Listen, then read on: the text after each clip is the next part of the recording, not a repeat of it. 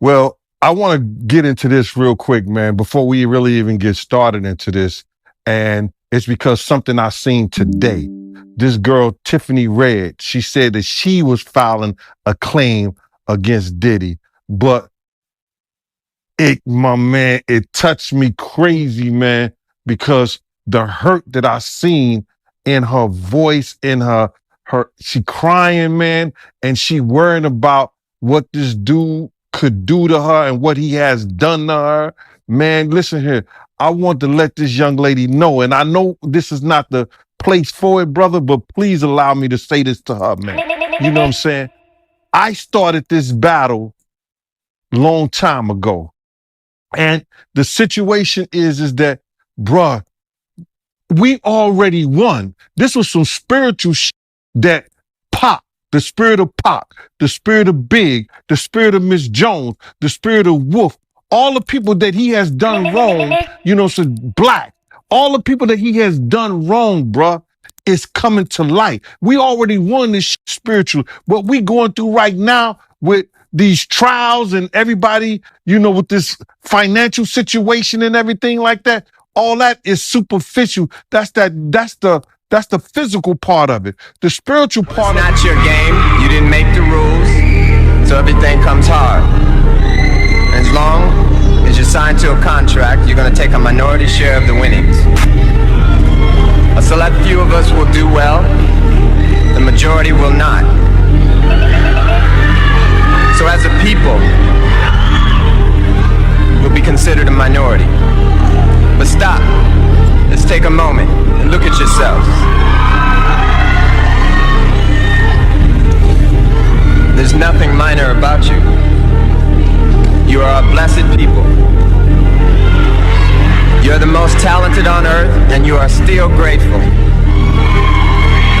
That is why upon winning in their game, you always thank God. Tonight I would like to ask one favor of you. Imagine what we'll all be like in our own game. Peace and love for one another. Why haven't you learned anything?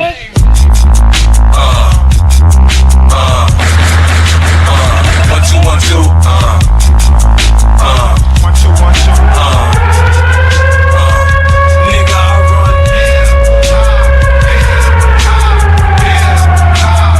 Nigga, G-Unit is brand new 50 Cent. This is kinda ugly. Listen up. Listen up. One thing about my music, it hits you, feel the pain. Nigga, I take control of your brain. Listen now, nigga, I'm not playing. Are you ready for that? Soldier, grab the gat. I show you who to aim it at. Bang, bang, bang, run, toss the gat. No, looking back. Nigga, little watch me come for that. Bitch, playing with a paper hand. Shit on the legs, I'm shooting bang. Everybody know how my bitch stand. 20-inch chrome on the Cadillac. On a main shotgun, can you handle that? On the bullshit, nigga, that's a fact. Ride through your motherfucking hood strap.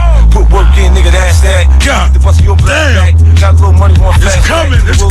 Blast gas. Tug to the metal, nigga, mash that. For your ass end up in the casket. I said in the casket. Who shot Biggie Smalls? We don't get them, they gon' kill us all. Man, Puffy know who hit that nigga, man, that nigga soft. He scared them boys from the west side to break them off.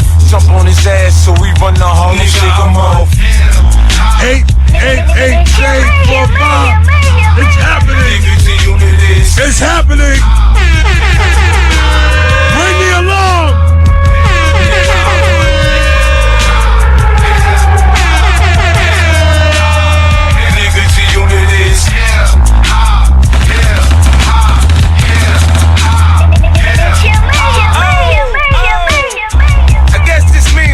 Invited to the white parties in the Hamptons.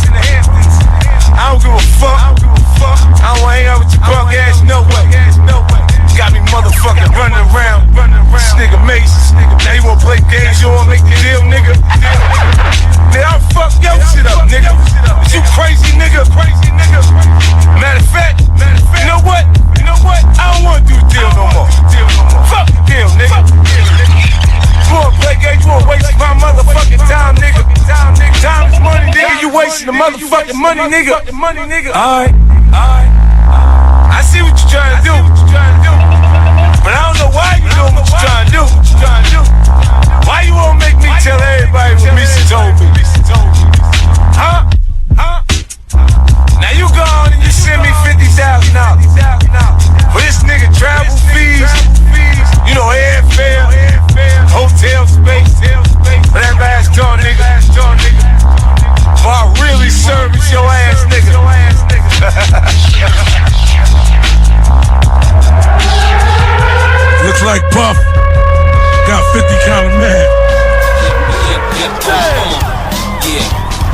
Yo, 50, you came and scooped the nigga down. We didn't come to play tonight. I got the metro, petro, the tech blow, echo, and make niggas in the club move like it's techno. Chicks from techno, flow this crazy. I gotta get a check for rap version of prep flow. You hear it in my flow that I done father niggas. I chill, go to church and I don't bother niggas, but I'ma get mine regardless, nigga.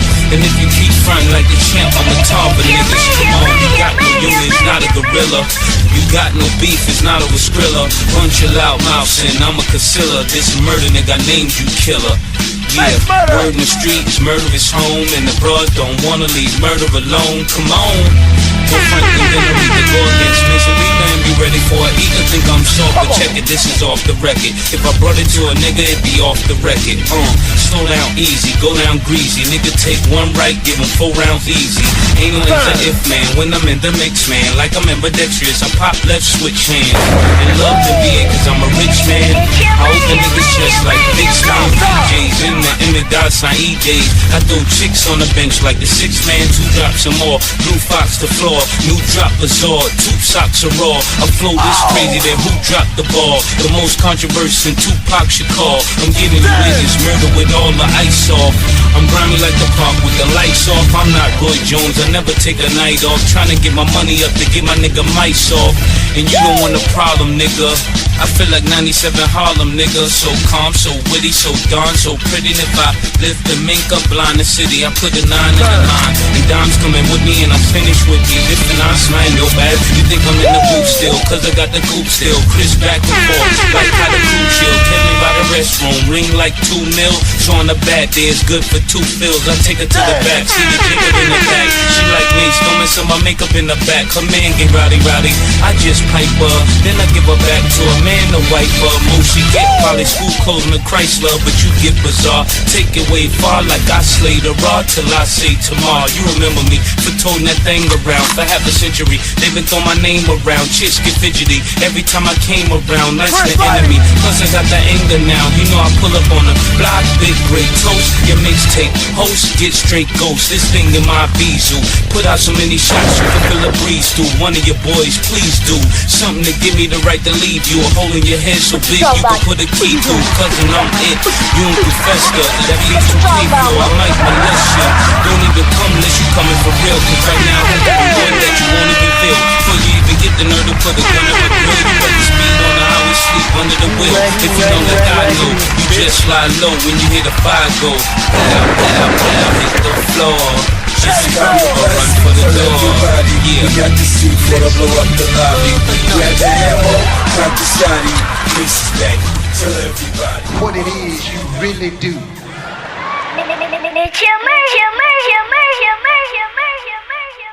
Yo. What it do, y'all? What it do? I forgot that was even at the end there. I was supposed to be at the closing part of it, things. But anyway, what's going on, y'all? What is going on, y'all? I am the host with the motherfucking most. Chill motherfucking Murray, live from the Spot Podcast. Shout out to everybody tuned in, not tuned in. You know how we do and how we rock. Good evening, everybody. Good evening, everybody. Shout out to Fury B, the homie, Glenn Sutton, Taya Shanae. Welcome. Overthoughts. New Eyes, what's going on? Medusa, my other moderator, what's going on? Only One Zane, what's going on, y'all? What's going on? All right, so, and I kind of wanted to pod last night, but then I wanted to gather everything for tonight, because when I was going over things last night, I said, oh, shit, I got a special one for y'all Saturday. I might even do it before Saturday, but I have a special one for y'all Saturday, and I might play the clip tonight to hint what will be Saturday. But I'm on a very special deep dive for Saturday. We've been covering some of the past rappers, Mo3, Pop Smoke, but we are going to get into another special. I'm going to say rapper.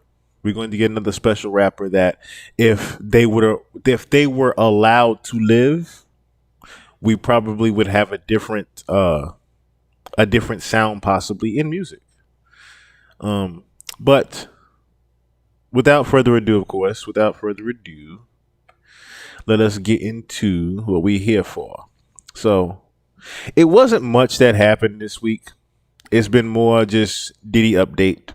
And when I start seeing that, and then of course the Kamala Harris thing, and Kamala Harris is supposedly losing the battle of the election. It's a month away.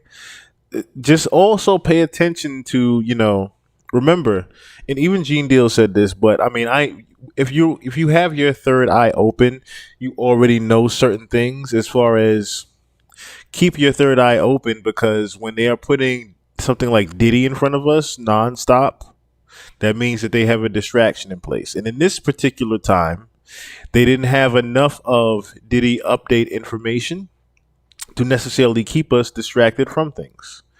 So I'm going to be getting into one of the things I think that they've been distracting us from. Shout out to the homie King Ozma. Oh, shout out to White T, Whitey Y as well. I apologize. King Ozma shared something with me that I want to get to you guys as well. Another thing is reason why I'm really wanting to get into this topic here is because they forced me literally to remove my Louisiana podcast. Remember, I did the Louisiana podcast and I had Ozma call in. I think someone else had called in too. Or he had someone else get on the phone with him to tell their story about what was going on with the chemical plants that were in Louisiana and the depopulation program that Bill Gates pretty much funds. So I noticed that, I want to say maybe 2 months after I did it, they all of a sudden wanted to flag me. They all of a sudden want to flag me and defamation me and say I was wrongfully saying something with, I was wrongfully giving information to YouTube. And of course, it just so happened to be is Bill Gates depopulating the world? Literally, the caption was, is Bill Gates part of the depopulation in Louisiana? And of course, they flagged me with the wrongful information bullshit. So I understand that. I understand the powers that be and how they work. So with that being said, Bill Gates, I'm on your ass now. You shouldn't have did that. Now that I know that you have a hand with Leo Cohen in this YouTube thing, I'm on your ass now. So I know with your mosquito plant that you have tonight. But before that, I was looking at TikTok yesterday. Came across a Tasha K clip, and I said, "Well, that's interesting, because what if that is actually the case? What if this is actually the case here? Listen to what. Now, this is Audria English, I believe is her name. I know Mrs. English, Audria English, and this was actually if you don't remember, we read her court case. This is the young lady that was, to give you an example, the all-white party. Diddy's case with the all-white party that had the young lady dressing in all black while everyone else was in white. This is Miss Audria English here, the former porn star. And she has a very interesting take on how Beyonce got her nickname, I should say. You're saying that you had an alleged relationship with Jay-Z? Yes. And he gave my name Sasha to Beyonce, and they put the fierce on it. He gave my other alias to Robin Fenty. They called her Riri. Even though all my government names and all my say Riri. Let me tell you one story regarding Jay-Z. So we went to the private party to celebrate and everything. When he came back from the bathroom, guess where Jay-Z was? Right the fuck by me, talking to me. And when he came out the bathroom, he looked at me and I said, did I move? He said no. That's right before he gave Beyonce my name, Sasha. Oh, how do you know he gave Beyonce your name, Sasha? Because my name was Sasha before it was ever announced as her, Sasha. I got Diddy announcing me as Sasha at his party. Jay-Z gave it to Beyonce and put the fierce on it. So are you saying that you... What happened between you and Jay-Z? A lot. I want to talk about it on the next show. That's what I really got for you. All right, cool. For real. All right. You're saying that you had an alleged relationship with Jay-Z? Yes. And he gave my name Sasha to Beyonce, and they put the fierce on it. He gave my other alias to Robin Fenty. They called her Riri. Even though all my government names and all my say Riri. Jay-Z grew up in the Marcy Projects. And before I got married, my government name was Marcy. That's my maiden name, Marcy. So Jay-Z grew up in the Marcy Project, but Hov scared to do that project. Now, when I saw this, right, when I originally saw that clip, I said to myself, oh, this might be why they are dropping her from the case. So I remember hearing about Audria English, pretty much the lawyer, and I know she's a very well credited lawyer as well. Let me see. Can't type right now. Just finished eating too. All right, so less than 3 months after filing her lawsuit against Sean Combs, Audria English has been dropped by both of her attorneys after making completely fabricated statements. I'm going to pull up this one here. Actually, no. Pull up this one. Matter of fact, with TMZ. So, Diddy accuser, Audria English attorney, wants off her case. I can't work with you. To the ex-porn star accusing Diddy of sex trafficking her at his white parties is likely about to be in need of a new legal representation because the lawyer handling the case is asking a judge to cut her loose. Now, as you guys also just saw, right? Yeah, exactly. She said it in the next show. She could have smashed out everything right then and there. What's going on, Maddie? What's going on? So as I was watching this clip, I'm like, is she trying to be clickbaity? Like, is she trying to necessarily just try to get Tasha K views or something like that? Because I'm like, okay, yeah, your name is Sasha, but there's like a million other Sashas in the world. Who's to say he got the Sasha Fierce from you? And they just put the Fierce. So now at first it started to sound okay. It started to sound like, I can see where that could come from. But then the biggest thing that comes into play is the "you dated Jay-Z" part, which it can easily be denied. What's going on, my nines? What's going on, Emil Mendez? That part can easily be denied, and I mean easily be denied that you dated Jay-Z, because we literally have went down the entire black book of Jay-Z. I mean, from Rooter to Tutor. I went from Foxy Brown to Nas Baby Mom years. I went all the way up to TME. I went all the way to Blue Cantrell. I went through the whole goddamn black book, and you didn't come out nowhere at all. So that right there, okay, could have gotten it from fucking Obama for all I know. Sasha Fierce, I don't necessarily think that Sasha Fierce came from Audria English. That part sounded very, very fabricated. And then you go into the Jay-Z went to Jay-Z was in Marcy, and my original maiden name was Marcy. I'm like, bitch, you sound high as hell. You sound high as the Himalaya Mountains. What are you talking about up here? So that's when I started to realize, okay, Tasha K is, she's always in need of the new scoop. She's always in need of the new scoop and new person to interview as far as information goes. But this one more so backfired on her as far as trying to get a scoop on things. If she paid for an Audria English interview, she pretty much got gypped. So according to new legal docs obtained by TMZ, Audria English attorney Ariel Mitchell Kidd wants to withdraw from the case. So if you don't know who Ariel Mitchell Kidd is, Ariel Mitchell Kidd is the lawyer that is behind the high-profile case that has the sex tape, the freak-off tape with the high-profile celebrity, Beyonce.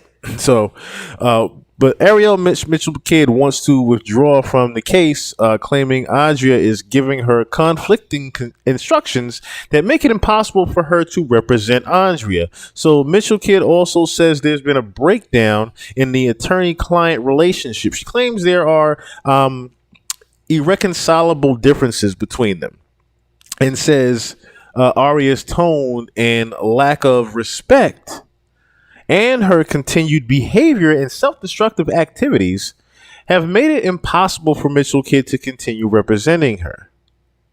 So TMZ broke the story. Adria filed a bombshell lawsuit against Diddy back in July, accusing him of the sexual assault and trafficking. Of course, that video is right there. Then Mitchell Kidd joined us on TMZ Live after a week after filing the lawsuit and told us Diddy's indictment was imminent. And the feds eventually arrested Diddy in September and threw him in jail. As we first told you, Adria, a former porn star whose stage name was Unique, filed a police report in Miami in August detailing many of the same claims against Diddy she laid out in the lawsuit. Now, let me also say this before I continue reading it, right?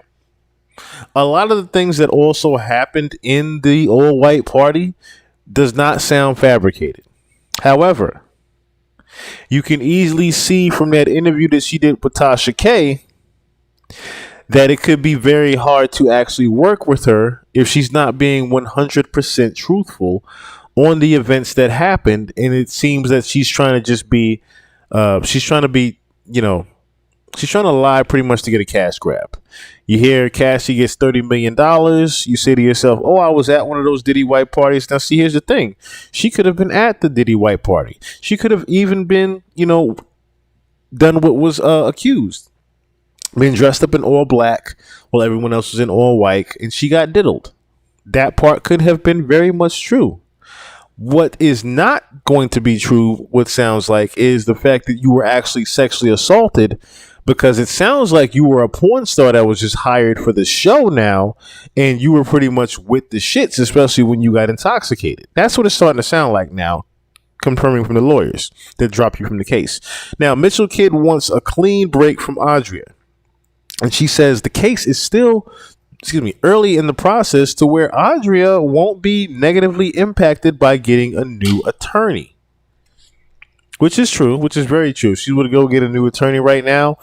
If pull like this, if no one sees that clip of Tasha K, then she's pretty much okay to get a new attorney. If someone sees that goddamn clip, they're gonna be like, "Yo, bitch, you batshit." For his part, Diddy has denied Adria's allegations. The spokesperson for Diddy tells TMZ less than 3 months after filing her lawsuit against Sean Combs, Adria English has been dropped by both of her attorneys. Okay, we just read that part right here.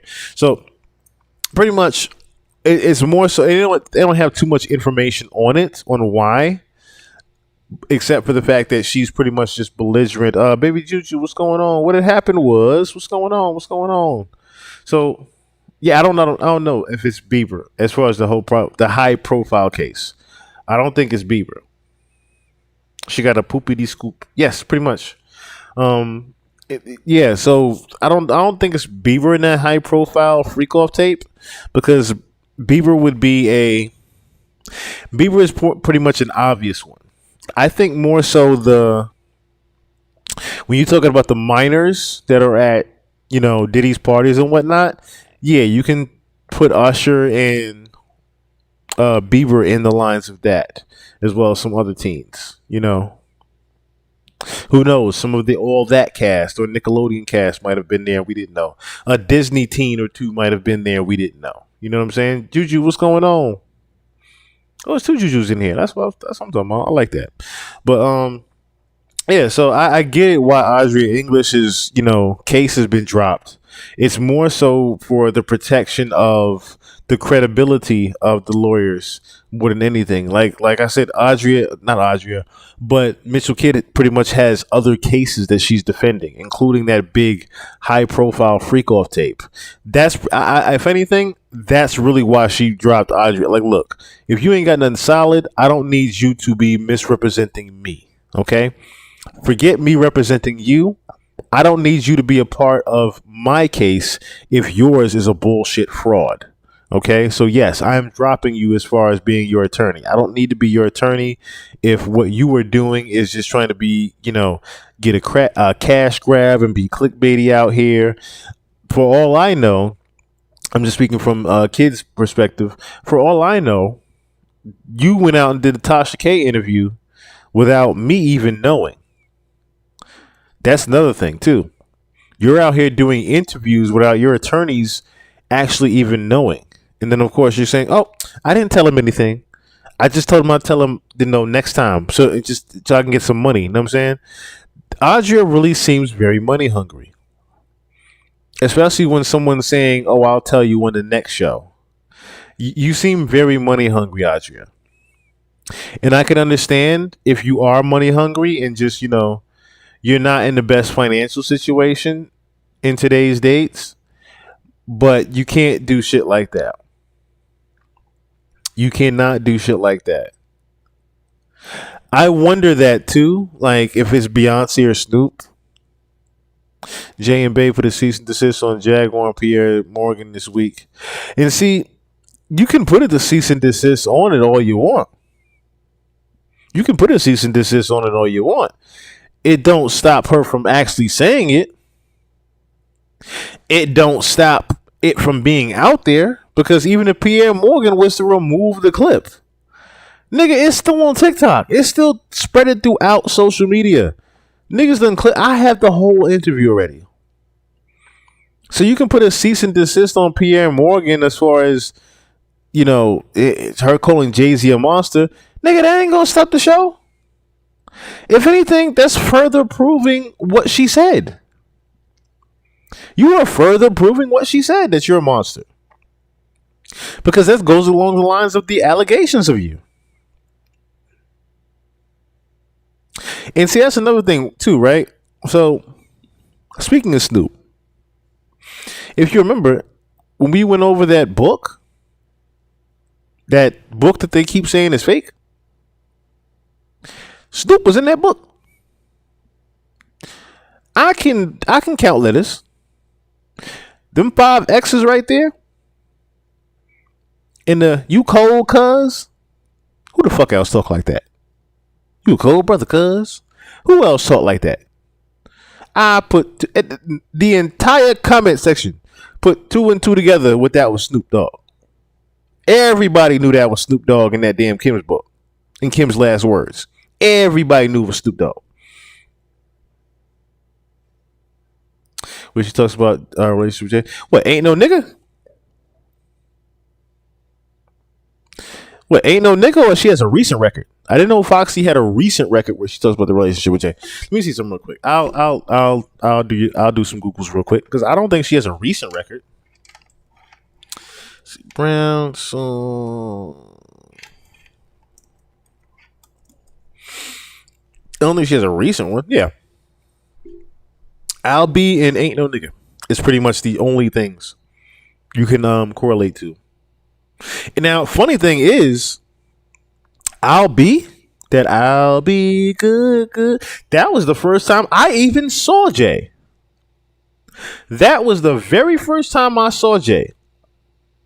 Because it was Foxy Brown's main breakout hit record. And of course, I didn't know this until later on in the years. Jay-Z wrote I'll Be Good for Foxy.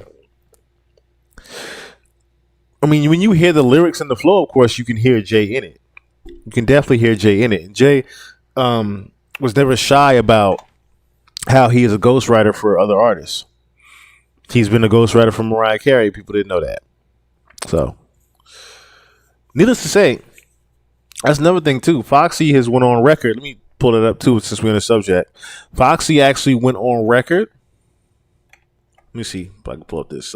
Foxy Brown will not snitch on Jay-Z. Let me see if I just find that real quick. The images that was up there. Oh, yeah, here we go. So, supposedly,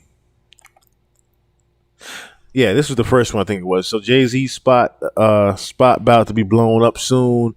Once Foxy NDA is over in 2025, baby, she's singing. I feel like Rock Nation is almost done.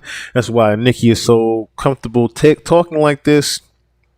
In icon business, miss me with the fake news. NDA, ain't no motherfucker alive could stop my story. NDA on my shit gonna run 100 mil. So I couldn't tell from that particular tweet if she was just trying to say that she can get some money, and she knows she can get some money out of Jay. That's what that sounds like right there. I'm running mine up 100 mil. That sounds like she pretty much is just holding all her information till someone is willing to pay her. And that's the part where I literally hate sometimes the internet, because we'll say things.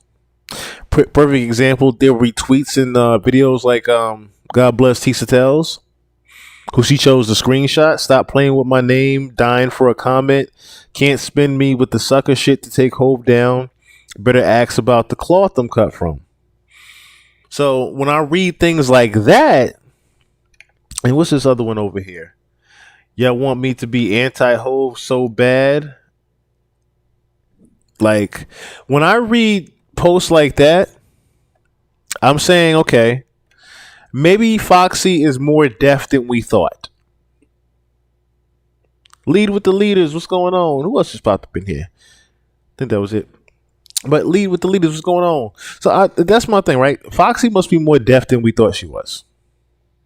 For the simple fact, original me, what's going on? For the simple fact, how do you not know what is going on out here? Like, how do you not know what is being said about him? That's what I caught from that. The trying to take Hove down shit.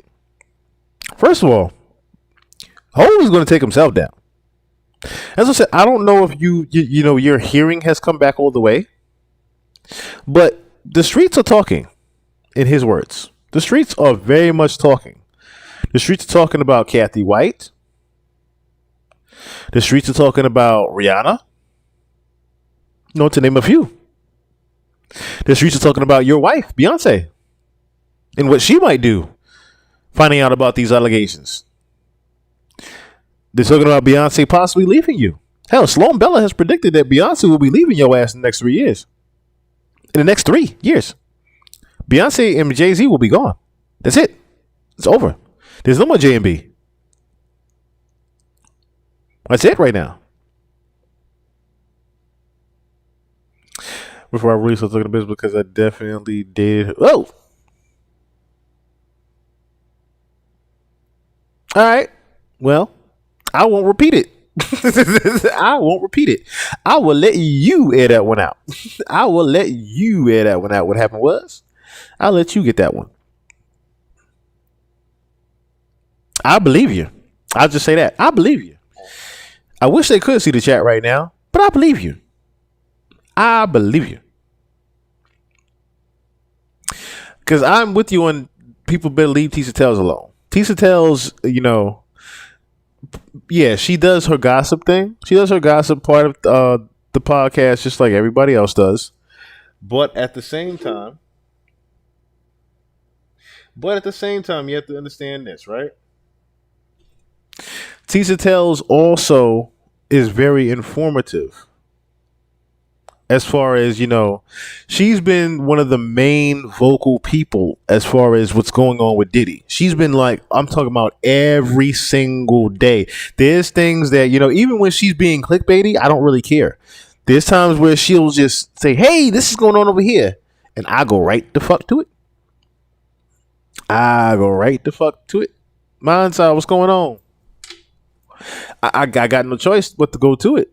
Like last night, one of the topics we're going to be talking about tonight, because she didn't get necessarily to deep dive into it, but I am for sure, was the London ties, the UK ties that Diddy has. I don't think people pay attention to what Tim Westwood is actually into. I don't think they pay attention to what he's actually into right now. So, you know, if we're being real here, Foxy doesn't necessarily have to say anything at all right now. Foxy doesn't have to say anything right now. And let alone she don't have to. If you put it like this, Foxy, this is how I know your ass is deaf still. That's how I know your hearing is still fucked up somehow. Because if you got a screenshot Tisa Tells, that means to tell me that you only listen to the podcast that mentioned you. That means that you have not listened to any of the other videos that she done. That tells me you haven't done a single bit of homework. Excuse me. Which, that's the thing. you never necessarily had to do homework because you lived this. You kept quiet in this. Let us be honest here. You've been very quiet. Because if we have fact, and I mean facts, that you were 15 years old doing Ain't No Nigga. We have the facts that you were. You know how we have the facts? We have you saying it yourself. That you were 15, 16 at the time doing Reasonable Doubt. You yourself said it. We don't necessarily have to. Matter of fact, let me see something real quick. Let me see if I can find that. Foxy Brown talks Ain't No Reasonable Doubt documentary. Let me see if they got that up there too.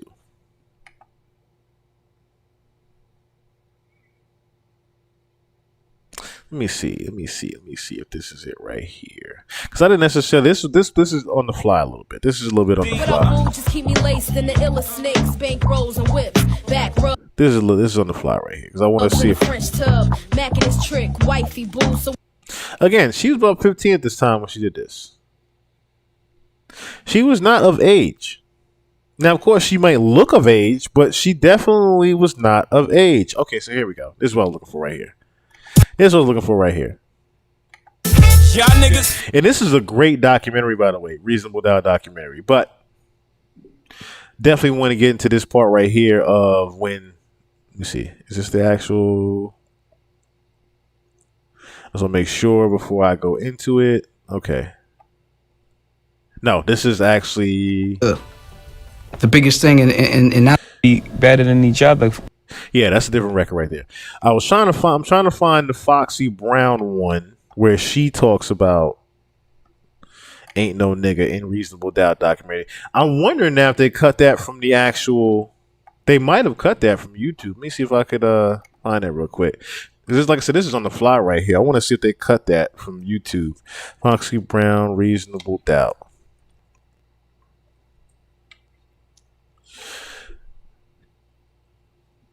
I'm curious to know.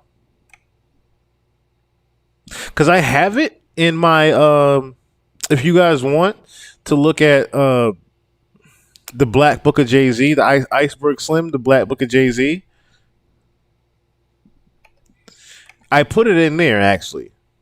The clip of her actually talking about it. That's the clip about her losing her hair. Yeah, they probably took it off YouTube. I'm okay, you literally heard it out Jay-Z's own mouth. A 16-year-old girl did that. You literally heard it out Jay's own mouth. Why don't we just talk about real life? Why don't we just talk about real life? So if we're talking about the context of her using real life, yeah, I'm pretty sure. Icon Valley, what's going on? I'm pretty sure she got paid a visit by now. Straight from DC, what's going on? Shay Love, what's going on? I'm pretty sure at this point she definitely got paid off. Especially when you hear how she's talking about right here. She's dick sucking even talking in the clip right here. Jay is phenomenal. Like I'm even in hearing in that tone right here. I'm like he's far moved on from you and with Beyonce right now. Like that's the thing, right? You can't fake that. You can't fake that reaction right there. So Jay's telling you, okay, rap about your real life. So if you're rapping about your real life, and then we hear what you're talking about in the record, and you're 16, talking about being his Bonnie to his Clyde, that tells me a lot right there. That tells me a lot right here. So, into a dawn. Bobby since she was she's playing with Bobby and Kenan. Right, so when she was a child. You heard literally both of them out their own mouths say, I was 16. You were 16, fucking Jay. Jay was damn near 30 already. So yeah, I get it. Right, you 16 years old asking for a Sprite and a slice of pizza. Talking about some, yeah, let me write this verse. What? You kidding me right now? I get it. Yeah, I get why you're being quiet about Jay-Z. He was your first fuck when you was a virgin. I get it. It's very evident why you're going to protect Jay-Z. Very evident. But needless to say, what happened back then, your actual history and things that the judge per se can question you about, don't give a fuck what you try to hide as far as his accusations and allegations go. That fact is still out there. The nigga was 30 years old while he was fucking you when you were 16. That part doesn't change. That part will never change, Foxy. And that's why I played on the clip of how shocked you were when you lost your hearing. I believe I forgot what family member it was of his, but you were supposed to speak at a family member of his funeral. And you lost your hearing that same exact day.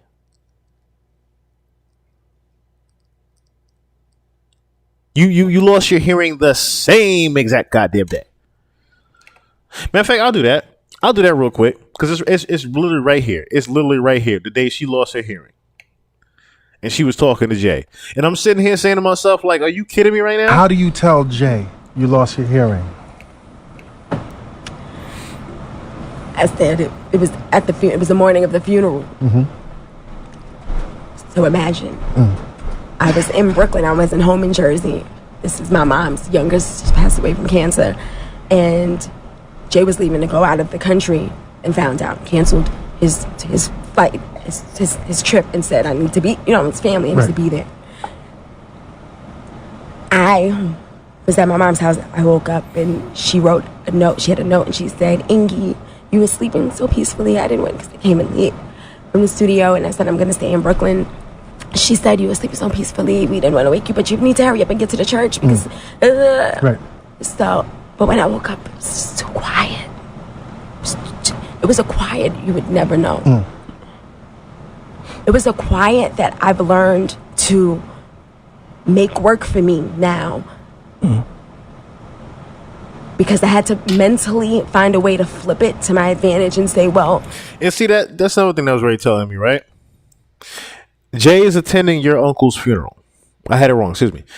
Because I said that one of his relatives. Jay is attending your uncle's funeral. Susan hearing this? No, she wasn't signed to Jay. She wasn't signed to Jay. That's nothing. She was on Def Jam. Let me be transparent with that. She was on Def Jam Records, and Jay was the CEO at the time. So, again, it brings more light to their relationship when you're the head of Def Jam. She's still on the label. You're looking for her next album, which was the Black Rose album that I don't think ever came out, the Foxy Brown Black Rose album. And all of a sudden, she loses her hearing?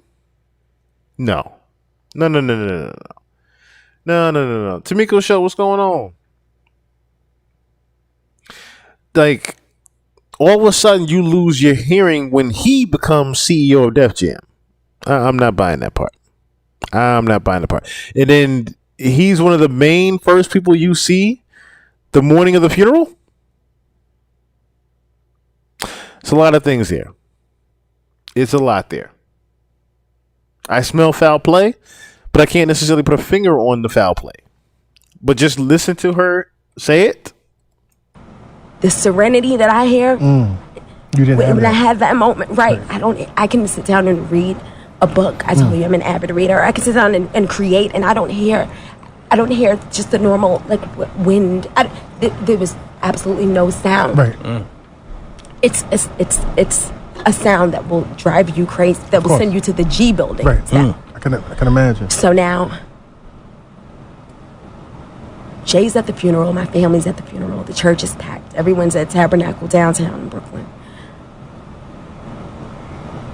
I got on my knees. Understand my relationship with God supersedes all of this. Right. being West Indian, that's just a part of our, that's Culture. how we were raised. It's the but DNA. I have my relationship, I have an unfailing, I have an irrepressible spirit. When it comes to Christ, Yahweh, I don't play. I will get on my knees. I will lay my face on the altar and give thanks. This is stuff that people, they don't know that girl. They don't know that person. They don't know that. I said, God, what's happened to my world? What's happened? Do you understand the first things? I let everybody down. I let everybody. You felt that's the first thing that you feeling. I let fans, family, the industry. I'm on my way to the funeral for my favorite aunt who I have to eulogize. Right. And I'm sitting in her.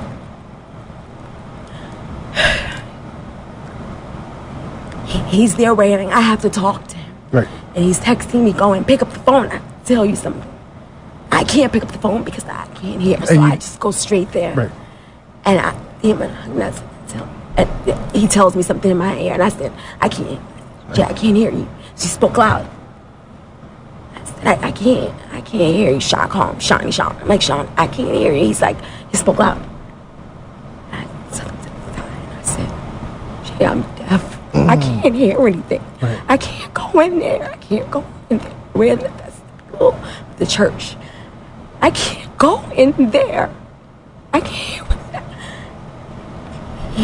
I've never seen him that emotional. He looked broken, just broken.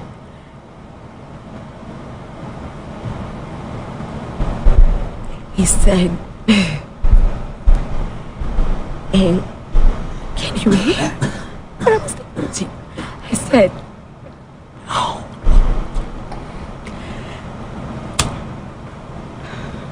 I said, but I have to soldier up. Right now, right now.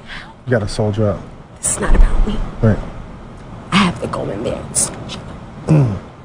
That's all. Like I said, I revert back to that 14-year-old girl who had to man up. Right. With my dad. When your back who was had to man up. Right. I had to throw the vest on and soldier up. Right. I walk in the church.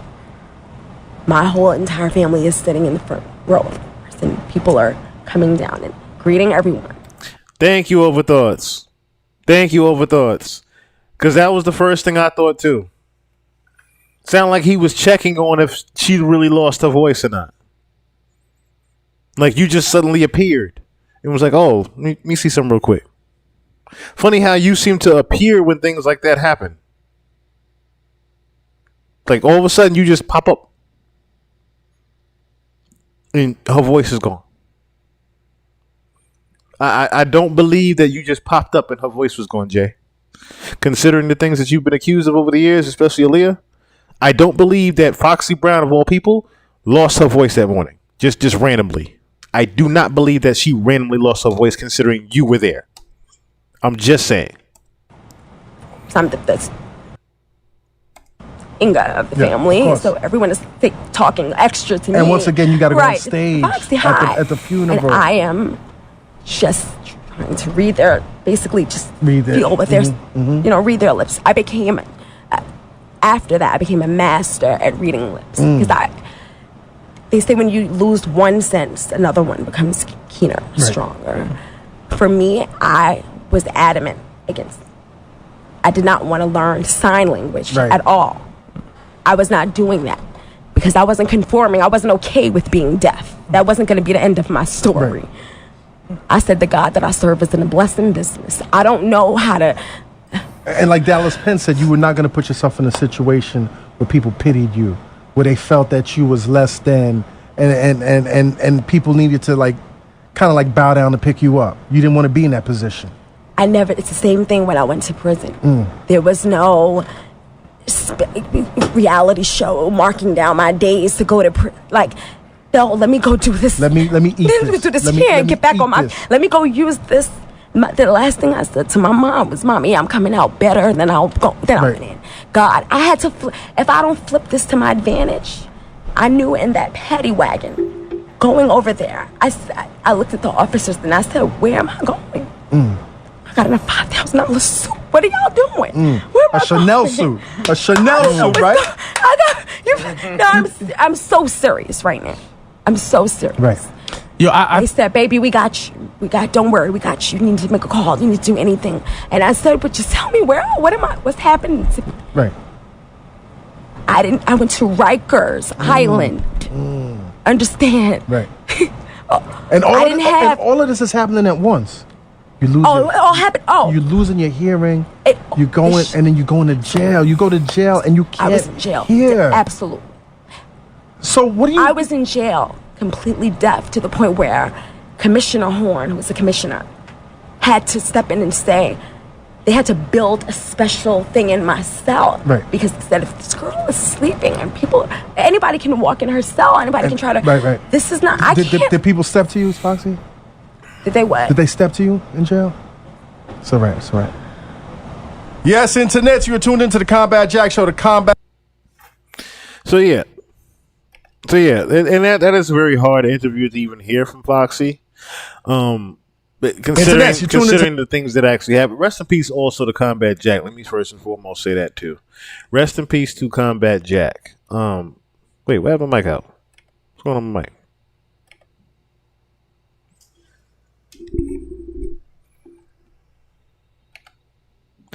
What's going on here? What's going on here? Can you hear me? Hold on. I don't know what just happened. Hold on. So all of a sudden my shit just went crazy. Hold on.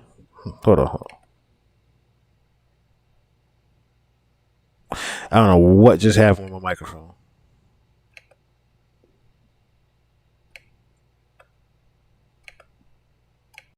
I don't know what that was just now or why my mic just went out. That's weird. I don't know what just happened. Hold on. 1 second. I don't know what just happened. Y'all can hear me? I don't know. I'm not seeing it on my thing right now. I can't see my actual microphone going, so I don't know if it's working or not. But y'all can see, y'all can hear me? Okay, I'm just going to keep going with the flow then. I'm going to keep going with the flow. So, but yeah. Foxy, I would have thought, would have been a little bit more. I thought she would have been a little bit more telling, considering the times. But I get why she's not necessarily. I do get why she's not necessarily. Okay, I do see my levels. Now my levels are back. I couldn't see my levels at first. I apologize, y'all. But I couldn't understand. At first, I was like, why is she... Why would she protect Jay?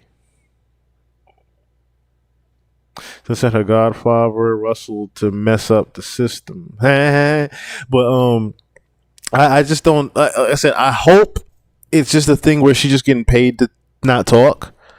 But needless to say, I don't understand still why she would protect Jay, considering she's always been jealous of Beyonce. Even at the Fade to Black concert, and you can tell she was trying to be all up on Jay, and he was like, "Yo, back up off me, my wifey here," type shit. So I don't understand. I do get, of course, this was your first love. Jay-Z was your first love, so maybe that plays a huge factor in it.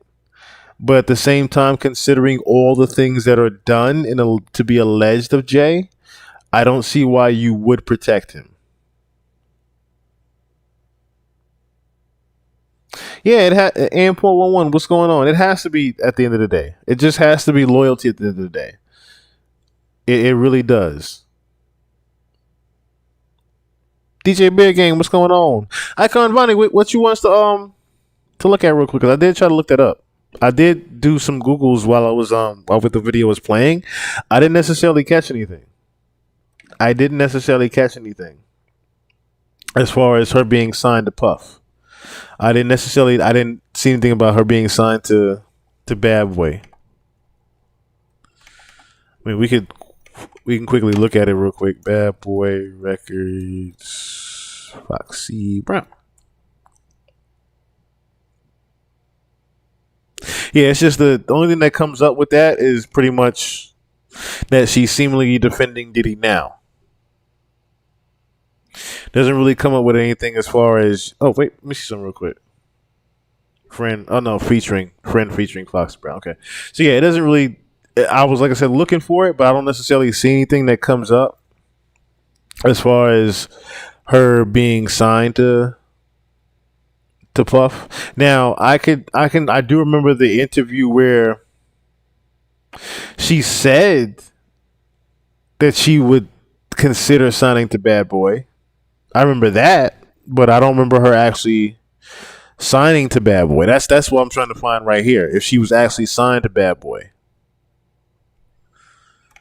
And I can't see anything where she was actually signed to Bad Boy at all. And even if it was, I'm put it like this, right? Here's the thing, right? Here's the thing. To debunk that. The reason why I don't think she was signed to Bad Boy, especially Diddy, is because Diddy on record said himself to Lil' Kim, her arch nemesis. He said to Lil' Kim that he would never sign a female rapper and did not sign Lil' Kim.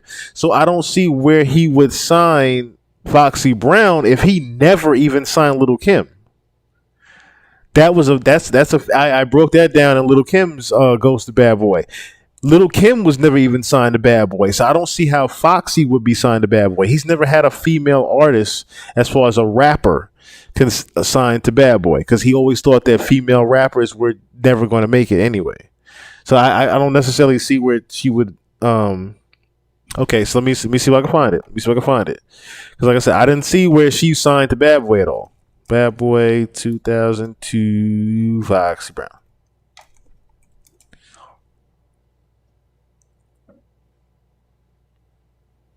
I see Foxy Breeze. I see this Diddy Nova. I see this song right here. Let me see.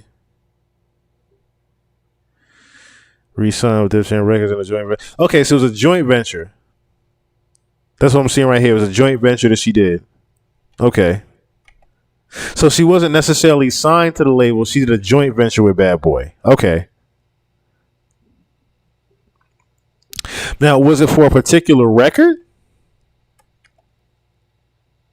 Because that's a good question right there. Was it for a particular record that she did it?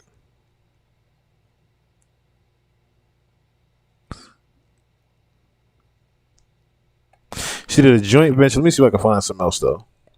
Let me see if I can find that particular part right here in early 2000. Let me see if I can just read right here real quick. In early 2002. Okay, so July 2001. Here we go. Okay, so in early 2002,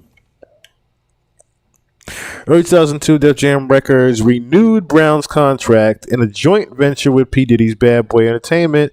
During the re-signing process, Foxy also renegotiated with her own label with the Universal Music Group, forming the Il Nana Entertainment.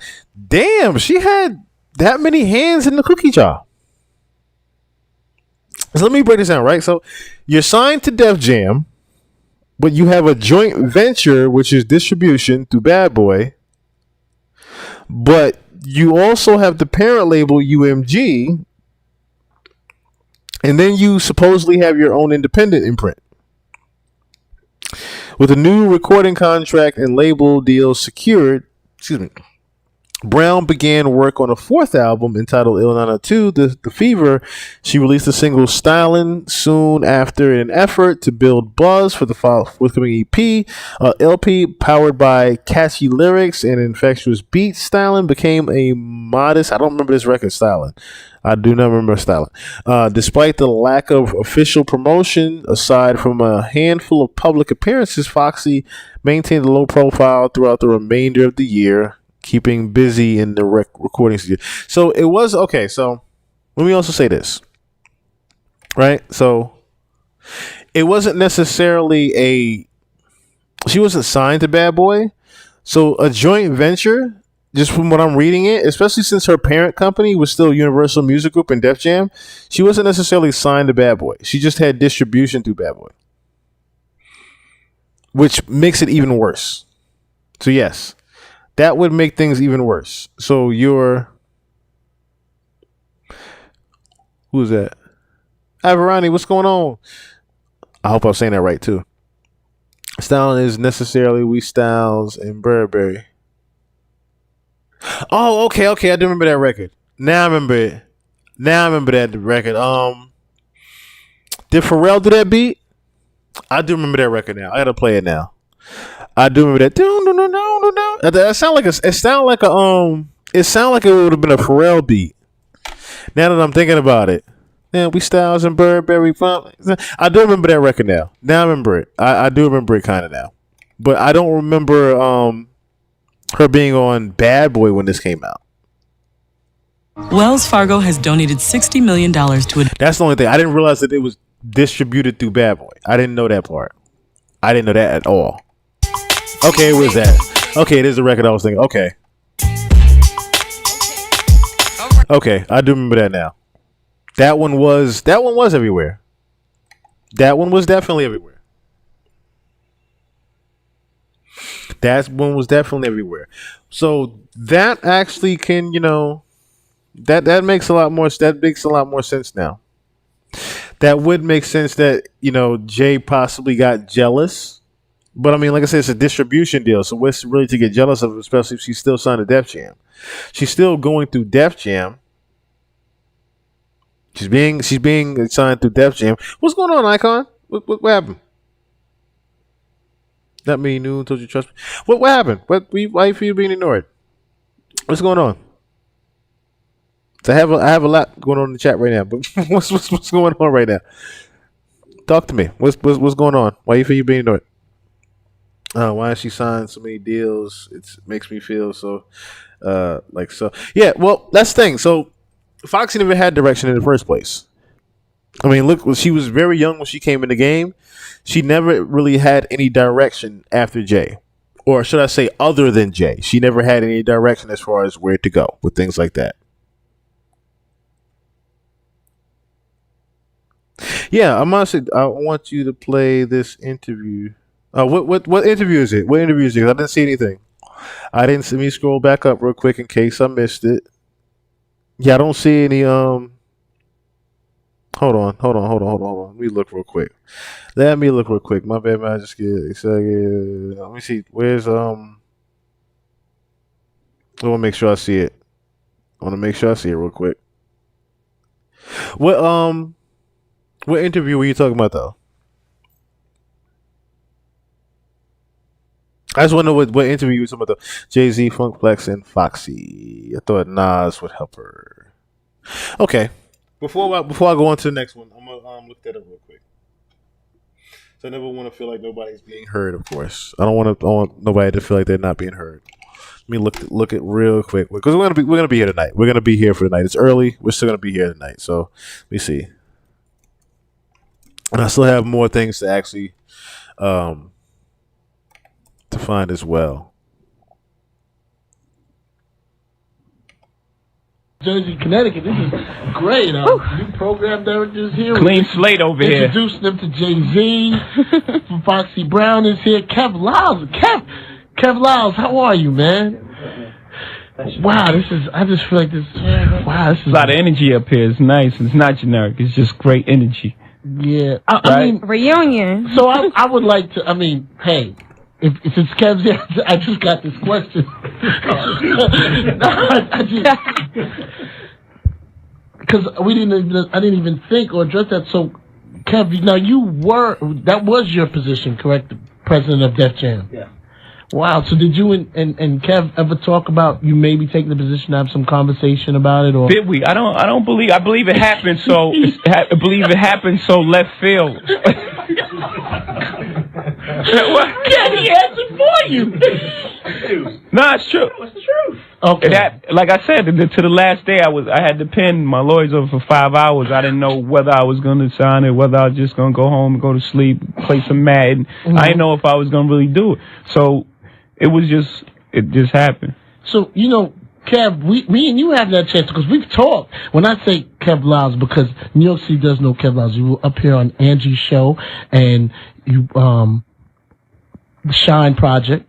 So, same person I'm talking to right in New York. So, now you're at Atlantic. Warner Music Group. Yeah, this is a beautiful bit. No, yeah, to be clear. That's the one. Clear. Sorry, that's the one that's Atlantic underneath. The one is the big, the machine. Okay. So This is a beautiful thing, man. That the music business has come to this. The Browning of America, man. Yeah. It's Hot 97. And that's another reason too, because like what was offered to me, like I ain't believe it could happen for, you know what I'm saying, or it wouldn't happen for another artist for another 10 years. You know what I'm saying? So I felt like what I did opened the door for a lot of artists too. Like, you know, artists definitely. You know, our career ends on the VH1 special. You know what I'm saying? It don't end in the boardroom. It don't end, you know, running Universal or anything like that. It ends bad a lot. This is beautiful. A lot more than not, right? A lot more than, you know, than the norm. It ends bad. So, Foxy. What's that? are you ready? Are you ready to start recording, to get it popping, to put out another album? I mean, I've been ready. I'm back home, so Jay and I started together, so it's the best feeling in the world to be back with the person you started with. So Jay was explaining that. Now, technically, for a second, you were off Def Jam, correct? Right. Yeah. So now this is, exactly. So now you're back on Def and Jam. only Jay could do that. Only Jay could do that. I was, you know, like again, I'm real proud of his move and his accomplishments, but I fought long and hard to leave Def Jam, even though it was like a bitter divorce, because I love Kevin Lyles and you know, all the guys that were up there, and Russell Simmons. They are like families to me. I've been there since I was 15 years old, so it was like really getting a divorce. And I guess sometimes people forget you started very young. I started at 15, for real, real age. It showed. It showed. I mean, they said we keeping it real. We talking real talk. Right. No, I mean, for real. Like Jay could tell you, I would go from the studio and he'll have to pick me up from school and take me to the studio. Like, and my mother was real adamant about finishing school and doing what I had to do. So I took a lot of correspondence courses on the road and just knocking out my records, like doing what I had to do. I was a monster at 15. And I'm gonna have some real talk with you, Foxy. I mean, is this gonna be Lord? No. Is this gonna? Lord. No, come on. I don't remember you taking no. I don't remember all these corresponding classes and all that. We'll talk about that later. So real quick, as I'm reading I'm just reading the chat here. I'm just reading along the chat. Tamiko Show. You touched on a very interesting topic there, or interesting thing there. So you said you worked with Kevin Lyles and Foxy at Double Cross Kim. I specifically remember, if you go back to Kim's, if you go back to Kim's video that I did on her, she specifically talked about, or should I say, she tried to dodge. Remember when Wendy Williams kept trying to get her to talk about her time she spent with Jay-Z? And Kim kept trying to be very about it. She didn't want to necessarily talk about anything.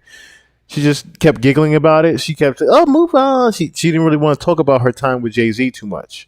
So that pretty much puts light on what you're saying right there, as far as, you know, she got double crossed by Kim, and that necessarily created the fallout if they were friends at first. Let me just keep going here. So I felt like there's a few Easter eggs in this interview.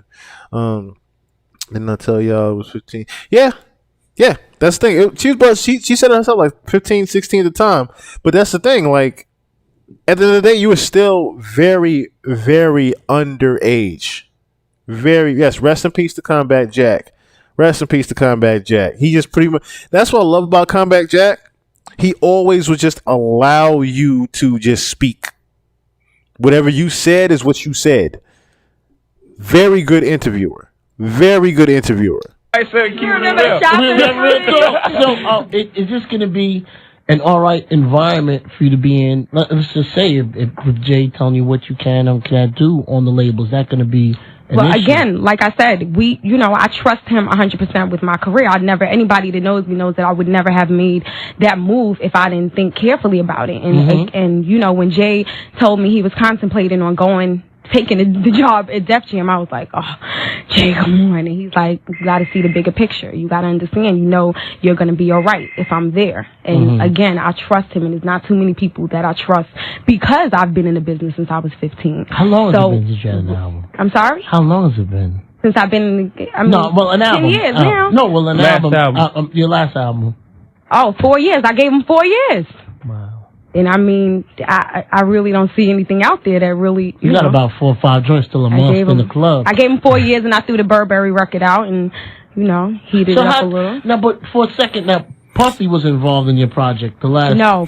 Good thing we got on that part right there. Puffy was involved in the project. Real quick, Tamiko Show, I would like for you to elaborate just a little bit more on the working with Kevin Lyles, because I do have a question to ask you about Trey Songz after this.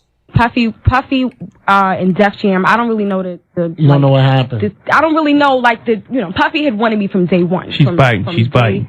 One. It's See, not what I mean? What I have to go through with Jay? Let's pause for a second. Jay-Z, No, I said she's biting. I said she's about to go in. She's about to go in. Yeah. Okay, go in. No, Go Puffy, in, and girl. Kevin is here, so Kevin can attest to it. Anybody? I mean, I feel Puffy you'll and say I better, always though. had, huh? I feel you. That's crazy. She even says Kevin Lyles is there too. But on top of that, notice how Jay knew her so much that he's like, yo, she's biting. Like, she's biting her lip right now. Like, she's about to really talk and go in. Like, that's only something that someone in a relationship with you can speak to. If he's noticing things like she's biting her lip before she's about to speak, that's someone that's really been around you a lot. You'll say it better. For some reason, I feel you'll describe it better. Okay, yes? Puff always wanted to sign me from the beginning. And when he found an opportunity, when there was a little window of hope, he stepped to Lyor and Kev and figured out if they could do a kind of 112 Foxy situation. And I didn't feel like, it was a fear. I felt like I was becoming chattel at one point. Like Puff, I'm not, if I'm not the sole person, the sole artist, then it can't go down. And Puff was like, well, I'll do whatever. I'll put whatever behind you. I really want to do it. And I love Puff to death, but we went out, we tried it. We went to the BET Awards together. We did it, and even though I respect him as a business man, the vibe and the way that I am and the feeling of a partnership and, somebody that I'm a ride for, it just wasn't there. How did you explain to him that it wasn't going to happen? I'm blunt almost to my detriment at times. Okay, so cool. I know. Not almost. I was like, shut up. I was like, you really have to understand, Puff, that I'm really not used to taking orders. I've sold millions of records on my own. So I'm not really used to taking orders. But again, this is the person that I started with from when we didn't have one record. We didn't have one record sold. We was sitting up here and didn't have a record. So I remember when Jay used to stand outside and wait for you to come outside and give you the CDs. Like, yo. Yeah, I was mad about that too. When that came up, one time I was waiting for you crazy long. You know what I'm saying? My cousin. But tell me which song, which record. I don't remember. This was off top, homie. This was like early high. And this might have been in my lifetime. I had to, had the basket and everything. I prepared a nice presentation. TVs, Alexa. And now we got to have some real talk. But when I got to that, ain't no. Yeah. Okay. Yeah. See, there you go. There go the good side. Now we back. All right. Okay. What happened? You're really tapping me, B. We're behind. I'm sorry. Nah, homeboy said it was alright. Yeah, he said it was good, but you know what? Just in case, so I can still. Yeah, you're right. Hot 97, Funk Flex, Jay-Z, Foxy Brown are here. We have a lot to talk about. This is fun. Real talk. But that's the thing, right? And I mean, I'm gonna always do that. I'm gonna always do that. That's why I felt the need to pause the show. Like, I never want anyone to ever feel like they're not being heard here. Like I said, y'all are family to me. I never want anybody to feel like they're not being heard whatsoever. I try to, if y'all seen at the end, I always try to shout out every single person. I don't care if it's 300 people in here. I try to shout out every goddamn name that I can. I just do. I appreciate you guys that much. I just really do. I appreciate you all that much. And but yeah, like I do hear where there was definitely the separation that was starting to happen between Foxy and Jay, and it sounded like it mostly came from, I think somebody just mentioned it earlier. Trying to see where was that comment earlier. Someone specifically said exactly what it was. What had happened was, okay, so you can literally hear that there is definitely a divide between Jay and Foxy. Let me move this back up a little bit. There's definitely a divide between Jay and Foxy, and it's because Jay is also in a relationship and married right now. Miss Jade Bianca, what's going on? It's definitely because of that too. It's definitely because Jay is with Beyonce right now, and even though because I'm looking at 2005, that literally just went public. Like literally just went public that Jay was even messing with Beyonce. So I get right here, if it's 2005, this is where pretty much the divide between Foxy and Jay really happens and solidifies. It just becomes pretty much a business deal at the end of the day. And even in the picture, you can tell that's being taken right here. You can tell there's more there's more Foxy being affectionate than there is a Jay being affectionate in an actual relationship here. Jay could still possibly, yes, be fucking Foxy, but at the same time, he might not even be.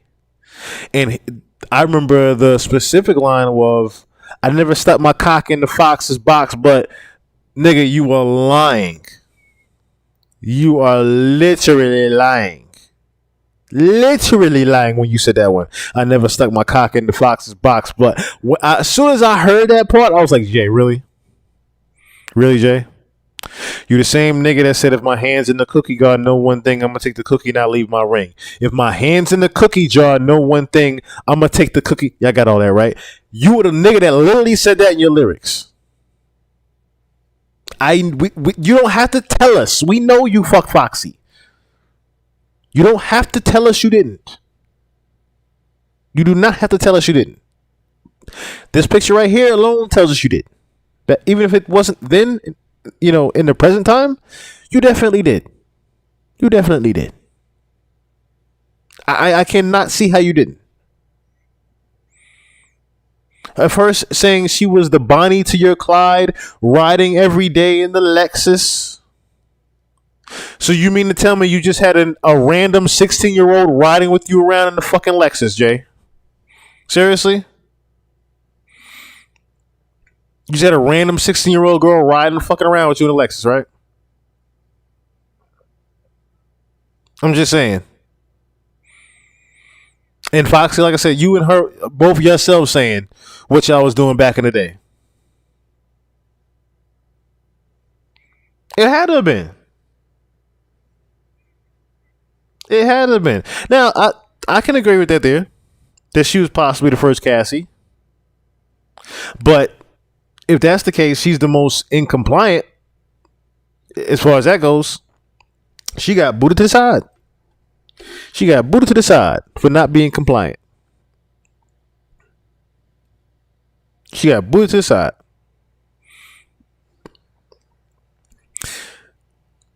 I wish, at the end of the day, I still wish Foxy the best.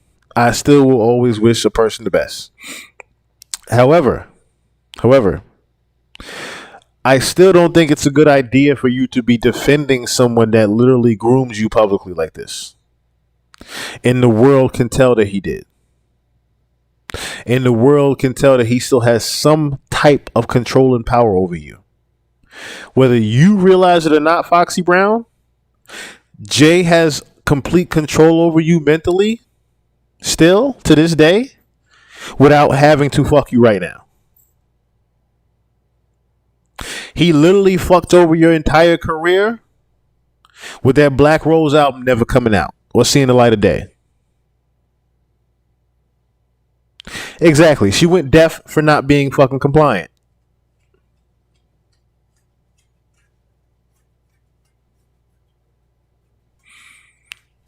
Well, not even, let me put further context to that, right? Not even for the not being compliant part, as much as, perfect example, right?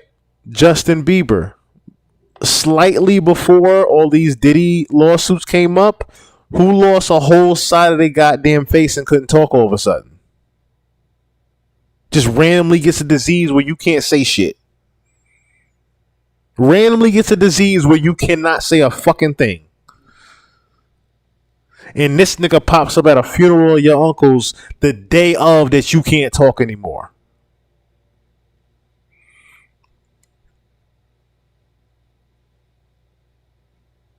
That part alone tells me.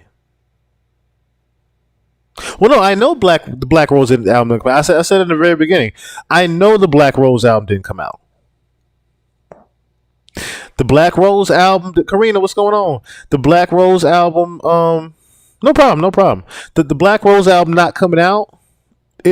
I agree with you. It could have been Diddy, of course, with the Bad Boy and now that I know there's a joint venture deal, of course, that's distribution side of things. That is definitely Diddy. But it's more so a hand of Jay, because I remember, and we don't have to go into those, but I remember Jay specifically saying, yo, I'm waiting on Fox to finish the Black Rose album. She never finished the Black Rose album. Nigga, she can't. She was in jail. She was deaf. How the fuck is she gonna deliver you an album when she literally can't? She literally was unable to deliver any type of music to you, with her being deaf as well as being incarcerated.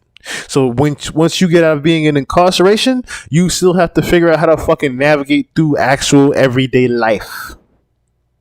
So everybody tried to do, and I was one of those people that even knew maybe the deaf thing is dumb or not, doesn't exist or whatever. Just hearing even in the interview with Comeback Jack, you can definitely tell that deaf thing was very real. It's very real, very, very real. And furthermore, just wrapping this up. This is why I can see Foxy would, be more loyal to Jay than anything, because she still has that reminder of, oh, this nigga can make me, silent at the step of a finger. He literally can quiet me anytime he wants. He's not in the situation of Diddy where he can't quiet somebody. Think about that as well. Went from deaf to dating street pimps. Nasty work. Yes. So they chemically poisoned her. Yeah. And that's the thing. Like I said, wrapping this up, just Foxy was, because Foxy could have said something at the drop of a hat. Say, for example, I'll give you a better look on this, right? What if Jay never even wanted the Black Rose album to come out? What if Jay didn't even want the Black Rose album to come out in the first place? Remember, we're talking about a protege of Diddy. Let me ask y'all a question, right? Name me a female rapper that Jay had that went somewhere. Do not bring up a meal, because that is bringing up my exact point. Name me a female rapper Jay had that went somewhere. He's got the same exact mindset of Diddy. Same exact. Does not believe in female rappers. And even when we looked it up just now, that's why I was like, okay, she was signed to Bad Boy and he didn't even believe in Little Kim. Something don't sound right. It was a joint venture deal. The joint venture just means that he pretty much, she had distribution through Bad Boy. Doesn't mean she was necessarily signed directly to Bad Boy Records. Like I said, I just didn't see Puffy signing Foxy if he never even signed Little Kim. Like, to this day, you can look up Little Kim's record labels. She was never signed to Bad Boy Records. She was signed to, I think, Republica was what I think it was, and Undiaz. She was signed to Undiaz.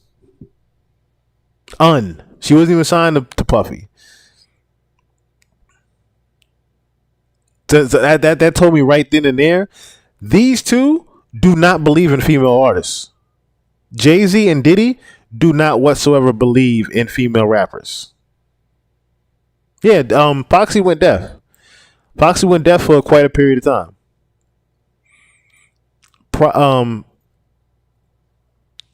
Before she was supposed to do that Black Rose album. Foxy signed Chaz to drop Black Rose album. She wasn't focused on music. Well, see, that's another thing too. Like, if you signed to Chaz Williams of all things, you definitely ain't. If you signed to Black Hand, that's another thing. You signed to Black Hand. You ain't focused on music. You focus on who can give you a record deal with some money. You was broke. Just broke. That's what they told me right there. The whole time of you trying to even get the Black Rose album out told me that you were just trying to get a budget. Yeah, she still can't hear. That's what I didn't think that she actually recovered from. I think it's her left ear or something like that. It's her. I think, if I'm not mistaken, it's her left ear she can't hear out of. Right now, I don't think it's both ears. I think it's just her left ear she can't hear out right now. But she still is predominantly deaf for the most part.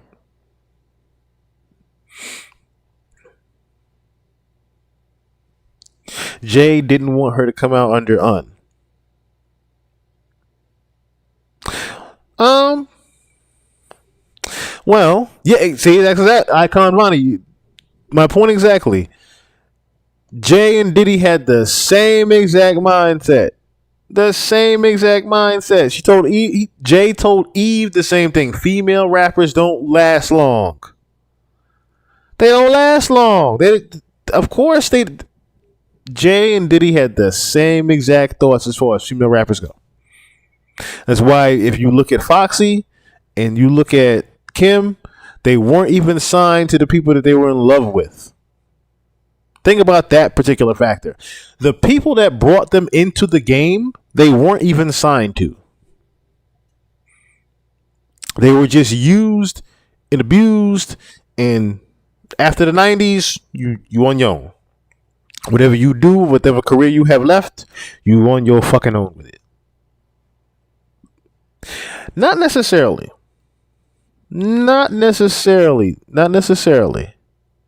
Mentored, not managed.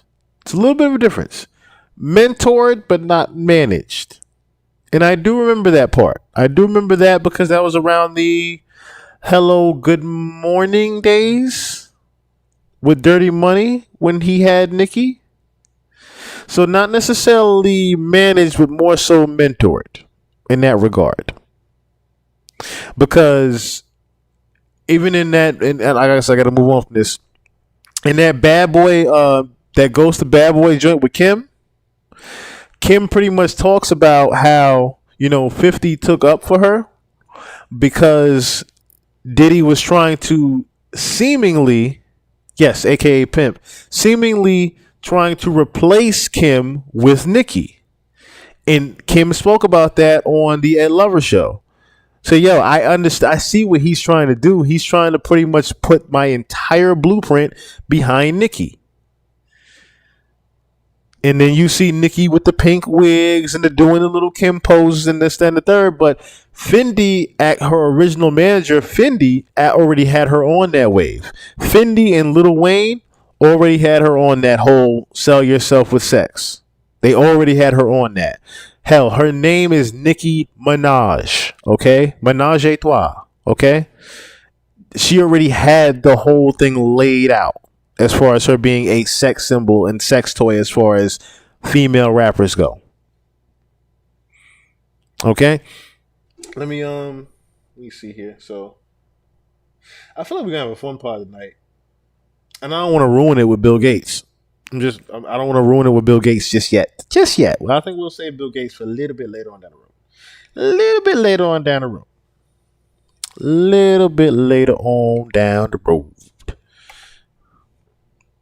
Let me see here. Where's Duga? Ooh. Almost forgot. Where's he at?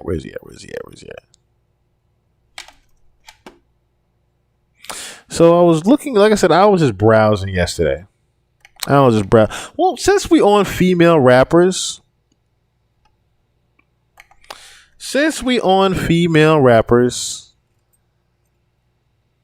I'm going to hint now who we'll be talking about Saturday.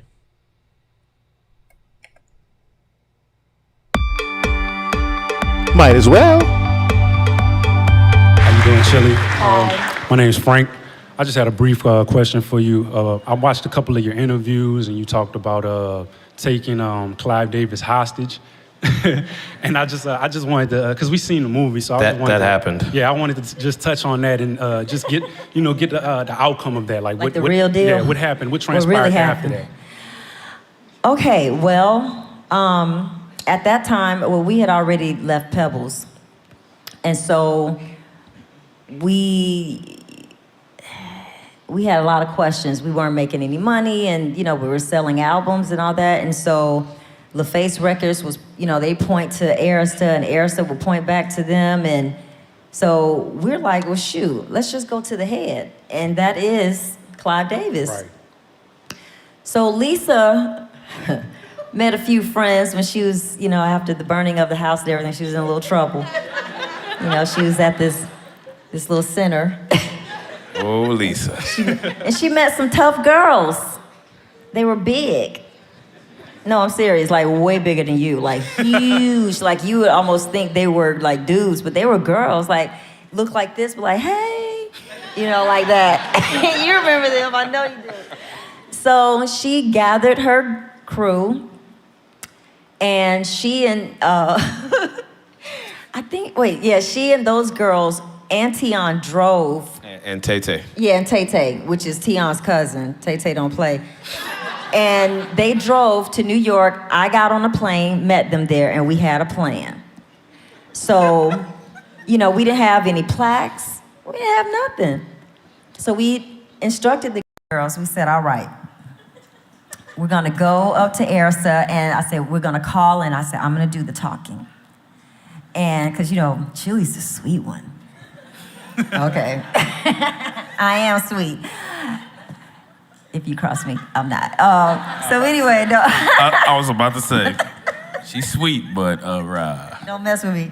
But anyway, so and we told the girls, you know, when we go there, go on every floor. I can't remember how many floors there were at Ersa at the time, and we said anything that says TLC, from the plaque to a regular poster, we don't care what it is, get it. And go and put it in the limo. We had already talked to the limo driver, he was ready. He was like, okay, cool, I'll park right here and I won't leave until y'all say so. So we call up, ring, ring, ring, you know, hey, it's TLC for Clive. He's like, hi, girls, how are you doing? I was like, hey, Clive, you know, we're in town, we miss you, we haven't seen you in a while, we want to come up and say hi. Yeah, girls, come on. Yeah. So we get there, and we got the girls going, and then we go in the room, and then, Lisa's cousin, I don't remember, what? No, Tay-Tay is Tion's cousin. Lisa's cousin was there, too. You know who I'm talking about. Benjamin, what's going on? We walked into Clive's office. Puffy was in there playing that's when he was Puffy, playing his music and stuff. And so, you know, we walk in, and of course, everybody's like friendly and ready to say hello. And Tion's cousin walks over. At the time, it was a tape, stops the tape, gives it to Puffy, and says, TLC's got a meeting with Clive, and you got to go. Your meeting's over. And Tough Puffy is like, Puff, like, what the fuck is even going on right now? Why is everybody up in this office right now? What am I about to witness? First of all, y'all interrupted me giving head to this man. Like, what are y'all doing right now? Like, Puffy was just so confused, I'm sure. He didn't know what to do. He didn't know how to digest TLC walking up in there of all things. Right, Puffy. See, back then, of course, he was still Puff Daddy. He was not Diddy yet. He was still Puffy. It was still just Puff Daddy, if anything. It wasn't even Puffy yet. Yeah, Puff snitched. Yes, Puff snitched. And see, that's another thing, right? See, what people didn't realize here, and we're going to be breaking it down Saturday, what people didn't realize here, right, is the fact that I'm trying to pinpoint if this is around the time that she was actually dating Pac. This might have been pre-Pac, I think, because she didn't necessarily burn the house down yet. She didn't necessarily burn the house down yet. So this might have been pre-Pac. But she was with Pac. She was with Pac post the house burning down. Puff the Magic Dragon. That's funny as shit. and you stupid for that one. She was with Puff. She was with Pac post the house burning down because Andre, her ex, had talked about that too. He was so upset that she was with Pac after that. There's a correlation here. There's definitely some type of correlation. If we're talking about the fact that Puff was there with Clive, there is something there. If she was with Pac, if you really think about it, there is something there that she definitely has something to do. I'll put it like this. Clive had something to do with her death. Clive definitely, I think, had something to do with Left Eye's death in some way, shape, form, fashion. I'm not lying. He didn't put up a fuss or nothing, but he was confused, of course. And so, And what's funny is he told me the exact same story from him. His perspective is the funniest. so he goes out, and we have one of the girls acting as security outside of that door. And we said, don't let anybody in or out unless we say so. Okay, so Clive is like, girls, what's going on? And so we're like, we need to talk to you because we're broke, we don't have no money, and LA is talking about you, and like, we just going on and on and on. And there was another person that needed to be in that meeting who handled finances and stuff there. So he called him on, on the intercom or whatever and said, come to the office. Then the guy calls back, he's like, those ladies or bodyguards won't let me in. Yes, Ann. Yes, thank you, Ann 411. She was at Dr. Sebi's compound right before she passed. We're going to break all that down Saturday. We're going to break all that down Saturday. All that down. So, and mind you, somebody's already called the NYPD because the other girls are like going all around taking plaques down and everything. And so, of course, can you imagine like working? You're like, wait a minute, what's happening right now? Are we getting robbed? And so, after that, the other gentleman comes in and I start talking. And then I get all emotional because I'm mad. Now, let me put a little bit more detail to context here. So this was around the time that that TLC pretty much was broke.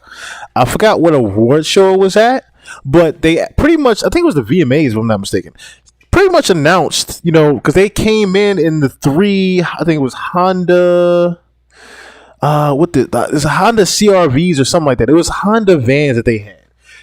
And they pretty much, everyone else was in limousines and Benzes and Ferraris and whatnot. And they pulling up in their 3 colored Hondas and whatnot.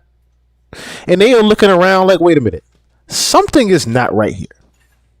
Something is not. I watched that as well, Karina. I did watch that as well. That was very telling. We're going to be sharing it as well. Left Eye pretty much, she definitely didn't, she knew she was being followed. She knew she was being followed the whole time. But Left Eye, when she left the group, she knew that it was going to be the start of them paying attention to her movements. Even then. But like I said, we will break that down Saturday. It was just very interesting to me to hear Chili fully break this whole story down as far as the Clive Davis holding. Because when they showed it in the movie, the Grammys, thank you, Tamiko Show. I can't remember what award show was. Thank you. Even when they showed it in the movie, that was very telling to me of how broke they actually was and how much Pebbles was ripping them off. Yes, L.A. Reid's wife. Kato Morris, what's going on with you? L.A. Reid's wife pretty much, was fucking them over with money. Like, and you can tell pretty much this is L.A. Reid's wife. All right? She doesn't know anything about running a label per se. She may have had one act that supposedly went successful, but even that wasn't necessarily behind her. Yes, she signed Nina. Didn't go no fucking where. So she had an idea how to manage, but she didn't necessarily know what the fuck to do. It wasn't until they removed Pebbles out the way and directly did business with the head of the label, and got with Dallas Austin, or should I say, brought Dallas Austin back on once they were in good cahoots with LA, that they started to actually do something. But it wasn't until they got Pebbles out the fucking way. Crying, and so this is like for real. And we said, it's not fair. We're selling all these records and we don't have anything to show for it. Like, this is not right. Because we thought, we got rid of Pebbles, so we straight. No. And so he actually saw how serious that was. Now, at this time, the police is there. Hold on, y'all. This is my son. So the police was there. I wasn't there. I was in Atlanta. I ain't had nothing to do with it. I just heard all the stories. Pat, he's calling you right now. I know, right? There go Pat right there. That's my mini-me. So anyway, long story short, the police comes in the office, like 2 of them, and I'm not lying. It was like a serious movie at that moment. The 3 of us just looked at Clive like, if you have us arrested, we are gonna F you up for real. Like, don't get us arrested. So he was like, because the officer was like, is everything okay? Everything okay? And he was like, he looked at us, and that's when we gave him that look, and he was like, girls, why do we need all of the security? And come on, girls. And we're like, okay. Then we turned into some sweet little things in front of the cops. And that was pretty much it. Like LA was called, Puffy called LA, like, yo, man, like the girls are going crazy and all this kind of stuff. But because we didn't have anything to lose, you know what I mean? We didn't care. We wanted to go straight to the source and say, hey, what is the problem? Like, can we be in something? Give us something fair, And then after that, that's when we started to renegotiate our contracts, the whole filing of the bankruptcy happened and all that kind of stuff. And in the end, we won, but we stuck it out because the lawyers that we had in Georgia was looking at the money that we were making and was like, what's wrong with y'all? And we're like, no, you can't look at what we're making. Look at the albums that we've sold and what we should be making. And so we had to, drill him and thinking that we got to fire this guy and start all over. I'm telling you, it was like really crazy. But doing that, it helped us, as far as the deal and them giving us something fair. I wouldn't suggest that you guys go that far. I was going to say moral of the story. Yeah, don't please, do that. don't do that. There's another way. But, that's what we did. And after that, if you wanted to go to Arista, even if you were an artist, you had to sign in and they had to pat you down and all that kind of stuff because of TLC. Security was heightened. Thank you, Chili. Yeah. Security is at a different level back then. Because, think about this. This is also around the time where, Ice Cube also had ran up in the label with baseball bats and shit with NWA. So that's another thing. This is around that time of era. So it wasn't easy to do, but it was understandable to do at the same time. Only One Zane, what theory are you talking about? What theory was that? I feel like I missed that one. Hold on. What theory were you talking about there? What theory are we talking about here? We see what I missed. Please look at my theory. Tell me what you think about five. What theory was that? Just remind me real quick. Real quick while we on the subject real quick. T-Boz was getting sick lots around. Yes. T-Boz was very sick around this time. T-Boz was very, very sick during that era too. So that was another reason why they actually did it. You have someone that's battling sickle cell. They're broke. Like it's one of those things where they pretty much they had their back against the wall. And Lisa was the ringleader saying, hey, we going to get our motherfucking money. I don't care who up there. I don't care who not up there. But I know who is going to be up there. Someone writing my goddamn check. That's how Lisa was on it. So like I said, we're going to be covering Lisa Left Eye Lopez on Saturday because I really think that it's one of those things we have to do a deep dive as far as what she was actually into. And one of the reasons, I need to see the biggest reason why they removed her. I have an idea, but I want to see the biggest reason. Of course, we're going to break it down in the pod of why they actually removed Lisa Left Eye Lopez. Because y'all remember too, the key reason why I really want to look at Lisa is because they removed her around the same exact time as Aaliyah. I think not even a month in between time, or not even, that she died right after Aaliyah. So that right there, I have to definitely, I really want to see why both of them were removed at the same time like that. On a spiritual level, there's something to do with that. Child exposed, Usher briefly, that's another tie. Oh, yes. See, that's another thing. Chili dated Usher. Even though Usher cheated, of course, to the whole album about confessions and whatnot, having another baby on her and whatnot. But I want to know what Chili knew about Usher during the time that they were together.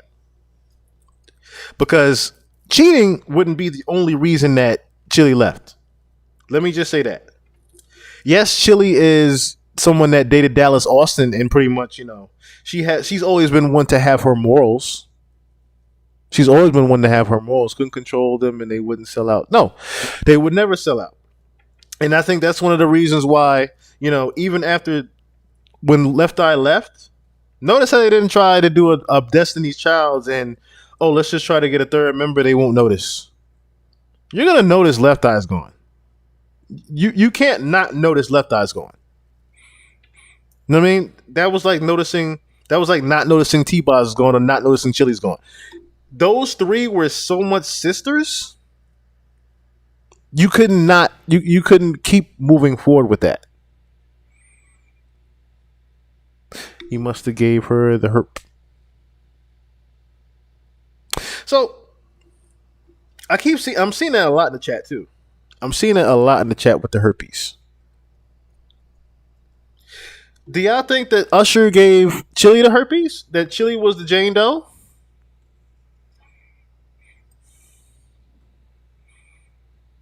Do y'all think Chili was the Jane Doe in the Usher case? We went over who the John Doe was, and we thought it was Jonathan Oddie. Because Jonathan Oddie came up and said, hey, I caught herpes, I sued, and I won. When he said that, I said, that was the John Doe from Usher case. So do y'all think Chili was the Jane Doe? Morals. Chili got busted sucking L.A. Reid. Ooh. Oh, wait a minute. So what they talked about in the movie, there was more context to that? Let me see something. I didn't know there was more context to that. Let me see. Chili. Because they touched on it in the movie, but they didn't necessarily. I didn't hear anything about that. Let me see. Chili caught with L.A. Reid. Yeah, they touched on it lightly in the movie that L.A. Reid took a liking to Chili, but they never necessarily harped on exactly what happened. So let me see here. What's this say? Let me just read U.S. Magazine real quick. Let's just read U.S. Magazine for the win. Because they, like I said, when they touched on it in the movie, they didn't touch about their sex life. And if we're really going to think about that, TLC was pretty young when they got into the industry. So, of course, now it makes sense why they would keep that out of the movie, that L.A. Reid took a liking to Chili. Wait a minute, let me see something real quick. When did TLC cut? When did TLC get signed? Real quick. 91. So, Chili age. Okay. Now, see that part doesn't. Okay. That part doesn't necessarily make sense. Because, correct me if I'm wrong, there's multiple interviews where they're saying what their age was, and it was not that young. I mean, it was not that old. There's multiple interviews showing that they were way younger than 20 years old. That I know for sure. Chili was 19. Thank you. That's I'm like 20. Ain't no way. Ain't no goddamn way. But I mean, 20 sound okay. 19, 20, not really much of a difference. But at the same time, I knew that they were young. I knew they were very young when they got into the industry. So that whole 20, Chili being 20, I'm like, wait, 20? When she was with LA? Nah, I don't. But I mean, LA still was growing herself. Anyway, sounds like TLC's problems were with former manager Perry Pebbles Reid weren't just of the financial variety. 3 weeks after the premiere of VH1's Crazy Six of Cool, so they pretty much harped on it after the movie came out, is what I'm reading here. They didn't get into it until after the actual movie came out. Let me see what else we had here, because I was just gonna jump on that as far as seeing what was, I was just letting you guys know what was gonna be going on Saturday. What's gonna be going on Saturday as far as that goes. But let me see what else we got here. 'Cause I had a couple of things here. We still didn't get to Bill Gates yet. Oh, that's what I was supposed to bring up. That's what I was supposed to bring up.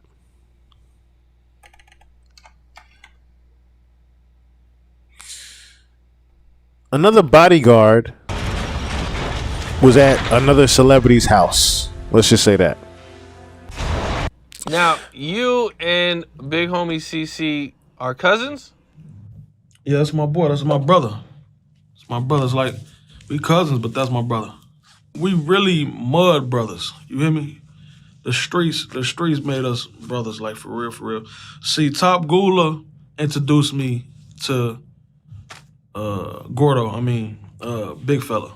Big Homie.cc to y'all. Y'all call him Big Homie.cc. I call him Gordo.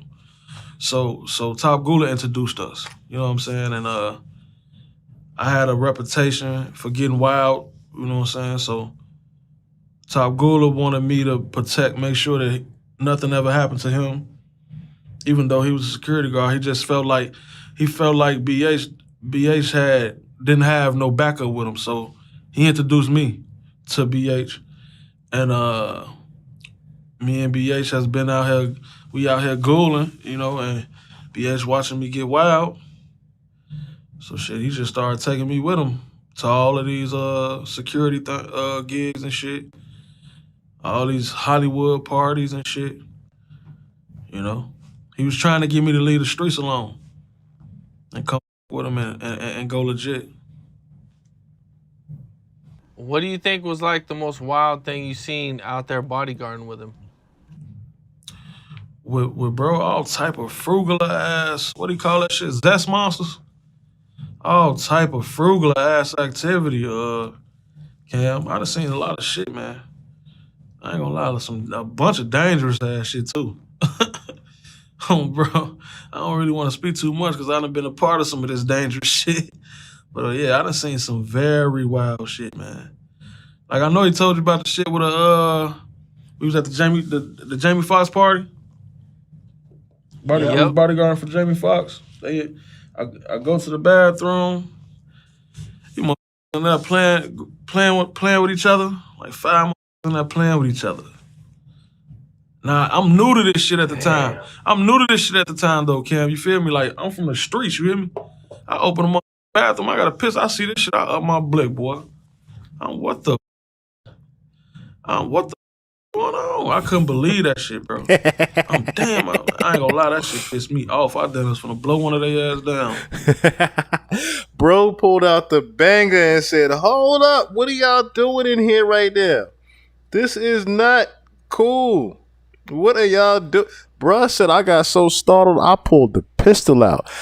Imagine the mental of a security guard right now.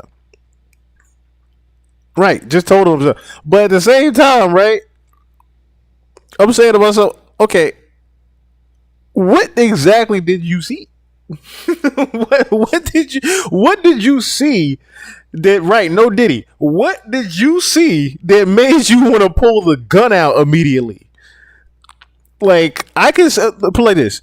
If it's two dudes rubbing on each other or just, you know, one man just sitting on another man laughing in the bathroom or something like that, he saw something crazy that made him pull the whole gun out.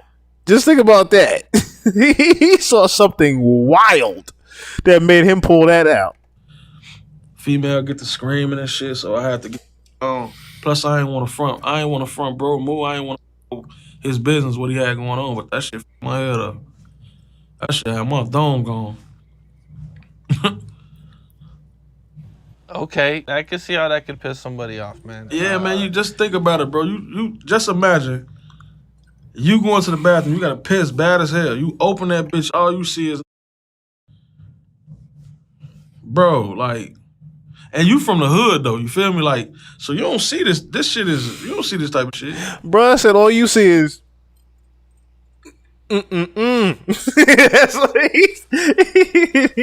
he said, oh, this frugal activity. Oh my goodness, you can tell what type of era he's from also just saying, oh, this type of frugal activity I'm seeing right here. That tell you right there what type of cloth he cut from. Bruh said, I walked in Jamie Foxx's bathroom and said,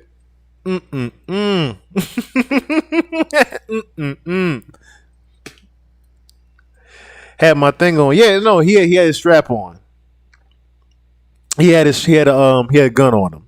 That's what he was saying. He pretty much pulled his gun out when he saw what was going on in the bathroom. Daily Bread, what's going on?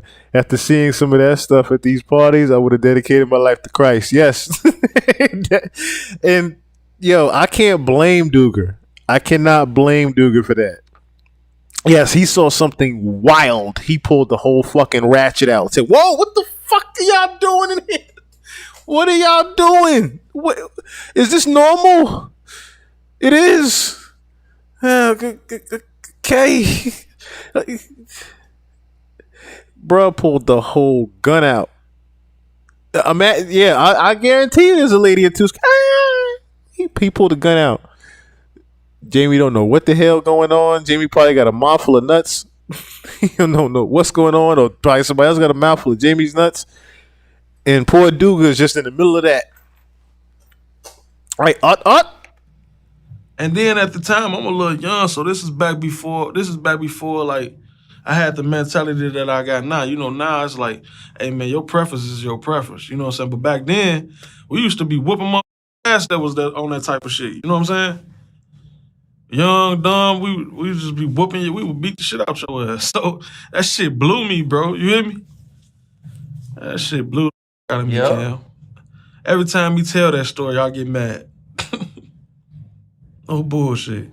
Now, you don't have to say any names, but were any of these guys famous? Yes. Hell yeah. Yes. That's why, like, bro, like, now that I know what I know and I've been around, bro, I look at this shit so much different, bro. This shit is this shit is crazy, bro. This shit really crazy, bro. Like, half the shit, if that shit get out, if more to really speak on some shit, bro, like, man, that shit crazy, bro. This shit crazy, man. I ain't gonna lie to you. Motherfuckers gotta know what they chasing when they trying to get into this shit, bro. This shit wicked. Real talk. What's up? This is Cam. Okay, so Capone. speaking of wicked, right? I might as well get into this real quick. So, real quick, Jamie conveniently had his stroke right before the bust and Clone Tyrone movie. Yeah. No. And let me just say this too. On Jamie's defense, he saw a whole reptilian. That's funny. So in Jamie's defense, a little bit, right? Jamie recently had a video come out, and we played it here on the pod a couple times, to where he was breaking down the different things that he had seen back in the day, because he said that he used to carry around a camera. He used to carry around this camera at all the Puffy parties. So he's seen majority of the Diddy parties from back in the early 90s, the early freak off parties, to where it was, Puff was paying $250,000 extra for just the after party. Okay. So Jamie Foxx is from that era. He said he was carrying around this big ass camera, and pretty much this camera was capturing everything that was going on at the Diddy parties. He captured, he said it was a young Nick Cannon that slept on his couch at one point. He said he remembers the days of early Usher.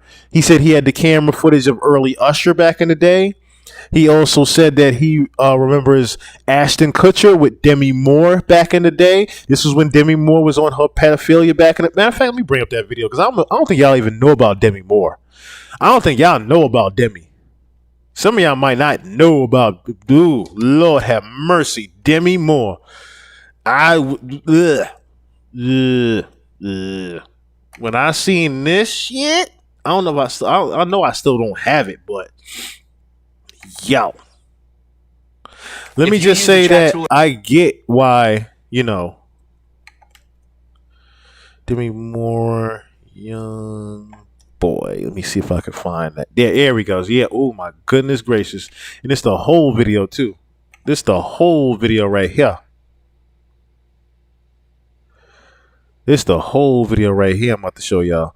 So this is Demi Moore with a young boy on a date. And I'm talking about date. I ain't talking about just some random, you know what I'm saying, fandom meeting type shit. This is Demi Moore is actually on a date with a little ass boy. And you are saying to yourself, what the hell am I even looking at? Now where are we supposed to? Let me just bring the joint over here real quick. Cause I didn't get this. This is just off the fly again in my head. Go to set. You can sit right over there. Thank you very much. You ready? That's right. Oh, okay. I'll bite you.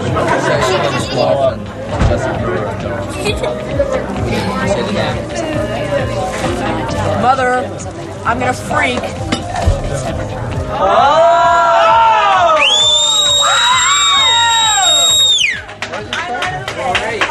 Jim Morrison still lives for all you people out there. Morrison is alive!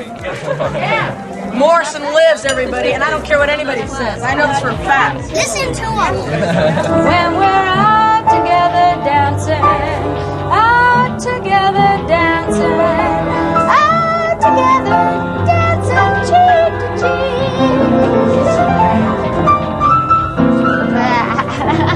Very nice. Very good. It's fun. Moed is the greatest, and I'm putting in a box.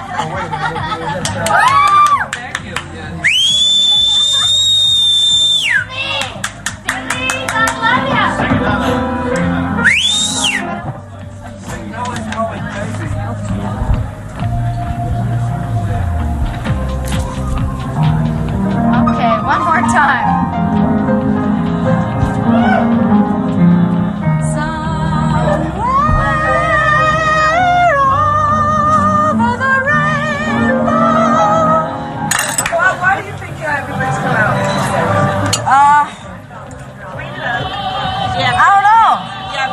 Because I love them all, and I hope they all love me. We do love him, and I love them. If you think it's for the publicity, you're out of your mind. Absolutely, because he's one of my most. I think it's for the publicity. Because I love them all, and I hope they all love me. We do love him, and I love them. If you think it's for the publicity, you're out of your mind. Absolutely, because he's one of my most favorite people. I've been working on the show. Dog.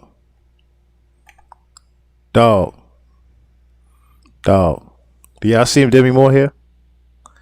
This is early 90s shit. This is why they got Jamie.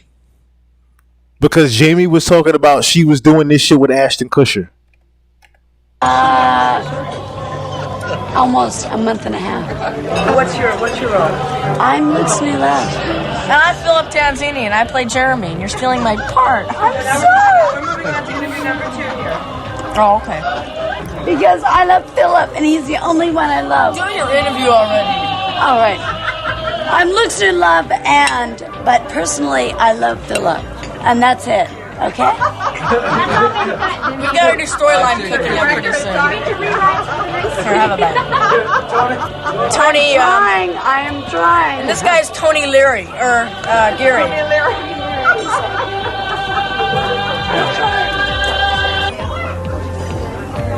It must be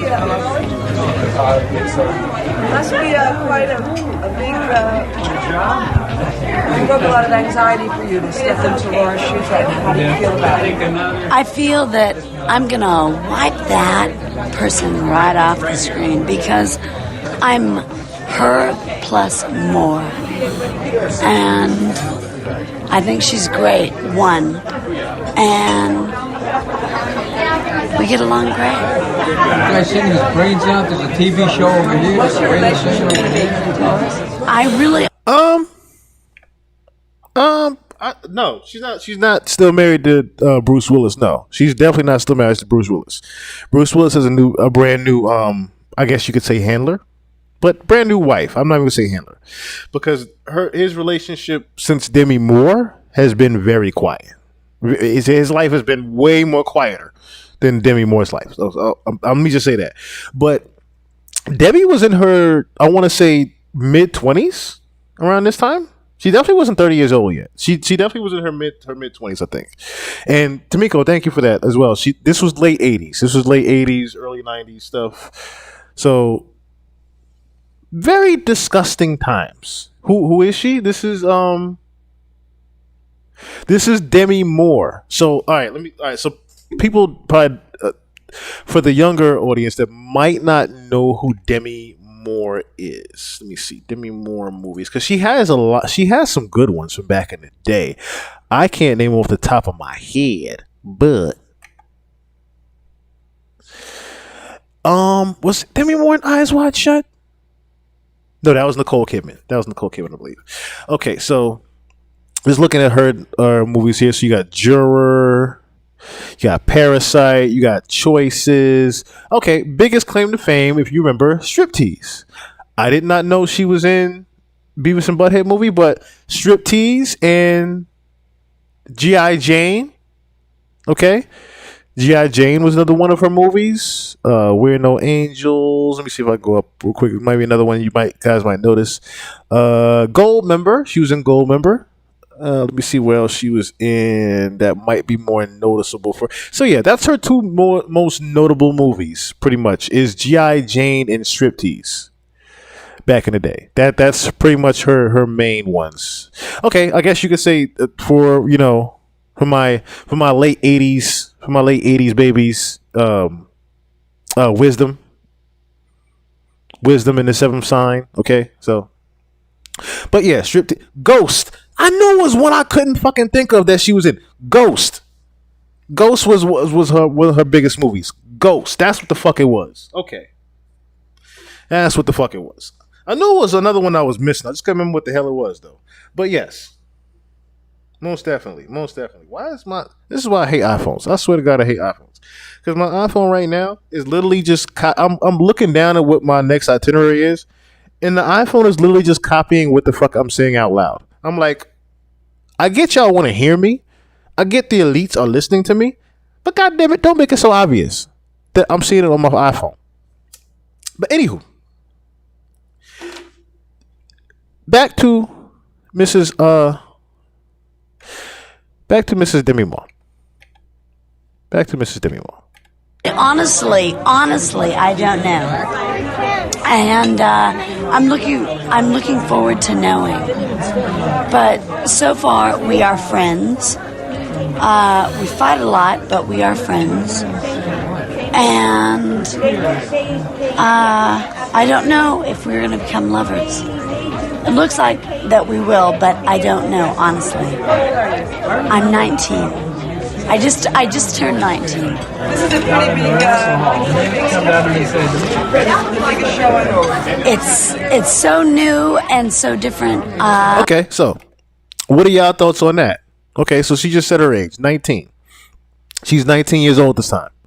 So what are your thoughts on 19 and 13? I don't believe that she's 19 because she looks a lot older than that, but 19 and 13. What are your thoughts on 19 and 13? Simple Town Radio, what's going on? What do y'all think about the gap between 19 and 13? Is there still a gap there? Indecent proposal. What's going on, Teresa? Indecent proposal. Yes, indecent proposal, definitely. I was that shit was scary to me. Yeah. And this is so like I said, 19 to 13. What do y'all think about the gap there? Still sick as fuck to me? Okay. It's a huge gap. It's still a 6-year gap. Now, the crazy thing is, if you were to fast forward this to say him being 22 and her being 28, it wouldn't be looked at as much. That's the crazier thing about that, right? Isn't that interesting? If one was 22 and the other was 26, it wouldn't be looked at as that. But the fact that he's 13 and she's 19 years old, it's what the hell is even going on here? But see, back then, she was able to get away with it because she was 19 years old, supposedly. So catch the loophole there, okay? That was her movie too. So that's another thing. This is, of course, they're doing promo for the film, but look at how this promo is even going. I can't even tell you how new and different it is. And everyone so far has been so wonderful and so welcoming. I can't even accept it yet. I'm just glad that they are that way. Well, we thank you very much. Thank you, and I want to say happy birthday to Philip because I love him dearly. He's one of my most favorite people. How long have you known for? For about 3 weeks, and he's been terrific. She's the greatest. We're gonna get married, by the way. Don't let her husband find out. I can't wait. He really is truly terrific, and I big man. So just let's think about that too. Just turned 13. She's 19, but she just turned 19, but he just turned 13. He is, and I really love him because he keeps Wait, we me gotta happy. get David in here. Yes, Oh, and this David. is her little brother, so-called. He is my little brother, In the true sense. Well, the next month. and I love him.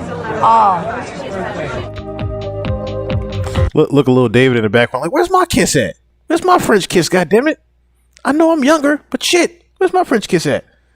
It's crazy, crazy Hollywood, ain't it? Fucking crazy Hollywood. All right, so where are we gonna go from here? Where are we gonna go from here? Since we are on Crazyville, since we're in Crazyville, okay. So I'm still doing a little bit of research on it, but there's supposedly this rumor about Bryce Shear Gray. And supposedly Bryce Shear Gray had been diddled and whittled, I guess you could say. So he supposedly has this lawsuit with Will Smith and Diddy, but nothing actually came out about it. I didn't see any actually, I looked up different, you can see here the highlight. I looked up if there were any type of links to this. Was there any type of case that was actually filed or anything? And it wasn't. It wasn't an actual, pretty much what actually happened to him was, because see, all this you see, $100 million lawsuit, files lawsuit. It was pretty much a rumor that he was going to do it, and he got arrested before he could actually. And I think it was Jaguar Wright or someone else had said that he was heard screaming, running from Will Smith's house. And then, of course, you see the footage of him, half naked, running over, jumping from fences to fences, running from the police and whatnot. And that was supposedly a domestic violence situation. And when you look at his interrogation, he sounded all confused and drugged the fuck up, talking about it like that's my wife, but it's not my wife type shit. I was like, what the fuck happened to you, Bryce Shear? And if y'all don't remember who Bryce Shear Gray is, Bryce Shear Gray was on Empire. So this is, if you, like I said, if you don't remember who Bryce Shear Gray is, supposedly, like I said, there was a rumor going around that something had happened to him between, Diddy and Will Smith. And like I said, he was heard screaming running from Will Smith's crib. Yes, it's very, very low key. It's almost like it just got washed completely out off of, from searches. But you still have the rumors of it. Yes, diddled and whittled. That's the best way I can put that. But it's not far-fetched. This is what I'm saying. The fact that that rumor existed, and I'm looking at where Brashear Gray's career is at, it just went into a complete here today, gone tomorrow type shit. Like, we just don't know what the fuck happened to him anymore. All we see is, like I said, he just went crazy. That's all we got told. He went crazy. And then I'm seeing the even the police stop video of him. I'll bring up one of his interrogation videos real quick, for example, because even when you look at the interrogation video, you're like, wait, what happened to you? We are listening. I'm willing to, and that's all. The phone was in the neighborhood, so that's it. But I felt like you guys will understand me and listen to me. We are listening. I'm willing to, and that's all. The phone was in the neighborhood, so that's it with the phone. I'm willing to, and I still want to, and we're having a good conversation. But you're talking in circles, man. You're talking about things that don't make sense, that don't add up. What, the open relationship? No. I'm okay with that. I mean, that's your business. Okay. I wouldn't tell you that's okay or not okay. I'm talking about, you went burying a phone. Well, that's one of the things. You went to John's. I know, but you already told me you had your phone there at John's house. I asked you if you took your phone, how many phones you had. You told me just one phone. Yeah, because I'm looking at you and I'm realizing that you're a person just like me. Well, conveniently, after I told you we were going to find the location of the phone. No. I'm realizing. You got to see how I'm seeing it. I know, because I deal with different type of IQs and stuff like that. So when you ask me a question, I visualize that I did have a phone in hand to text my neighbor. My neighbor texts John. We're all in the same community. So I did have a phone. So when I look at you, I say, man, when you asked me, did you have a phone? I didn't get the chance to just breathe. I said, yes, I had a phone, but I didn't. I should have told you. That's what I should have did. I should have just broke it up, but you was asking so many questions, back to back, and I'm just trying to answer them right. So what I'm saying to you is, okay, so let's start over. Okay. I know, I could feel you want to be honest. Are you a bit nervous at all right now? I got asthma. You got asthma? That's all. Okay. And I'm trying to process food. So unprocessed food as well. Yeah. Again, we're just trying to clarify the information here. Do you have a phone number for John? No. You don't have a phone number for John? Mm-mm. Okay. Well, you can get it from your neighbor, right? We're trying to figure out the situation. You need. Yeah, he has unchecked mental issue. Yeah, so and I heard about that as well.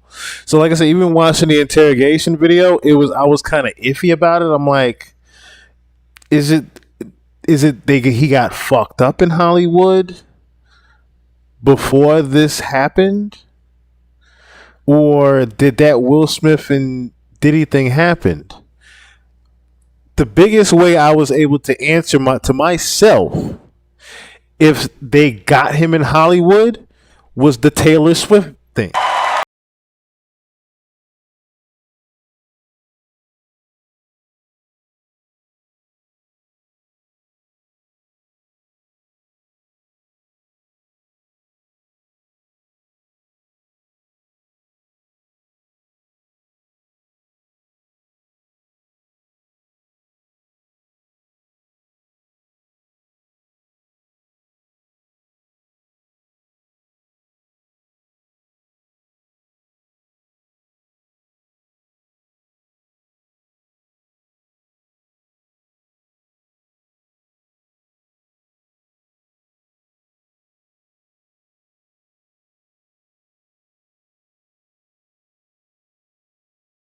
Brashear had the gold wig, the blonde wig on, and the lipstick and pajamas, and yeah, this is before the arrest. This is before he got arrested. Yeah, this is before he was running and screaming from Will Smith's house. So I wonder now, because this is prime Empire Day. This was prime Empire Day when they got Brashear like this. So I'm saying to my LL always around some questionable shit. Yes. Isn't he? Yo, Choke No Joke was just talking about that. Like, nigga, you had a tranny in your video. LL Cool J had a tranny in his video. And we was all listening to some, yeah, shit. He's sitting there playing his thing. Yeah, shit. We ain't no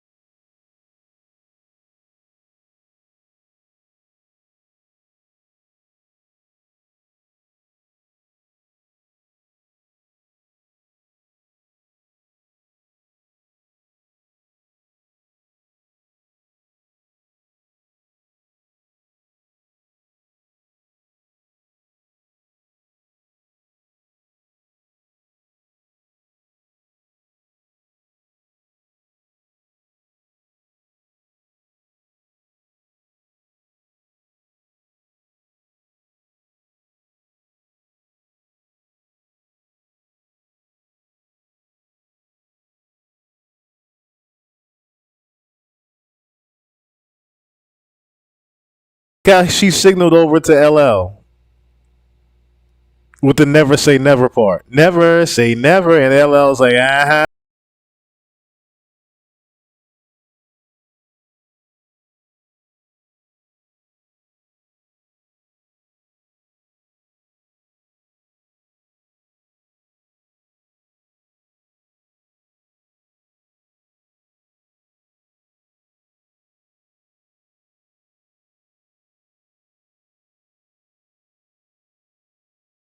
Watch too much reality. What's going on?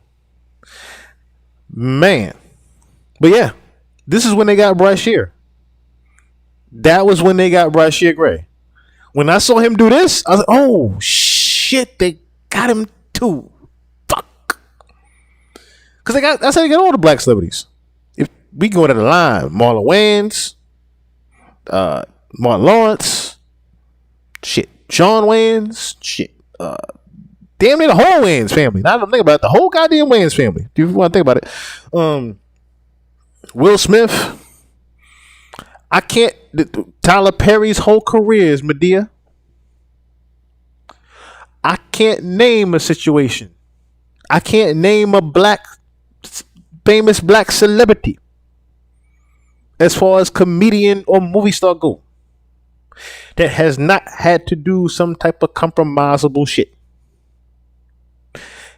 Every last one of them have had to be put in a dress in some way, shape, form, or fucking fashion. So, Brashear being in a dress just further let me know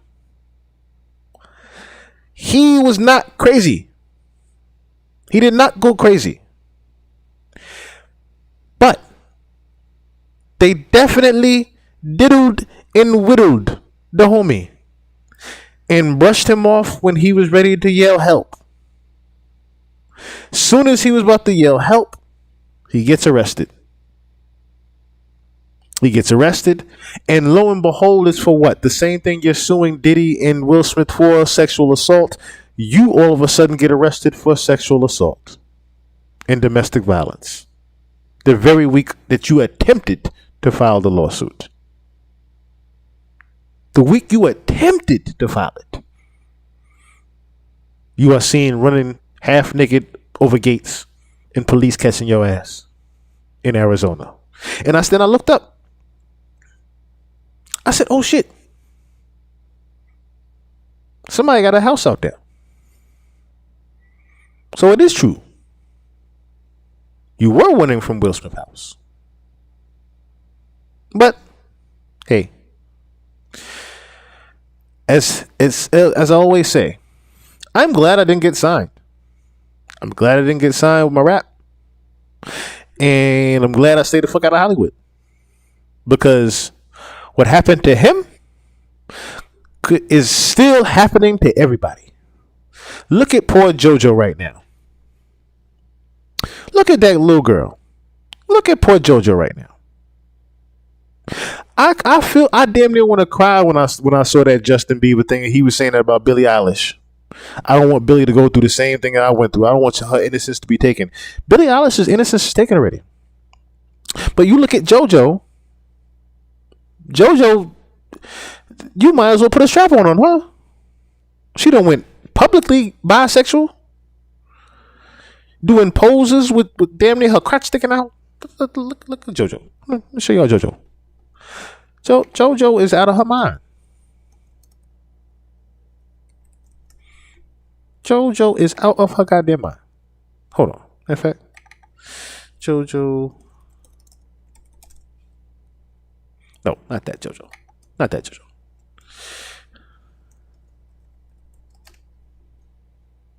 Here we go. Look at this.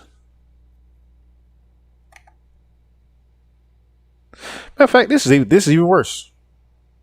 This is even worse. This is even worse. But this is the pop. If y'all don't know who the pop star JoJo is, I believe either Nickelodeon or Disney star. JoJo.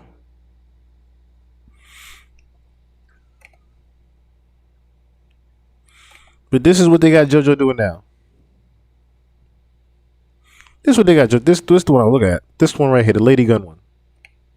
Like, look, they had to blur the shit out. She has a whole bulge down there. JoJo had a whole fucking. Matter of fact, I don't know if they got the real one, the uncensored version of it. Let me put in. So I had to put that in just to find it. Lady Gun cover uncensored. Yeah, this picture.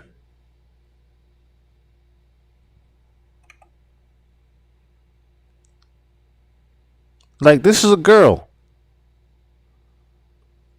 It's a girl.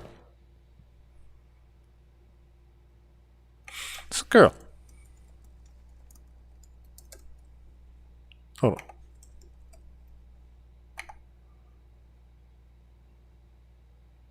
Oh, thank God she is 33 now. Whew. Lord have mercy. But yeah. This is how we got. This is how the pop stars are now. This is Hollywood. I pretty much say this is Hollywood. This is Hollywood, and I guess we can get into now. Oh, I knew it was something I was about to show y'all. This will pretty much intro our Diddy update on things, because there wasn't too much news on him, which now is I'm starting to wonder now, are they quieting down the news because they're about to off him? Excuse me. Or what? Yeah, JoJo too. JoJo too. They done got JoJo too. Yes, Manzai, I noticed that too. The 33. That means the 33 meaning she's ready. Like, oh, you're ready to become that. You're ready to step up a level. No. JoJo was 33. JoJo was 33, but 33 in significance to Freemasonry is what Mind's Eye was, I believe, referring to. Speaking of,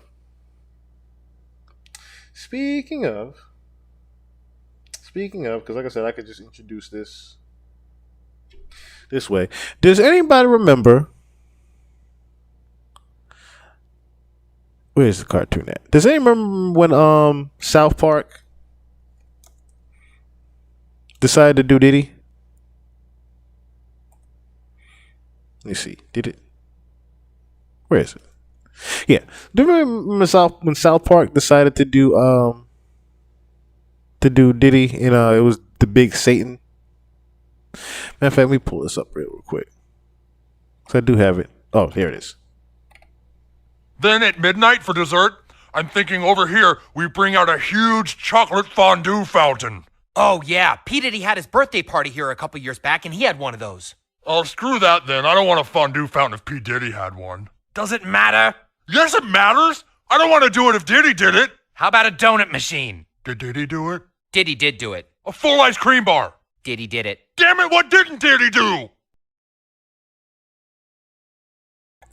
So do y'all remember when this cartoon aired and it pretty much was a play on almost adding on to what Rose O'Donnell did with the joke of he's getting a 9 I think it was a 10 to 6 or something like that, or 5 to 10. No, he's getting a 5 to 10. And even back then nobody paid attention to this joke. This was pretty much Satan looking for somewhere to plan a freak off party at that. Okay? This was literally in South Park, this episode, this was the devil finding his own little freak off birthday party, similar to Diddy. Very similar to Diddy. And what does he do? He do a joke. What didn't Diddy do? Diddy did it. Diddy did that too. Man, Diddy always doing it. Diddy did it. that used to be a play on word joke back in the days of did he do it? Man, Diddy did that too. Diddy did it. People, you know what I'm talking about? That was a huge joke back in the day of Diddy did it. So way before the allegations, it was always a Diddy did it. So, and of course at that time it was more of a positive reference. But yeah, South Park goes over people's heads every time. That's why I fucking love the first South Park movie. The first South Park movie, and I still remember, like, confession, of course. I think I was about 10, 11 years old at the time, maybe, give or take. I'm of course. Anyway, my uncle took me to see the movie, right? The South Park movie, the original one, right? Spoiler alert for those who haven't seen it. There's a giant clitoris at the end of the movie that Stan talks to.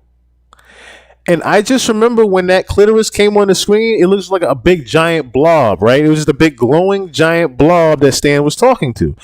And I'm a kid at the time watching it, and I'm like, I don't understand why my uncle just bust the fuck out laughing. Now, of course, that I'm older, I get why he was laughing at Stan talking to a giant fucking clitoris. So, and of course, the clitoris was seen as God. So, in that movie, Stan was talking to God, and it was the giant clitoris. Just think about that play on words. Of course, God is being a woman. I always think that theory too. But just think of that theory as well. So, yeah, South Park has always went over people's heads. It's always went over people's heads. Yes, find the clitoris. I was like, find the clitoris? What the fuck are you talking about? Find? They said that was the theme throughout the goddamn movie. Stan, find the clitoris. I'm like, what are they talking about? Like I said, I'm 10, 11 years old at the time. I don't know what the fuck they talking about, find the clitoris.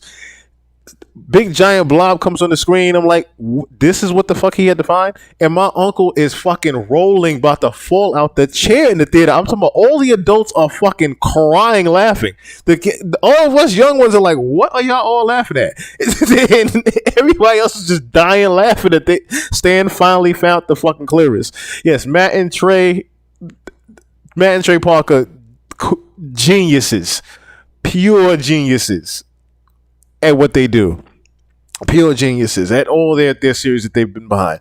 But South Park, like I said, is their biggest claim to fame. And for them to have a Diddy segment in here with Satan, I thought that was pretty unique.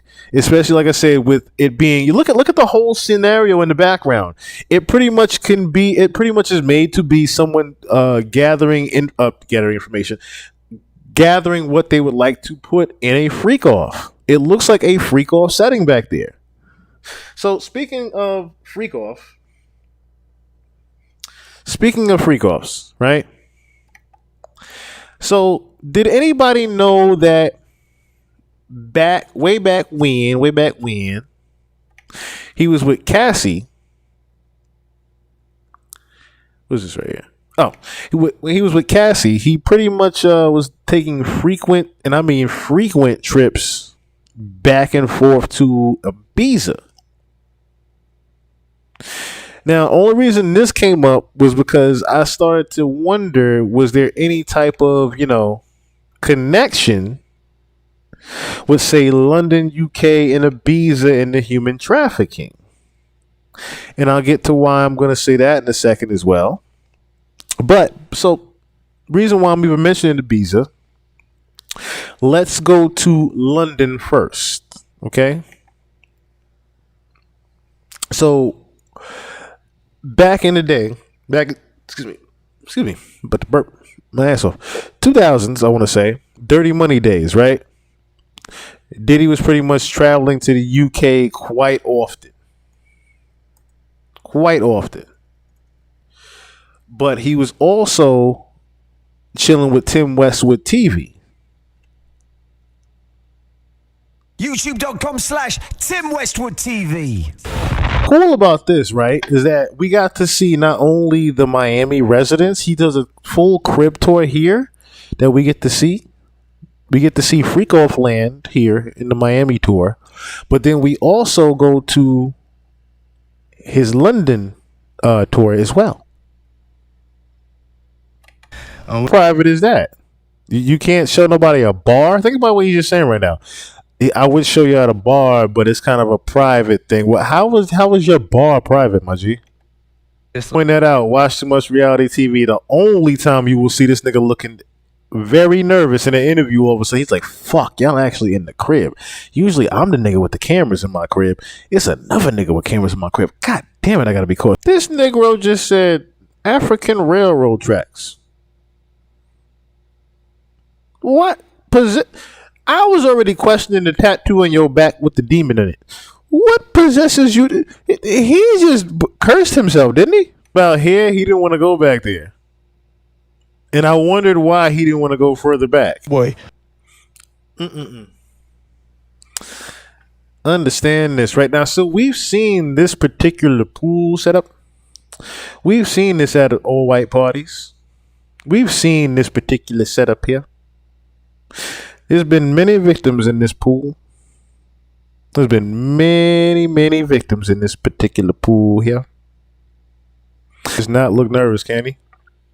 He tried his best to just answer that question the best he could, but he couldn't, That's the one thing about Diddy that you will exactly look at the body language. You will always notice that about Diddy in these older clips, that he was always, and I mean always, hiding something. Like always hiding something with him. The thing was titled Crib Tour. The nigga showed you a picture of the pool in the light, walked around like 2 rooms, and came back to the couch. What tour was this? I'm just saying.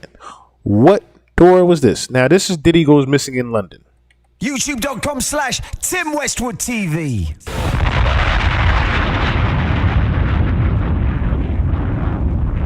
What's happening? We just lost Diddy. Where's Diddy? Where's Diddy? Yo, where's Diddy? Where's Diddy? What had happened was, you noticed that too, right? So, and the crazy thing was, I noticed that about Tim when I would watch his Drake interviews and how suspect he would act towards Drake. Like he was acting real flirtatious with Drake. We'll look at him a couple in a second here because we're not done with Tim Westwood. No Diddy. But he was acting real flirtatious with Drake. So you can only imagine someone like Diddy saying, "Oh, you for play too? Well, let me turn the cameras off." Hey, Diddy's somewhere down there. Where's Diddy? Yo, where's Diddy? We lost Diddy. Where's Diddy? Diddy, last train to Paris. Out this week. He's not on the last train. It's all popping, baby. It's all cracking, baby. We're looking for Diddy right now. Right now, we've just lost Diddy. He's just run out of the club. We don't know where he is. Everyone's looking for Diddy. Where's Diddy? We're looking for Diddy. Where's Diddy right now? Is Diddy in that car? Where's Diddy at? Where's Diddy? We're looking for Diddy. Have you seen him? Dungeons and Diddy. Dungeons and Diddy, Emil. Dungeons and Diddy. Fastest open house ever. Right. Like, nigga, where the rest of the crib? You ain't go upstairs. That big ass house got a basement. Like, what the hell was going on down there? Train. He's on the train. We're looking for Diddy. Sorry, excuse me. Where's Diddy? Yo, where's Puffy? Where's Puffy? Where's Puffy? We're looking for Puffy. Where's Diddy? He's inside. He's inside. He's not. He's outside. He's outside. Where's Diddy? We're looking for Diddy. Have you seen Diddy? He's inside. No, he's outside. He's outside. Where's Diddy? Where's Diddy? This guy knows where Diddy is. Where's Diddy? I don't know. Yes, you do know. Tell us. Where's Diddy at? Where's Diddy? We need to know Diddy. Jalous. Who's Jalous? You're Jalous. I'm Jalous. We're all Jalous. Where's Diddy? This guy knows. I know. Yeah, but he doesn't speak English. Puff Daddy, rocks, dirty money. That's the hot right there. Right now, we are going to get an E-tap, me and her. Where's Diddy? Where's Diddy? You cheating? Are you cheating on Dawn, Tim? He's in the club rocking. We're bringing a party back to the hotel without so many tears I cried. Tim, I'm coming in. Yeah, notice you said that. Are you cheating on Dawn, Tim? There was something that happened in the car earlier when I think I got that clip too of actually no, I don't have that clip. But they was riding in the car and pretty much asked could they stop at the hotel. And Kalani's like, hey, why not? And Don was like, oh my God. No, Don was like, yeah, why not? And Kalani's like, oh my God, what are y'all doing right now? So yeah, Tim is definitely on one. Tim is definitely on one. Coming in. Okay. I'm going. Where's Diddy? We're looking for Diddy right now. Anyone seen Diddy? Where's Diddy? We've lost Diddy. just there.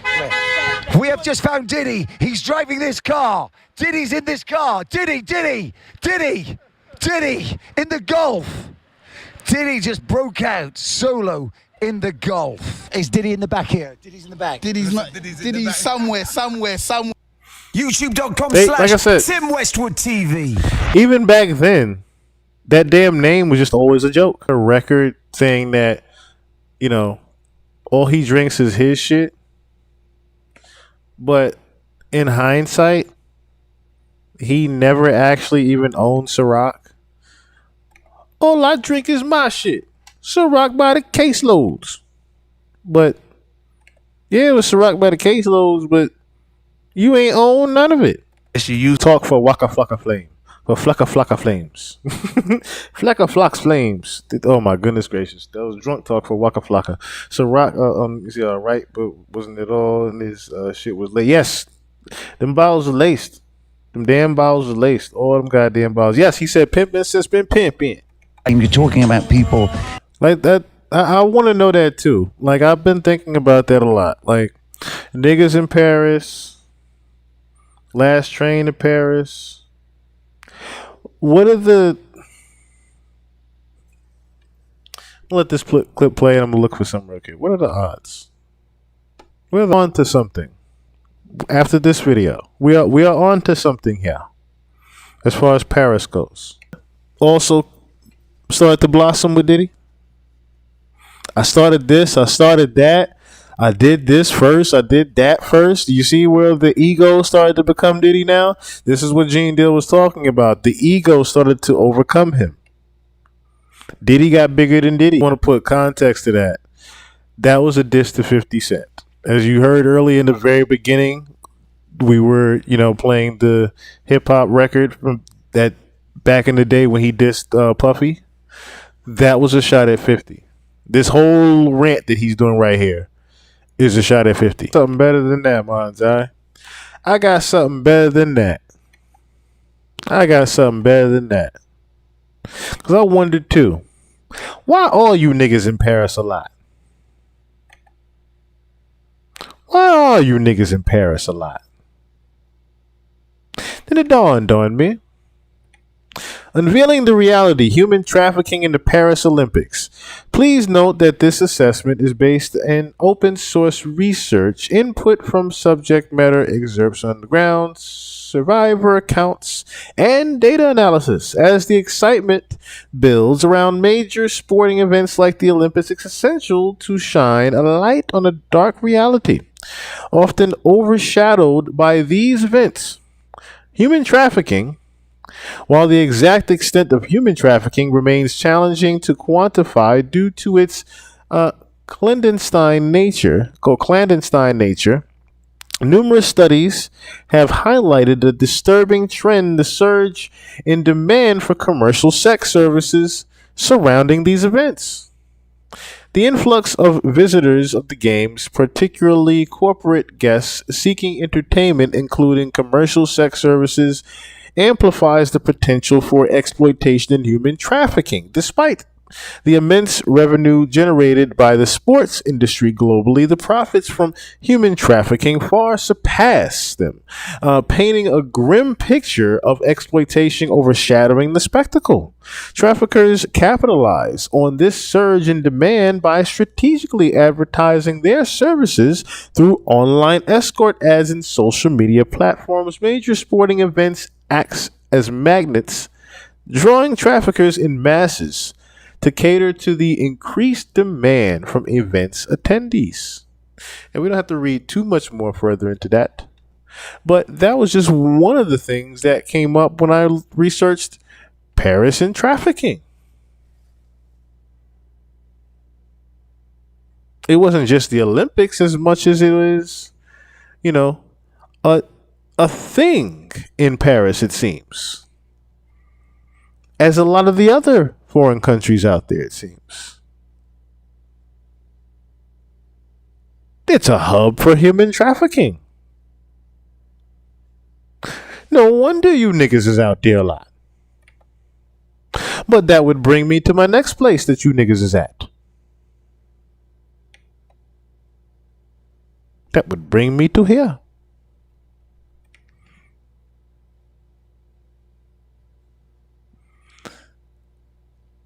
This is a quick story about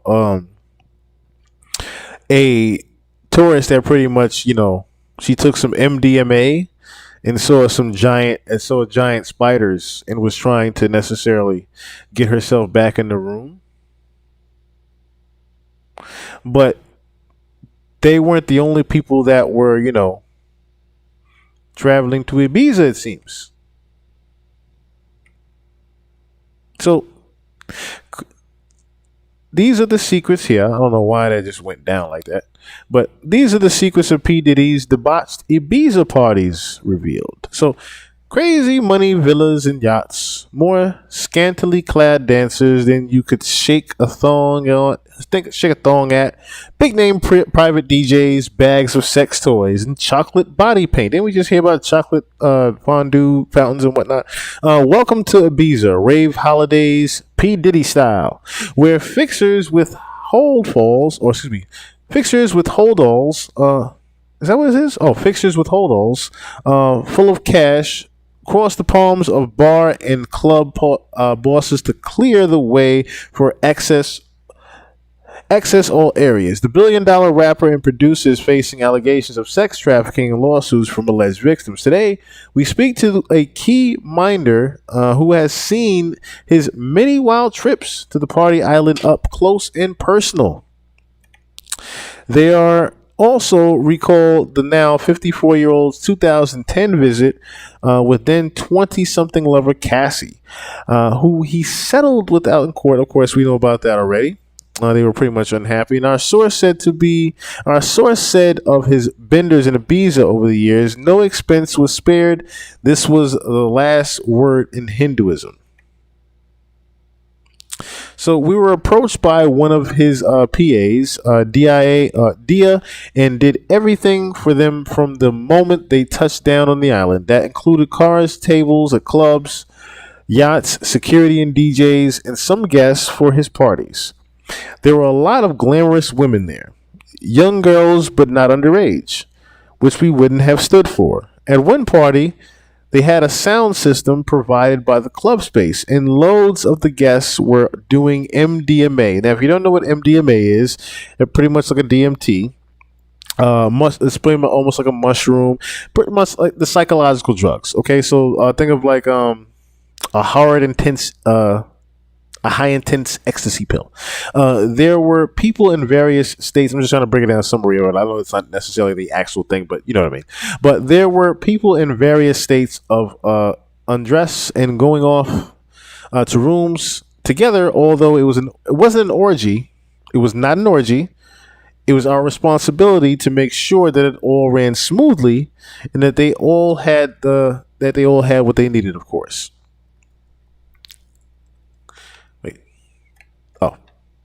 Thought I had it open already. Sorry. Okay, so he went to clubs like DC-10, Space, and Amnesia. Club Amnesia, can't deny me. And we had to be really careful at all those places. Some venues did not like hosting him, as he had a tendency to leave after forgetting to pay. Isn't that very much like Puff? Not pay and shit. We took to going around with a holdall full of cash, which we used to pay bar managers and tip staff, so they were happy to have him. During a 2007 visit, Diddy and his entourage stayed at AU 38,000 a week villa Hacienda El Cielo. I guess that's what it is, Hacienda El Cielo, with views over the sparkling Med from its landscape pool area. Invites back to his... Okay, so the master bedroom included a walk-in closet, ideal for sharp dressing Diddy's designer's threads, and its own private terrace. His fixer added, Ibiza is the place in Europe to party hard, but Diddy's parties were truly something else. I remember one time being sent out in the early hours to buy chocolate body paint. Imagine being told, yo, I need some chocolate body paint to bring him back to the freak off. Diddy would drink punch and Ciroc vodka. He was very particular about his drinks. He was always dressed immaculately, too. There were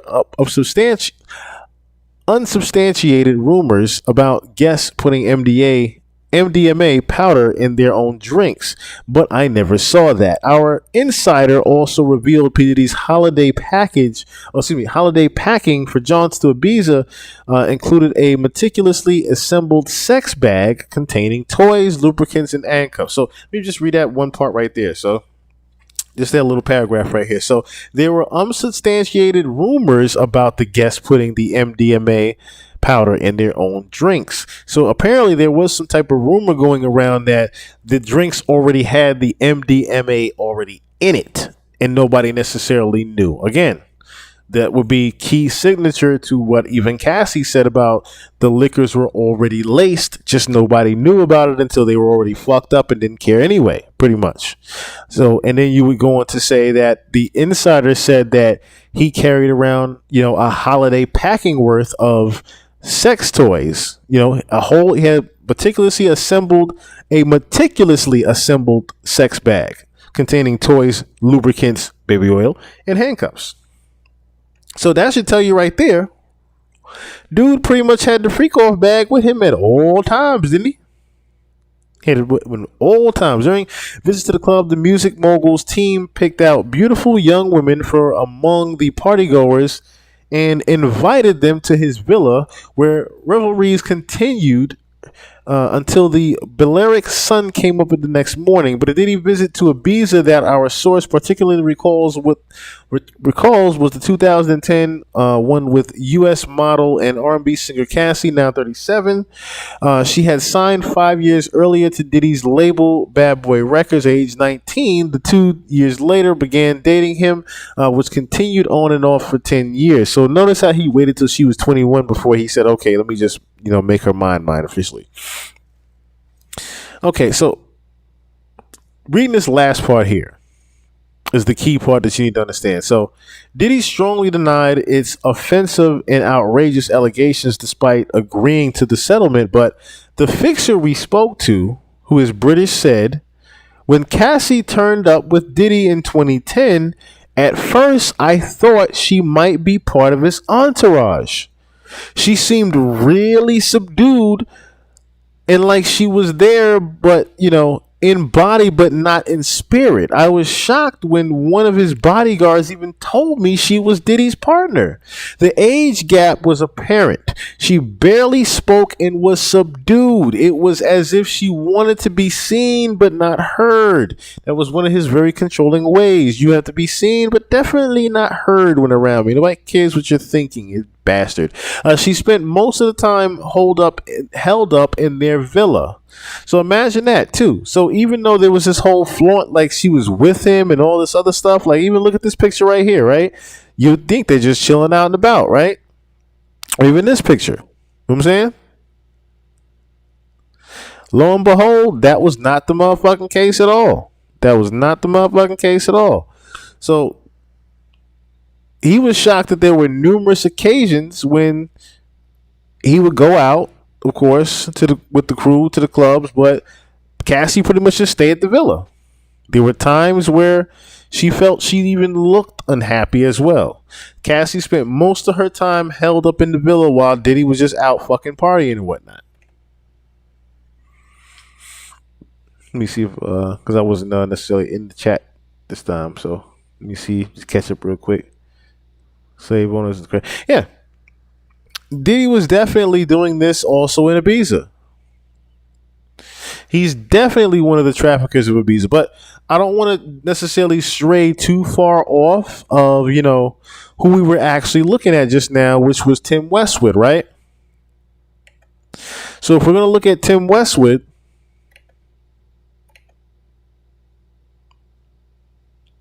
was this the blind item right here? Okay, so I do have the blind item here, in which Tim Westwood was pretty much named here. So the male British DJ who looks like the witch from Snow White, that is funny as fuck, was outed as a sexual predator who hunted minor girls of color in Britain.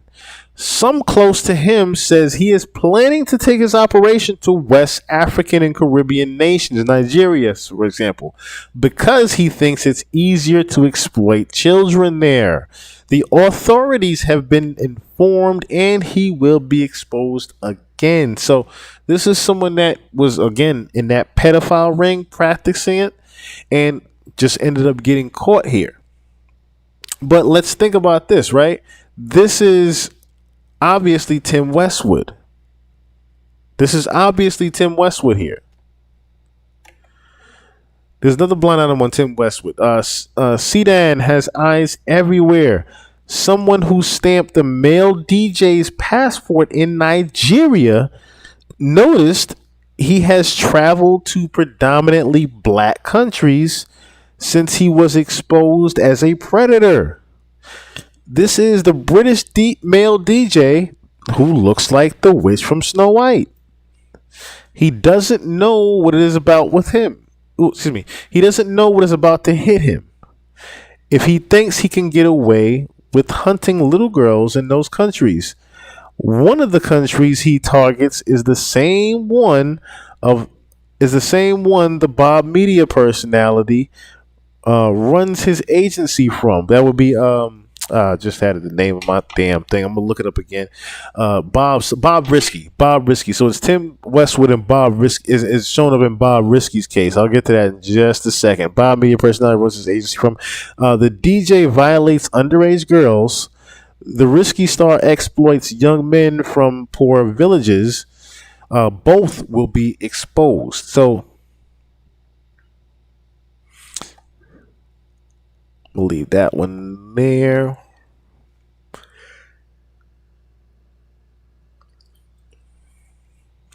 So it says alleged UK serial rapist Tim Westwood rebrands himself as a chef in Nigeria. But of course, lo and behold, people have already taken privy to that and are already, already on him. DJ trying to reinvent himself as some sort of Nigerian chef has decided to pop up in Nigeria, demonstrating his cooking skills, trying to cook okra stew or some sort. And I just want him to go in the bin and stay there. I looked at the comments and everything, and they did not disappoint me because they were just like, get this guy out of the country, extradite him to the UK, make him face his alleged charges. I mean, there are no actual charges against him at the moment, although there are 2 documentaries saying that he's guilty of sexual assault, but allegedly. He needs to go. I really just want him gone. Stephanie, you're Nigerian and you live in Nigeria. Have you seen Tim Westwood? I haven't seen him, but I remember listening to his countdown and recording it on the tapes. Back in the day. Back in the days, those were nice times at Ministry of Sound. Yeah. He has a legacy, unfortunately, in the black culture, but his legacy is tarnished to beyond. I've heard about the things that he's allegedly done. So, but I've not seen him in. So just think about that, right? Like, even then, I'm glad Nigeria is very hip to what he's doing, so they can put a stop on it early. But even then, that's creepy as fuck, And yes, you do look like the witch from Snow White. You bet with that damn creepy ass hook nose that he got. So he stands out like a sore thumb when he's journeying to these predominantly black countries, and you're not just there for some youth program, or you're not there to actually help anyone. You're pretty much just preying on little girls there. This is sounding very similar to the same exact person that you were seen flirting with on camera, Drake. It sounds very similar to that when him buying that crib in Hackney. This is where he was able to conduct his practices even to this day without nobody necessarily even noticing. That's pretty much what Tim Westwood has done. He's pretty much tried to rebrand himself in Nigeria as this Nigerian chef, and he's not DJ Tim Westwood anymore, going around different parties and whatnot because people know who the fuck he is now. People know who the hell Tim Westwood is. Nigeria. When did he get there? Okay, so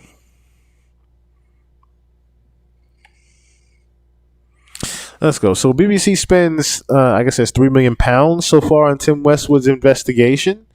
More than $3 million has been spent so far by the BBC on a report about the alleged misconduct of one of its former DJs. The external revenue is to examine the BBC's knowledge of and response to the complaints, allegations, and concerns about the misconduct of the former Radio 1 and One Extra DJ Tim Westwood. So understand this, right? Just the fact that BBC stepped in. This is BBC.com. The fact that they stepped in and said, no, we're going to get down to the very bottom of the shit. They don't play about that. This can't be just this isn't one of those things like one of their own just gets a bad story about them, and they just try to wipe it under the rug. If someone gets a bad story over there, they cover that shit too. A Freedom of Information request by BBC News revealed that the BBC has spent more than $3.1 million on the review. Excuse me. Mr. Westwood has denied claims of misconduct, commenting it's false allegations. Several women have accused the presenter of predatory and unwanted sexual behavior and touching in incidents between 1992 and 2017. After a joint investigation by the BBC and the Guardian, it was initially believed that the review, launched in August 2022, would take around 6 months, but a report is yet to be published. So, needless to say, Homeboy has been doing his own little trafficking, if you will. So, historical texts. The costs of the review include invoices received but not yet paid by the BBC, and those incurred by the review itself as well. It's almost like a pre-court order, almost, it looks like. I'm just saying. It does like a pre-court. It reads like one. But needless to say, if y'all aren't keeping up what's going on, this is more so a thing where Tim Westwood pretty much has been caught diddling around with younger age women, similar to Mr. Drake, who he looks up to so much. And this is supposedly the protege here, is the Bob Risky. Now, Bob Risky, of course, was born a man, but she looks like a woman. So she is a transgender, so to speak, right now. Let me make sure I pull up the right thing here. Okay, it bees and such. I want to make sure I had that right here. So, all right. So let me see. Bob Risky. Do I have it still? I thought I had the whole Bob Risky and Tim Westwood thing. That's fine. I'll just put it up again.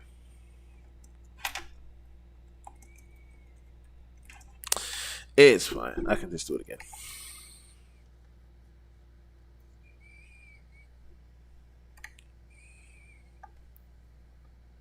Is this one I got? I think it was this one I got. Okay, yeah. So, all right. 2 million trafficking, money laundering, UK DJ Tim Westwood and Bob Risky accused of working together. It reads. So, in the viral documents, it was alleged that Bob Risky LGBTQ activities in Nigeria are also linked to some of the shady businesses that Tim Westwood himself is involved in as well. So, you see how just taking a picture with somebody, they make it look like, yo, you should not be staying next to this person. And if you do, we will make your life a living hell too in this scenario. So, it's like, what exactly do you even do there? How Bob Risky pimps young girls and men. According to the document released by Blind Item, Bob Risky helps many Nigerian politicians run their money laundering scams through DJ Westwood's shell companies, which in return provide him protection. It was also, ain't that something? Let me read that just so you guys can understand what's going on.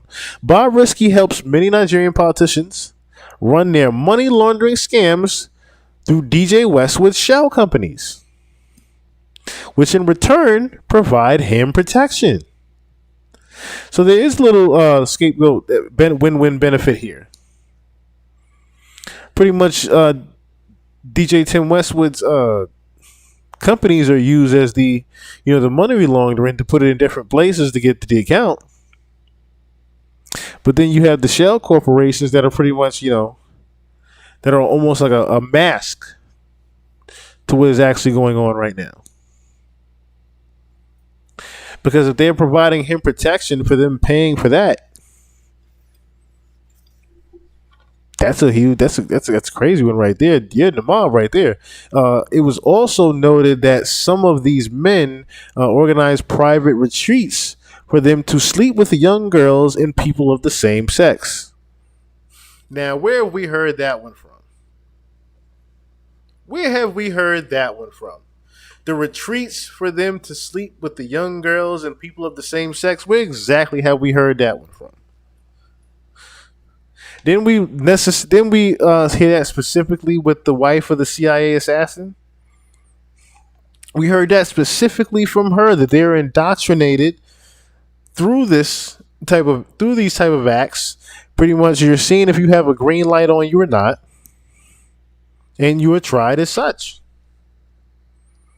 no matter what age. And the younger they are, the more innocent, the more adrenochrome that they possess. Unfortunately. J Money, what's going on? Did I miss anybody else getting up in here too? He's Britain's monster for real. So Tim being tied is crazy. So yes, Tim Westwood has So that's why I wasn't necessarily even surprised that Tim Westwood got the house tour. Of course, they didn't show it on camera, but Tim pretty much got his own little house tour. And I thought that was odd as well when I noticed that Tim Westwood pretty much was, getting he's pretty much having to rename himself and move away from things because of that. This is wild though. That's wild though. That Tim Westwood is working with someone else that is also allegedly, I can't even say allegedly really when you're reading this too, that is also into human trafficking. This is crazy. How big this ring goes. Oh, the Diddy hot. My star, what's going on? The Diddy hotline. That's funny. It's crazy how deep the rabbit hole goes, in my opinion. It is starting to be really crazy how deep this rabbit hole goes. Lee Daniels, that's who I was thinking of. Brashear Gray's groomer. I keep hearing about Lee Daniels being Brashear Gray's groomer. I hear Lee Daniels is pretty much part of the Boule. That's what I've been hearing. Lee Daniels is pretty much part of the Boule. I'm trying to see the comments and who else is up in here. So that's just the young girls are his preference. Unfortunately, Manzai, unfortunately. Once you find a rabbit hole of interest, keep clicking, you'll end up there. Trust me. That is the truth right there. That is the truth of how you could say that, because once you find one rabbit hole, you just stay down that bitch. You just move. But best way I can describe my rabbit holes is once I find a rabbit hole, I put the ladder there, I climb down that bitch, look around, and then I move the ladder completely. I remove the ladder completely because it's going to be a while before I climb back up out this bitch. I'm just going to take the ladder with me because I'm probably going to go into another rabbit hole that requires me to climb on down that ladder. That is how us researchers work. We go from one rabbit hole to the next goddamn rabbit hole, but we keep that ladder in case we got to bring our asses back up eventually. That's the best way I can describe that one. So yeah, Mr. Tim Westwood, you ain't low, brother. You ain't low at all. You are not low at all, sir. But furthermore, what else I had to get into? We only had 3.5. What else I had to get into?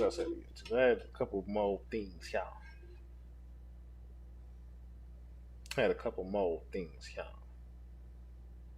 Oh, that reminds me.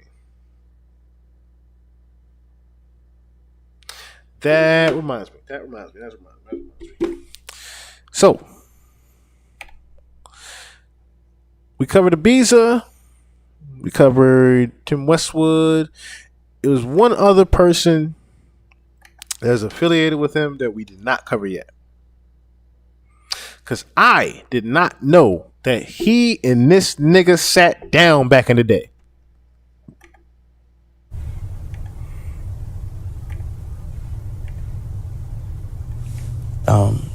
Puff Daddy, I'm an entertainer. I entertain people no matter what time of day, whether you like it or not. I go all day, all night. I will tell you that you do fantastically well. Yes. Just tremendous. You really, it takes a tough guy. Hey, it takes the brains and it takes the this. Yeah. But it also takes a toughness. Yeah, I go to bed like 4 o'clock. Well, I really like you. And I would tell you if I didn't. And by the way, I think at a certain point, everyone will. Beautiful. We all human beings, and a few people were saying I was this violent character. Just because I was breaking people's jaws and arms, and look at me. I'm like, I'm just a passionate young man, and I made a mistake. Well, everybody's going to get in trouble. It's a question of how do you get out of trouble. And I did it by working smart. More importantly than anything else is by using my own brain. You know, I've done things, but I'm not in any trouble, and I'm doing well, and I'm making money. Well, you're making the same mistakes as I am. You may just be able to hide yours. Is it just... Matter of fact, I'm going to let him say that. I'm going to let him say this real quick. I almost fucked up. Let him say this. You know, I've done things, but I'm not in any trouble, and I'm doing well, and I'm making money. Well, you're making the same mistakes as I am. You may just be able to hide yours a little bit better. Perhaps, perhaps not. I don't know. I mean, I don't know. See, one of the problems with politics and politicians is that you really can't have done... You made the same mistakes as I have. You were just able to hide them a little bit better. How telling is that one? This one didn't age well whatso fucking ever, did it? I'm talking about from rooter to tutor what they saying. They pretty much predicted their own motherfucking demise.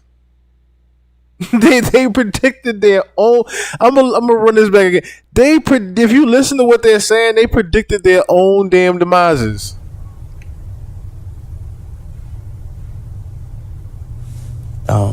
You know, Puff Daddy, I'm an entertainer. I entertain people no matter what time of day, you know, whether you like it or not.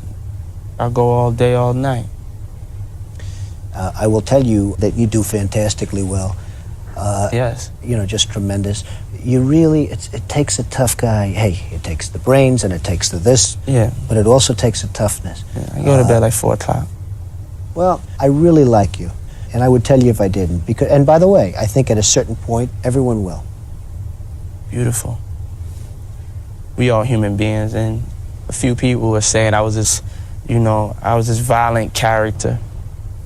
You know, just because I was breaking people's jaws and arms, and look at me. I'm like, you know, I'm just a passionate young man, and I made a mistake. Well, everybody's breaking people's jaws and arms, and, you know, I just made a mistake. You made a mistake and hit your son's sports coach upside the head with a kettlebell. That wasn't no mistake, Diddler. Going to get in trouble. It's a question of how do you get out of trouble. And I did it by working smart. More importantly than anything else is by using my own brain. You know, I've done things, but I'm not in any trouble, and I'm doing well, and I'm making money. Well, you're making the same mistakes as I am. You may just be able to hide yours a little bit better. Perhaps, perhaps not. I don't know. I mean, I don't know. See, one of the problems with politics and politicians is that you really can't have done very much wrong, and that means you can't have done very much.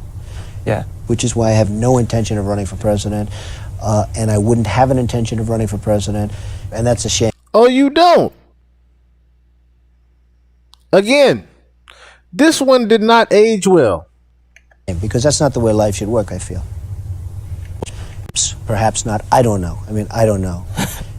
See, one of the problems with politics and politicians is that you really can't have done very much wrong, and that means you can't have done very much. Yeah. Which is why I have no intention of running for president, and I wouldn't have an intention of running for president, and that's a shame, because that's not the way life should work, I feel. Well, that's what people can't understand. Yeah. You know, we can't be judged by man. God runs this world, you know. Right.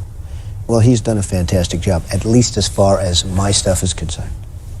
I've done great for the casino business. All 3 of my casinos were rated 4 stars by the Mobile Travel Guide, and they're the only casinos in the United States that are so rated.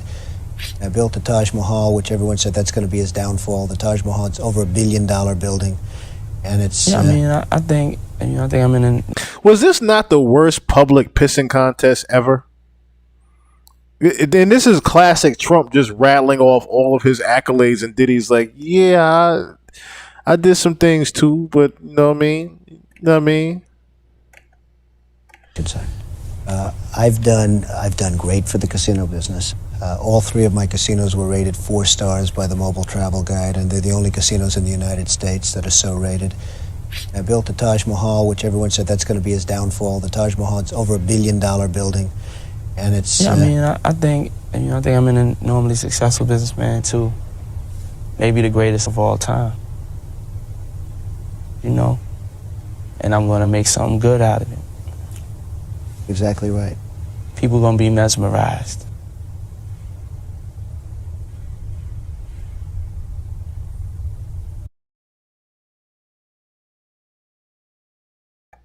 That did not age well whatsoever. That one didn't age well at all with them. So, needless to say,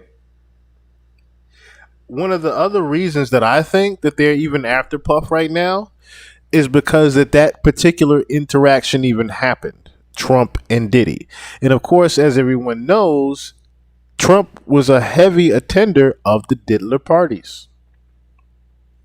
A heavy attender of the Diddler parties. So, what's it to be, what happens when you get, I don't know, 10 years, 15 years later, and he's actually running for president, and you get Diddy saying this? If Trump gets elected, I really do believe in my heart there'll be a race war. That's why this message is... Remember when he said that?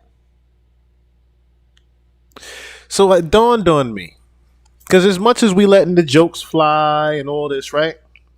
As much as we are talking down on the Diddler, we also have to always keep in mind that they are always doing something to one of our, not say higher ups, but they are always going to do something to one of ours, regardless of what the fuck they're into, while they do something behind the scenes. That is just how this has always worked. If they are doing one thing and showing us this, showing us a whole lot of this, it's something else that they're not showing us. Furthermore, this is one of the reasons why they don't like Diddy.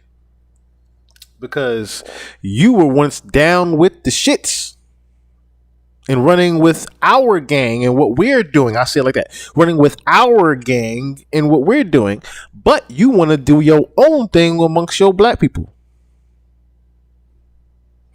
We cannot have that, Diddy. We cannot have that.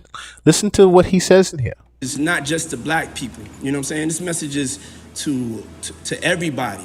This man is really trying to turn us against each other and put us in a situation. America messed up.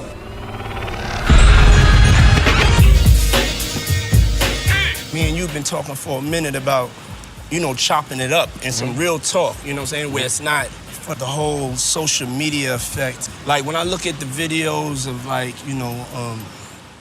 Malcolm, Martin, Stokely, you know what I'm saying? I wish I could have seen a black man conversation. I couldn't have talked to nobody about what we're going to talk about but you. You know what I'm saying? That's a testament to your journalism. Man, you're an inspiration to me, bro. I want to see where you at. I want to see where you at. You sparked a crazy conversation when you told everybody to hold their vote. Yeah. I want to see where you at with it. Mm-hmm. So, a couple of months I told everybody hold their vote hostage. A lot of things have gone on since then. None of us expected. I think this president has done a great job of rattling. So think about that as well, right? Now, this is only a couple years ago that this happened. This is only a couple years ago where Diddy said this and was on some, I know I told y'all vote. Remember when he was on the big, vote, when Barack Obama was around? But then he changed it to hold your vote. When he changed it to hold your vote, that's when they started saying, hey, you work for us. What are you doing over there? You work for us, goddammit. You don't tell them black people that. Don't tell them black people to hold your vote. What's wrong with you? America.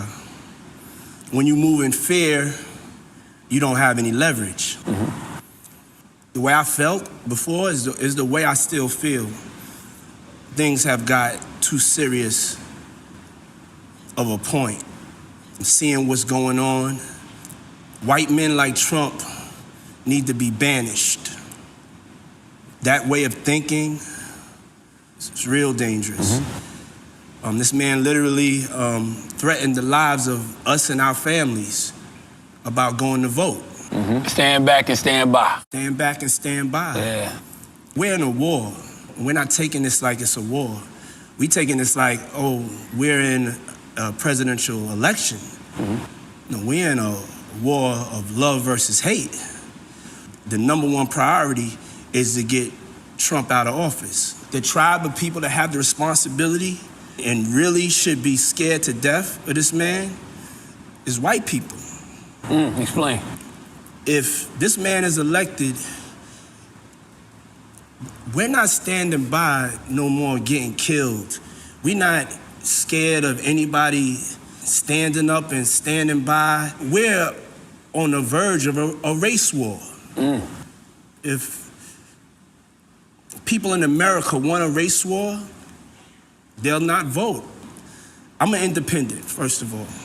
When I vote, I try to do what's best for my community.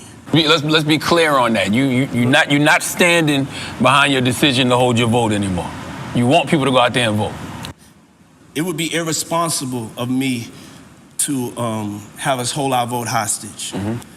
But it would also be irresponsible of me to just let this moment go by. The world is watching, and not do everything I can to make sure that going forth that we're a part of the narrative, that we own our politics. And so I'm launching one of the boldest movements that I've ever launched. And it's called Our Black Party. Okay. It's time for us to have our own black political party, unapologetically. Because right now, if you look at the... And that's when they said, oh, no, the fuck you don't. Oh, no, the fuck you don't. No, the fuck you don't, Diddy. We sent you to be the spokesperson for what we want you to tell them. You are not to go rogue and tell them what you want to tell them. We tell you what to tell them. So now that we are seeing that you are going rogue and completely off the script now you think you are getting too big for your britches. Because what would follow this is you saying that Diego is racist and that you would like to have De Leon be up there with Ciroc, which now you let it be known that you don't even own fucking Ciroc. So you see how, like I said, the jokes are going to fly. The diddler is still the diddler. But this is why they really wanted you out of here. They started to notice that you were not being as complicit as you were in the early 90s. You had started to form your own shit. We cannot have you starting your own shit. Debates, we're not even a part of the conversation. Not at all. We're not a part of the conversation. We don't have any political power. We don't have any political leverage. And so we started Our Black Party with some young, fearless black activists, elected officials, and I've stepped up and put the money behind it. This is the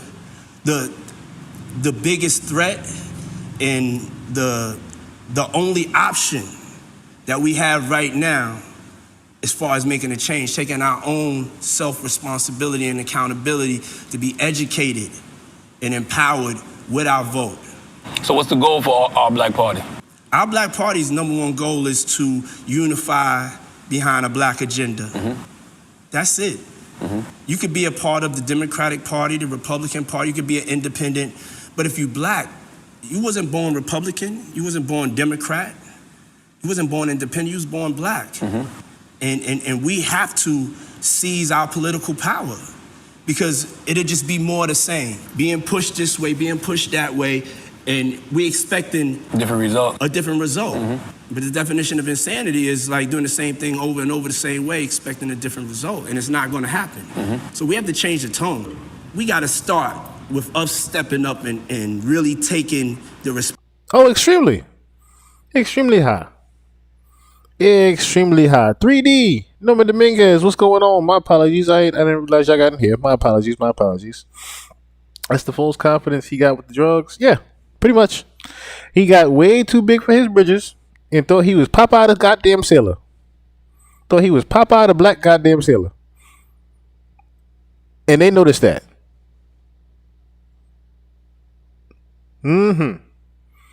They noticed. And look what happens later. Like I said, everything would follow right on after. Exactly. Crack that goddamn whip. Crack the motherfucking whip. Get your ass in line. Get your ass in line. And of course, they're going to get everybody else in line. Because if they, you know how the crazy thing is, Bugs Life was a very telling movie. You know why it was a very telling movie? Because they had the one scene where it was the ant. And what did the general say? If one ant stands up, they all stand up. We can't have that. When one ant stands up, they all stand up. And that's the thing. Once this one big ant said, hey, God damn it, I'm as big as the rest of you ants. I'm as big as the rest of you generals. I'll start my own goddamn army over here. No, the fuck you don't, Diddy. Responsibility and accountability to be a part of this political movement. The hardest part of that is going to be getting other black people to buy into it. This is not for all black people. Mm-hmm. You know what I'm saying? This is not for the scary ones. Mm-hmm. This is for the ones that want to move things forward and want to get to the smoke. A black person spends an average of like 5 hours on Instagram a day. Mm-hmm. If you could give Instagram that time, 15 minutes you could give to educating yourself. And our Black Party's that platform. So when we get down to the local elections, when we get down to the school board, we get down to the judges and the justices, that's so confusing for us. We've never played this game. This is another level of gangster. But I played this game before, you know? I started in 2004 with Vote or Die, and this is the evolution of that thought, of that empowerment, of that independence, of us taking self-accountability so we're not caught with our pants down like this election. Right now, we're not gonna get nothing. We caught with our pants down. We're not organized, we're not ready to really take this on. Hold up, let me ask you, what's the difference between Vote or Die Diddy and Hold Your Vote Diddy? And what occurred between those two phases that made the change happen? I went through the experience of politics. I played the game with the Democratic Party. The people that I went and campaigned for, after they got elected.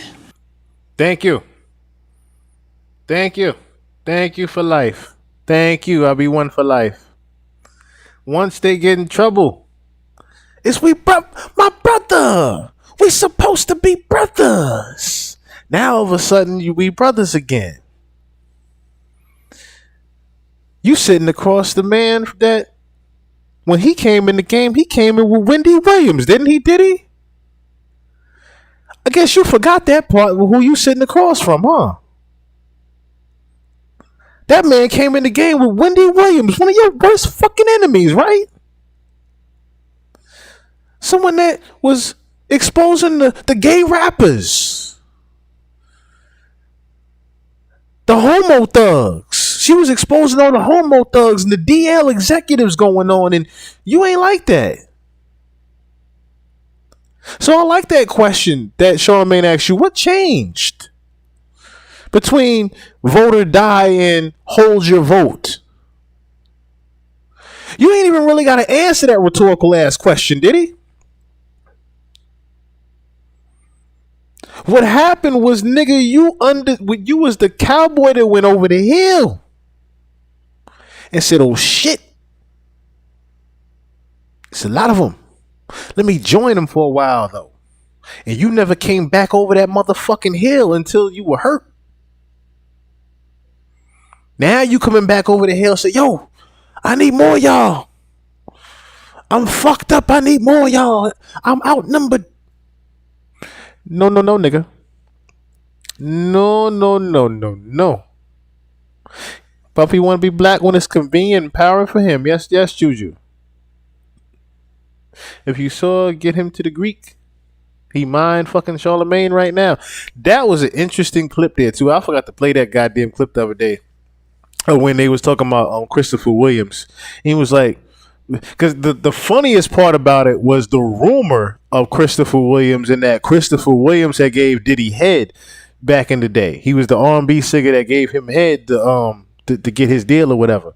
And when he talks about the interview of Christopher Williams, he's like, I could just mind fuck Christopher Williams better.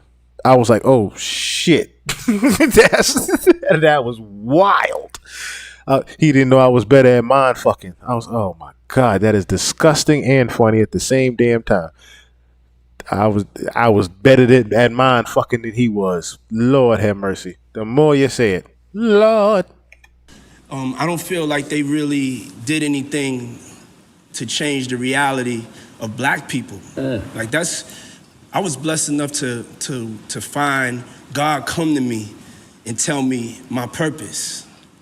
And he told me my purpose is to play a part in saving the black race.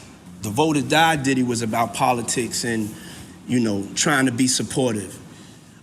And also, they kind of guilt us into voting. And God come to me and tell me my purpose.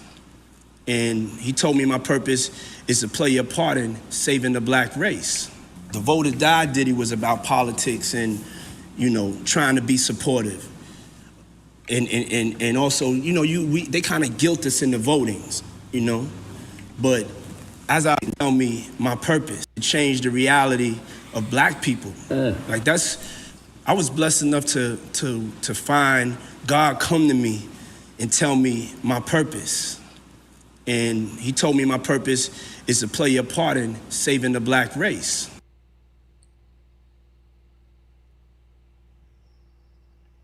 The Vote or Die. A bullshit. A bullshit. A bullshit. A bullshit. Diddy was about politics and, trying to be supportive. And also, they kind of guilt us into votings, But as I evolved, I realized this is a business. This is a transaction. This is the closest thing to the streets than the streets that I've seen. That's why I don't think there's nothing wrong with asking these politicians for something for your vote. Yeah. You can't keep on giving your power away for free. This is black insanity. We keep on doing the same thing over and over, the same way, expecting a different result. Now we in a trick bag, as my mother would say. You know what I'm saying? Explain that. That's old Harlem hustler lingo, is when you're in a situation, you're like in a catch-22. Between COVID hitting us and because we weren't organized for this election, we have no choice now to get Trump out of there. It's a shame and it's our responsibility that we did not get anything out of putting Biden in the place he's in after the primaries. They gave us Senator Harris as the VP. I mean, those are some of the things we were asking for. Black agenda could be way stronger, way stronger. He said he put a black woman on the Supreme Court. We don't even know if that's gonna happen now. Hey, when you look at it, we don't have no choice, you know what I'm saying? You can say what you want about Biden. I can't say I love the pick either, but hey, we gotta get him in office, and then we gotta hold him accountable. So how do we do that? In addition to voting, what else is Sean Combs gonna do? From Trayvon Martin, I've been trying to figure out like how can we end this? Trying to think about solutions, because you could be angry, and you could march, you could protest, and people could hear you, but that don't mean that they're making any changes. So for me, it was us looking at, because one is studio produced and one is a live microphone. Did better answer that question there. Because yeah, Simple Town Radio, I too wondered that too. I was like, why the fuck does Charlamagne shit sound so goddamn edited in and out like this? But it's because it's so damn studio produced. Even what he's saying, that's why I felt the need to play the bullshit thing. Because like, nigga, I don't want to hit. Especially now we're looking at hindsight from what you have done. Eros 120, what's going on? They're looking at hindsight from what you have done. This is all bullshit. This is all bullshit that you're saying. You are not for the black community. You have lied to the black community for damn near 30 years. You did nothing but use the black community as they wanted you to for the past 30 fucking years. I don't want to hear what you got to say about this. Exactly, Charlamagne. What changed between Vote or Die and Hold Your Vote? I ain't hear a goddamn thing. I ain't hear nothing. There's a long history of celebrities lending their voices of politics and activism. Harry Belafonte, Ozzie Davis, Stevie Wonder, etc. Very true, but lending the voice and actually, trying to be a part of the voice and do something with it, whole different thing. Whole different thing. On the one hand, when they involve themselves, we say they need to stay in their own lane. On the other hand, they don't speak up. You say they stand for nothing. It's very true. That's very true. That's very true. The only thing is with the dealer is concerned is he truly doesn't stand for anything. The only thing he stands for is self. Time and time again, Diddy has confirmed that he is more for himself than he is for anybody else in the room. If there was per se a hurricane and the wave tides were coming up, Diddy would make it so Charlamagne had to watch the waves coming up so he could easily leave the house. That's the type of nigga Diddy is. Diddy won't be the nigga like, yo, Charlamagne, come on, yo, it's a big wave coming. He'll be like, yo, Charlamagne, I need you to watch the wave while I get away. That's Diddy. Puffy isn't a producer, he's a production. You're damn right. You're damn right. He is a whole fucking production up there. A whole damn production. Now, something came out today, and which I thought was absolutely fucking hilarious. Because I never put two and two together. But then when I looked it up, I said, oh shit, it all makes goddamn sense.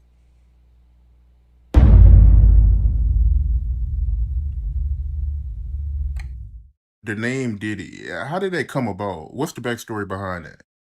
See, what happened was that every tragedy we know that happened, Puff changed his name.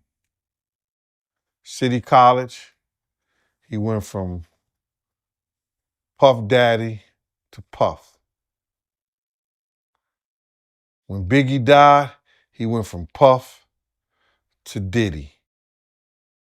When Wolf died, he went from Brother Love, from Diddy to Brother Love. And when Kim Porter died, I think he may have went to Love. Every great tragedy, he changed his name because he's running. Those names had certain significance in his life. You got to realize Diddy name that Big gave him has now made him the laughing stock of the hip hop world. You can't go on YouTube, you can't go on TikTok, you can't go on Facebook without seeing somebody taking that name and using it in some kind of, even cartoons, in some kind of hilarious, laughing type matter. That's very embarrassing to him. Big gave him that name. And Big was laughing when he gave him that name. And somehow Big knew that giving him that name was going to make him the laughing stock of hip hop. Because we know it came from Donkey Kong. I've said this 1,000 times. Donkey Kong Jr.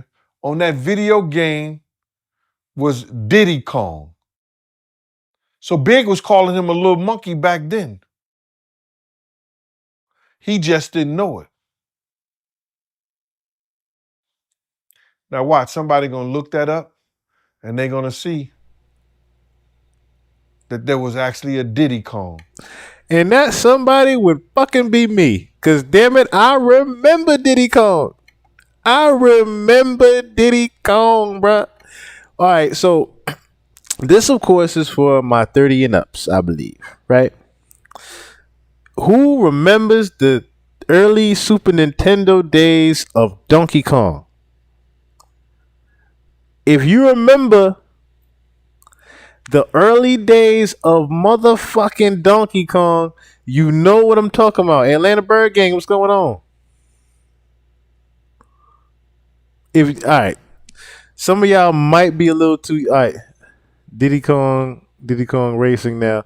Yo, this was it. Some of y'all might be too young, but some of y'all I know are old enough to remember Diddy Kong. Some of y'all, but I know some of y'all remember Diddy Kong. And when I seen this shit, I said, "Oh, it makes all the fucking sense. It makes all the goddamn sense." Even just looking at him. It make all the damn sense. Look just like Diddy.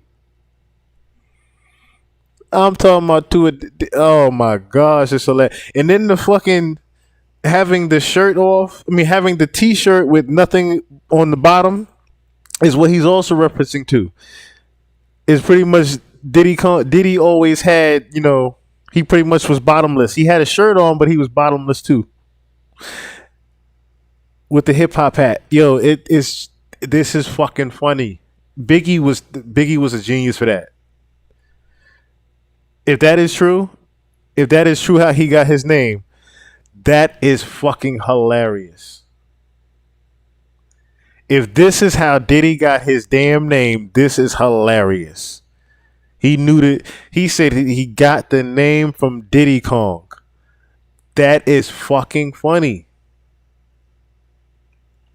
Just this. What had happened was just this. How Diddy got his name is what. Matter of fact.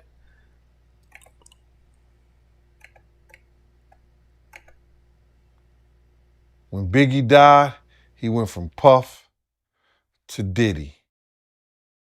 When Wolf died, he went from Brother Love, Love from Diddy to Brother Love. And when Kim Porter died, I think he may have went to Love. Every great tragedy, he changed his name because he's running. Those names had certain significance in his life. You got to realize Diddy name that Big gave him has now made him the laughing stock of the hip hop world. You can't go on YouTube, you can't go on TikTok, you can't go on Facebook without seeing somebody taking that name and using it in some kind of, even cartoons, in some kind of hilarious, laughing type matter. That's very embarrassing to him. Big gave him that name. And Big was laughing when he gave him that name. And somehow Big knew that giving him that name was going to make him the laughing stock of hip hop. Because we know it came from Donkey Kong. I've said this 1,000 times. Donkey Kong Jr. on that video game was Diddy Kong. So Big was calling him a little monkey back then. He just didn't know it. Now watch, somebody gonna look that up and they're gonna see that there was actually a Diddy Kong.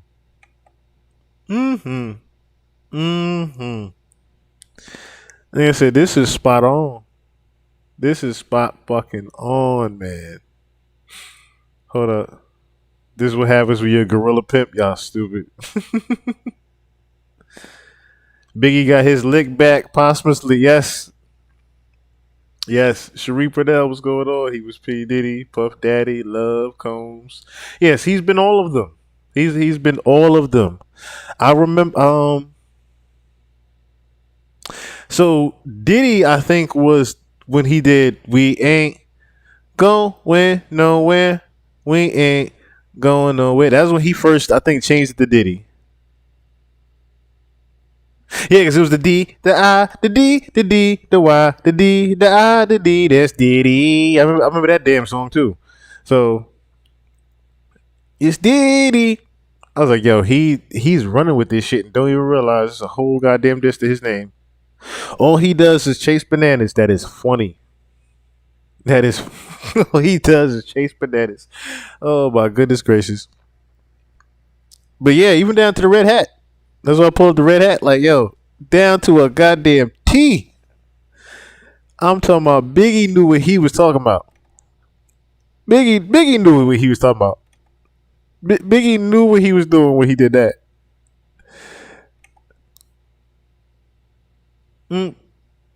Diddy Kong.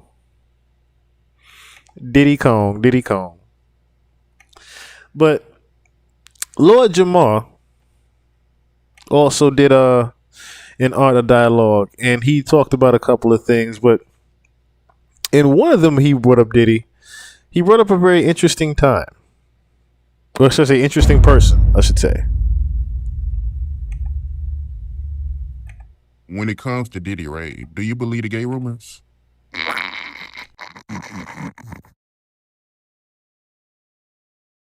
If a bear shit in the woods, does it make a smell?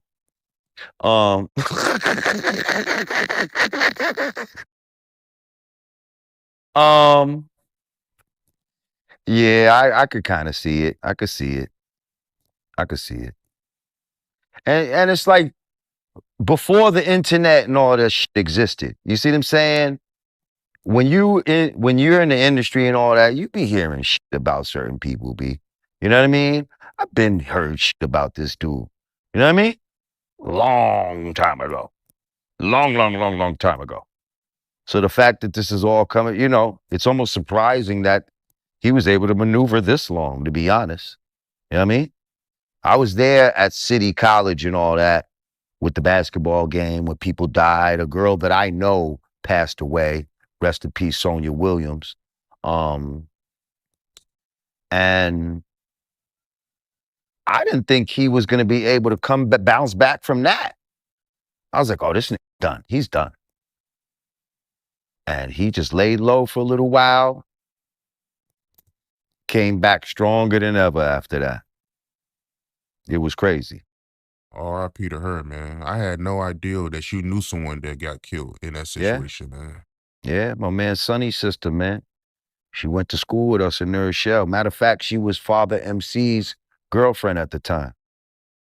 Yeah, I know I always interview, Gene Deal, and he's very adamant that, Diddy is the reason why, all them people got killed, but from your point of view, do you blame Diddy? Yes, I blame greed on it. You know what I mean? I feel like they didn't want a bunch of people to get in for free, so they closed the doors in a certain way. The doors, I think, had to be pushed out or something like that, and they pulled them back in towards. So like people got crushed against the doors trying to get in this little space, and you know what I mean? At that point, when you saw shit was crazy, y'all should have just said F the money and just let motherfuckers in. But no, y'all motherfuckers, you know what I mean? Y'all want to squeeze a quarter to the eagle scream. You know what I mean? And that's that bullshit.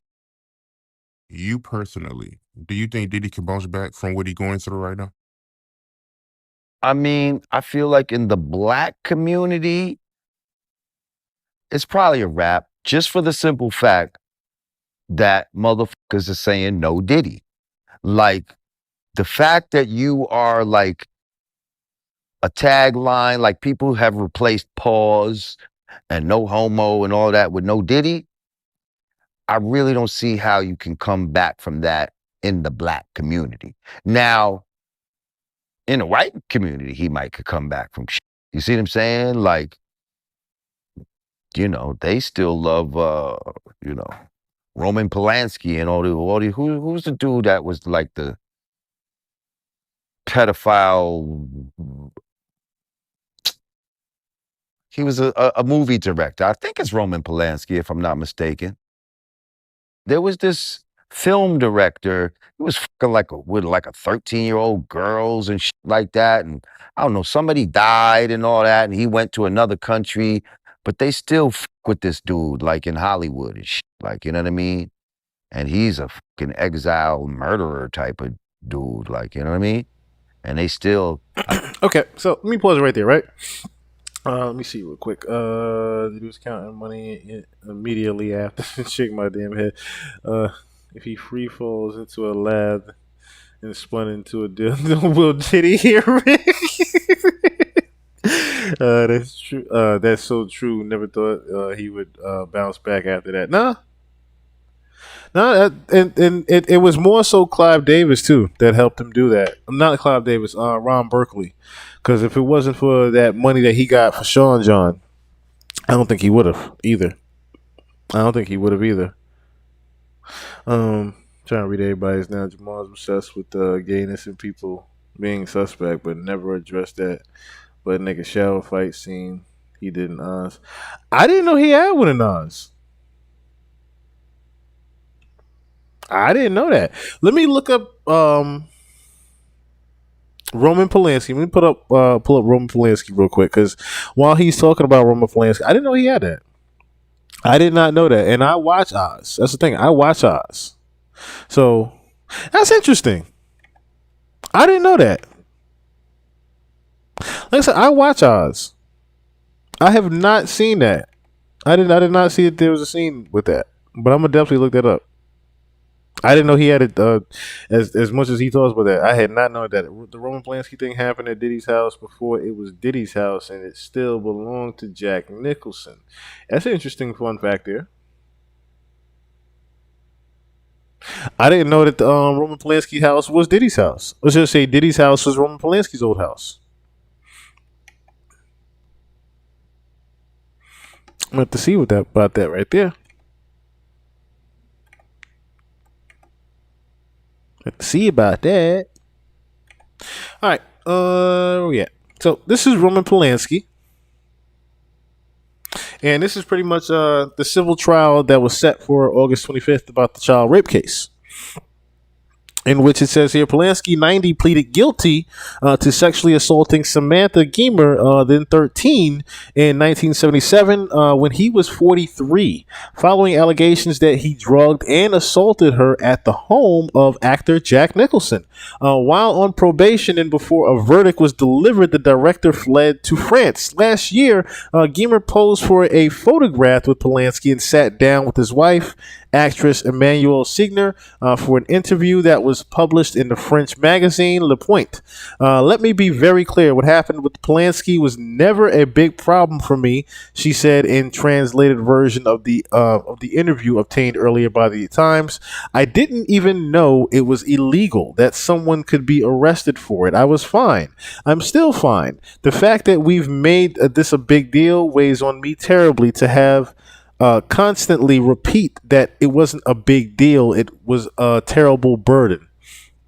In the nearly 5 decades since Polanski fled to Europe following his conviction, he made his 15 films and earned Oscar nominations. He won Best Director for The Pianist in 2003. Now, correct me if I'm wrong. Was there someone else in The Pianist? I think we just saw someone else that was in The Pianist, right? I might be wrong. If I'm wrong, I'm wrong. But I could have sworn I saw that on the list here for somebody. I don't know if it was this particular list. I thought I saw it on this list here. I thought I saw The Pianist somewhere on this list. Maybe I was just looking up his director list. All right, anyway. That's right, I was looking up his director list. Anyway, yeah, so nearly 15 films earned many nominations, of course, Oscar nominations. He won Best Director for The Pianist in 2003 until Me Too shifted the paradigm in Hollywood and elsewhere. The director of Rosemary Baby and Chinatown had the support of many of his peers who largely hewed to the idea that audiences can separate art from the artist. So let me just read this here from the actual court case here. Which one is it? 6? Just want to make sure I'm at the. So this is the Roman Polanski trial here, as well. So it says here the basic facts about what happened on the night Polanski met Samantha Geimer have not changed, not least because Polanski admitted to having sex with her, including in his autobiography, Roman by Polanski. That's such an arrogant thing, Roman by Polanski, describing her there as Sandra. What has changed is the interpretation of their encounter during this period, and especially in the last few years. The change reflected accusations of Hollywood producer Harvey Weinstein sexually abusing a stream of actresses, and the rise of the Me Too movement in 2017, largely thanks to social media, which encouraged uncovering Weinstein-like behavior among other filmmakers. This also led to more women accusing Polanski of sexual harassment and rape. Grady 2017, although none of the accusations have been proven at time of writing. Other factor in resurfacing interest in Polanski's case was the release of Marina Zenovic's documentary Roman Polanski Wanted and Desired in 2008, in which she argued that Polanski was a victim of the failure of the U.S. justice system, and given the circumstances, he made the right decision in fleeing prosecution. This claim might have made viewers more sympathetic to Polanski. However, it was probably also a factor, and Zenovic argues in her next film about Polanski, Odd Man Out, of the American authorities trying to close this embarrassing case by putting pressure on Swiss authorities to arrest Polanski in Switzerland in 2009. In an unsuccessful attempt to extradite him to the United States to stand trial, ironically, Polanski's arrest took place during a festival in Zurich, which presented a retrospective of his films, pointing to the entanglement between the private and artistic in Polanski's life. So pretty much, if you read between the lines there, this was so much of practice. Think about when Bradley Martin got caught, right? When we watched that video of Bradley Martin getting caught with the 15-year-old talking about some joke just in a slice of pizza, I wanted to punch him in the face for that dude when he said the slice of pizza. Thinking about Pizzagate, and you with a 15-year-old and you're like 60, 70 years old, you talking about something, you with a 15-year-old getting a slice of pizza? I wanted to punch him in his face for him. And that was his daughter. I mean, the daughter's father approached Bradley Martin. That's what this is starting to sound like right here. Like he's just heavily Roman Polanski's just always been heavily protected and never been necessarily, he'll never be actually caught, especially when everybody else is doing the same thing around him. That's what it comes down to. Everybody doing the same exact thing around him. And if everybody's doing the same exact thing around him, who are you actually going to snitch about? Who are you going to snitch to that isn't doing the same thing? Who are you going to snitch to that isn't doing the same exact thing here? Let me see here. They got more houses near Playboy Mansion and have underground tunnels, but they don't want to talk about it. Yeah, they won't talk about it. They will only talk about what they found underneath Diddy's house. But notice how they will not, and I repeat, not ever go into detail about what they saw or have in those tunnels. They let us know that the tunnels existed and where they led to, but they will not take their asses down there. You know why they won't take their asses down there? If you've ever watched a movie or two and heard about the reference of as above, so is below, you wouldn't take your ass through them tunnels either. Because I'm pretty sure some of them started to go through them tunnels and realize, oh shit, there's some other stuff down here. It's not just what you think of the tunnels just as like a human trafficking tunnel type of thing, which of course that is one of the things that it can be used for and definitely probably is, but it is more so for the connection of the bottom realm. I'll just leave it at that because I don't want to go off too far on a tangent with that part right there. Angelica Houston was at Jack Nicholson's house when it happened. Okay, so Angelica Houston was at Jack Nicholson's house when it happened. She would leave him, take her daughter, and start dating Robert De Niro. That daughter, Claudine De Niro. Okay.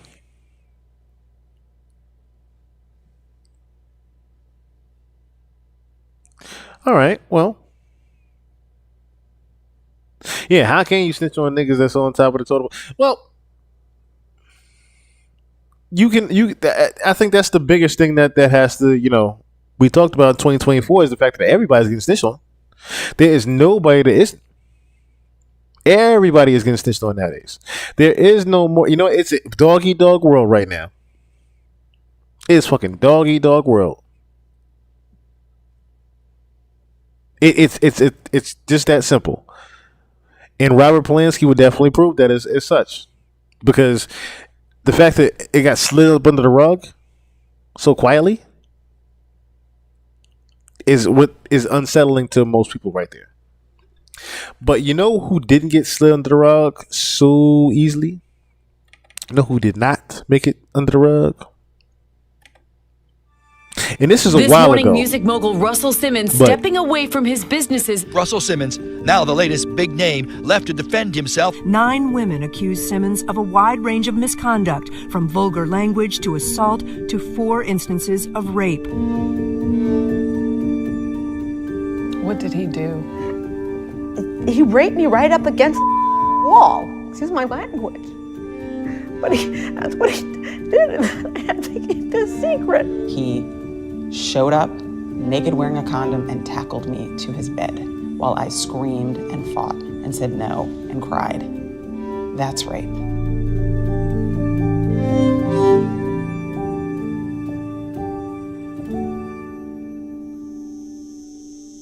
If the allegations are not true, why would all these women accuse you? I heard someone else say this, that I was quite frivolous. Look, there's a song by Houdini, I'm a hoe, And the crazy thing is, I don't, they actually, I forgot who they said funded it. I don't know if it was Diddy, but they said someone actually had funded that whole thing. I don't know if it was R. Kelly. It was R. Kelly or Diddy, they said funded the whole Me Too movement initially to begin with. Like the whole Me Too movement was pretty much started to try to protect those people that were actually doing that bullshit. It wasn't necessarily saying, yeah, me too. It was pretty much that whole funded movement was to pretty much try to protect the Hollywood elites, or should I say not even the Hollywood elites, the main global elites from what they were actually doing. I'm a hoe. 3 different girls after every show. Culturally, we thought that was the right way. And a number of sexual partners and compromising positions I put myself in is beyond anybody's imagination. You said you had more foursomes than most men have partners. Yeah, and that wasn't really, I think it was cultural and silly and egotistic and sad and from an insecure. Yeah, I thought Diddy was bad. Russell, talking about early Def Jam Russell, King Freak Off. This is Russell Freak Off Simmons. The original Freak Off Diddy. Okay? We're talking about owning a label and having all the money and power, and I can get you this deal and that deal. I'm the head of Def Jam type shit. You know what I'm saying? The original Diddler. The original mainstream Diddler is Russell Simmons. God damn it. Right, he can't even answer the question. He can't answer that question. That feeds it, and a lot of reasons why we were that way. If you slept with as many people as I slept with, thousands, and we're talking about 6 people. There were like 20, right? I mean, that range from assault to... Bruh just nonchalantly said thousands. Thousands. And it's crazy because when Jaguar nonchalantly says, yo, it's going to be thousands coming out of Woodworks, I thought, that ain't going to be that many goddamn people. This nigga said it out his own damn mouth. It's going to be thousands. Not that it's going to be thousands. That he slept with thousands of people. And I'm like, y'all don't have that much time in the world. Y'all don't have that much time in the damn world. Y'all can't be doing that all the day, everybody. There's got to be some type of orgy. Regardless if you want to say it's not. Nigga, I know what an orgy is. Rape to- That's not, no. I spoke poorly to 15 of them. I mean, 12 of them. I spoke poorly all the time. I'm a Def Comedy Jam guy. I was crude. So how many compromising situations was I in? And if you call that person and say, can you help me help these other women? Then you can get them to tell a story and reimagine a story. I think situations was I in. 15 of them. I mean, 12 of them. I spoke poorly all the time. I'm a Def Comedy Jam guy. I was crude. So how many compromising situations was I in? Real question you need to ask yourself. How many compromising decisions did you put yourself in and act on it? And if you call that person and say, can you help me help these other women? Then you can get them to tell a story and reimagine a story. And I'm not here to say what they were thinking, but I can simply tell you that I was in so many compromising situations that people can have a recollection from 30 or 40 years ago. And it can be different from my recollection. And it could be one where there was perhaps collaboration. If you had more foursomes than most guys had onesomes, could someone leave and feel hurt? Could someone leave and feel they wish they hadn't? Could someone reimagine a story out of thousands of people? Could someone want notoriety in a market where people thirst for fame, even infamous? Could someone who just came out of jail and want to sue you because they had an experience and they can reimagine it just a little bit different? And could you be vulnerable enough to accept it? I took 9 lie detector tests. People don't know that. 9 separate. 7 from the chairman of the Polygraph Association. 1 for each of the serious accusations. 1 for when someone said, for instance, I was violent. One person said that. I've never been violent. Took that. 1 for I apologized. I never apologized about assaulting anyone. But if 2 people say it, because one said it and me too, and the second person said it, then I took a test for it. 3 hours per test by 2 polygraph examiners. One that I've never done this to anyone and one I've never done to each individual. Some people say that they're not accurate, but if they're 94% accurate, I did 9 of them, it's pretty clear that I don't believe it. I even asked well, what if I believe it, but it's not true? He said, your subconscious will get you. Hopefully. That's the thing. Your subconscious will get you, as well as you need to understand that karma will get you. That's why that subpoena came not too long ago. I think it was 2 weeks ago now? Every time I'm thinking about it. The subpoena came. Because he thought he couldn't even get that shit out in Bali. And then that subpoena came and he said, oh shit, they still find a way to get me. I don't know how true that is, but that's what was told to me by the chairman of the Polygraph Association. He was filmed, by the way, talking about this, so there's footage available. No one in the mainstream would cover that. Why do you think that is? There's a narrative. Which is what? That we don't want to go backwards. We want to believe women. But women and celebrities may be in some cases a little different. But we don't want to not believe women. We have to believe women. We have to give them the benefit of the doubt, but we can't demonize people without proof either. Twitter cannot make a decision. I've never spoken to a policeman. I've never spoken to a judge about anything. So who's the judge and the jury here? Maybe you haven't lived in the real world. It's gray. No one's intentionally hurt anybody. It's a big difference. No one pushed anybody, and being pushy is different from pushing someone. It's very gray. Rape is a strong allegation, and some of these stories were that you pinned women down. I mean, like bad stuff, either happened or it didn't, right? Yeah, it's a serious word, but I think they've changed the meaning. How so? Because I've never been violent to anybody. The rape is a violent crime. So it is a very serious. Somebody jumps out of bushes and rapes somebody, it's different, I think. So it's a different kind of recollection. So I don't think anybody's saying I was violent. Of course, I've been insensitive, but certainly I've never been forceful in any of my relationships. All of what I've had has been consensual. What area? Now, see, when he says that, that's when I call the bullshit meter again. That he's never been forceful in relationships. Because we don't have to necessarily watch the whole hour right there to hear from the person that he was forceful with. His life too much, and so I stepped in there to help adopt and raise that. So you guys know my kids. My kids have worked at the UN. My kids are ambassadors of the world. My kids speak multiple languages. Like I said, my youngest daughter is the youngest kid to graduate in recent history from an Ivy League school. You know, I'm a little upset, so I know I'm probably rambling and leaving out parts and jumping all over the place. I'm sorry. Y'all can hang up. I love you. I know everybody's going to be calling me later. But you all know that for sure that my kids are not brainwashed. So I thought that was crazy that people actually started to believe that, because I could see the messages and the comments and, oh, sorry. And sometimes people just want to have something to say, and I understand that too. So today, the whole topic, and I thought about people, all my friends in the industry, and who I could call and what media people I could talk to about this, and who do I go to talk about this. And I thought about this all the time, but I never really have, the right person, and it's never really come to me. So I just thought I'd turn on my thing here and say this. But for someone to imply that my kids are brainwashed because they honored the job or the duty that their mom fulfills on a daily basis, 365 days of the year, 24/7, is crazy. No one's brainwashed. You guys can go and see, no one's delusional.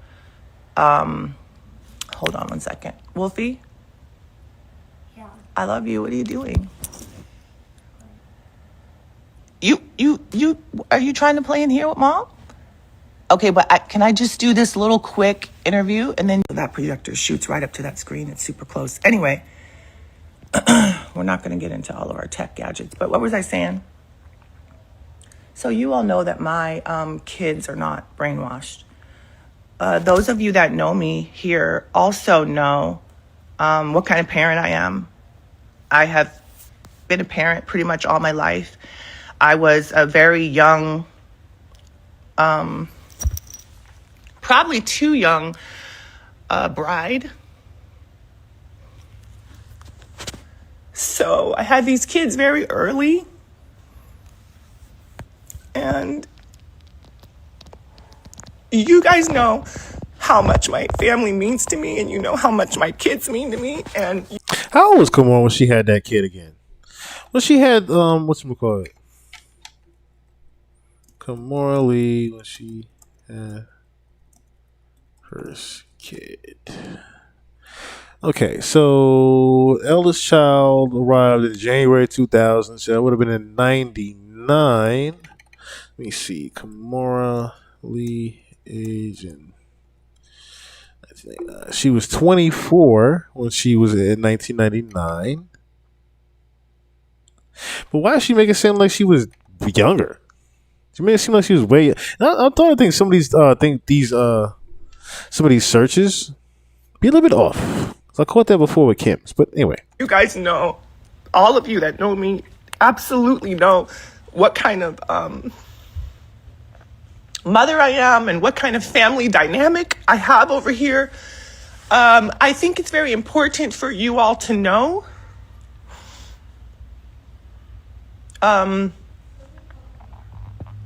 If you look back in our history, I have always been the type of co-parent. We were actually very famous for our co-parenting abilities and, how we always put the good face forward and the good foot forward to the world. So you guys know that. If you pay attention to the time frame of things, you will see that some years ago, recently, this ex in question brought a lawsuit against me and my family, a completely frivolous lawsuit, where he accused me of all kinds of crazy stuff, like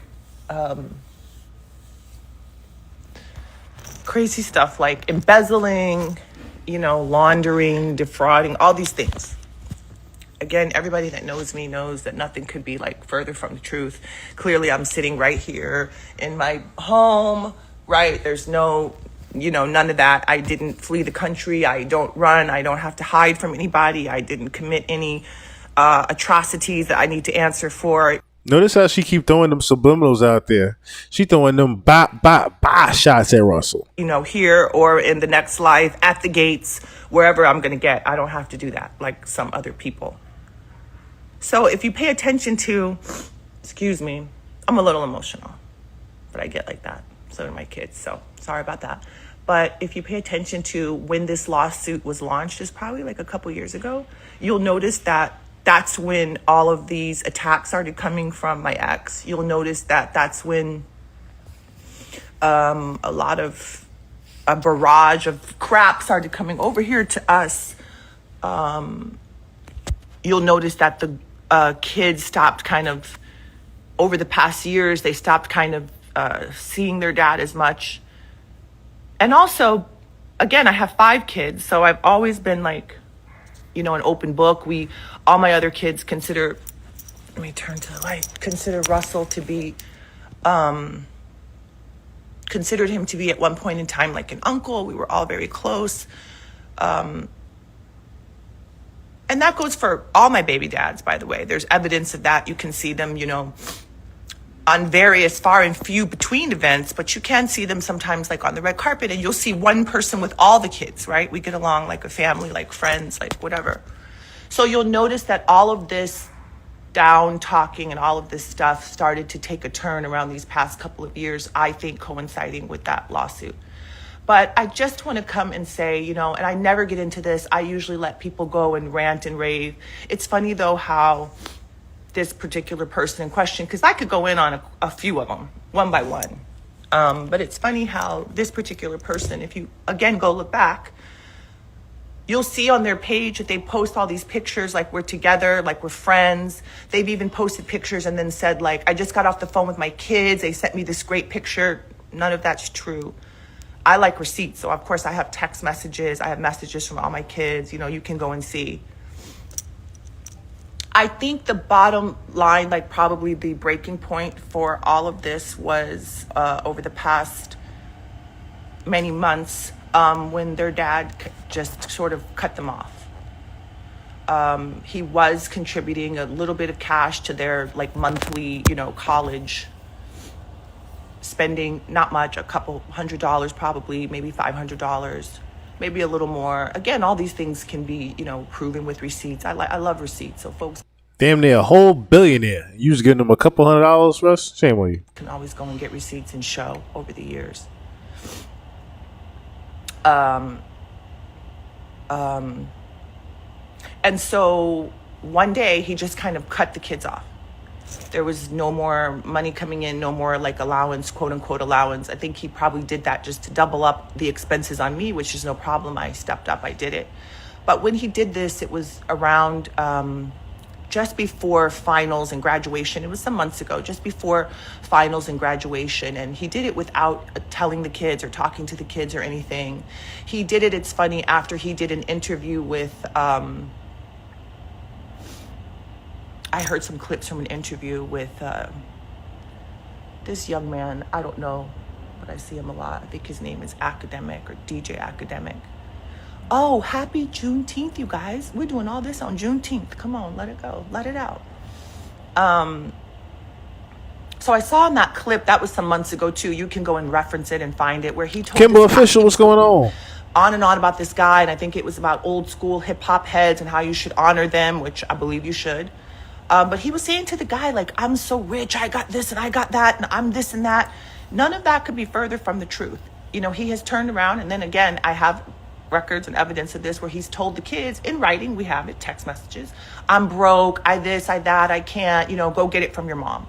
Now, meanwhile, I have been financially carrying this person probably for the last at least 10 years, myself and my ex-husband.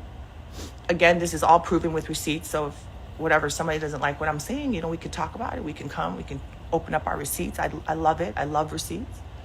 But I've taken care of this person to the tune of many, many, many millions of dollars to help with their bills, their overhead, their companies that they run into the ground, their unsuccessful bids, all of their stuff.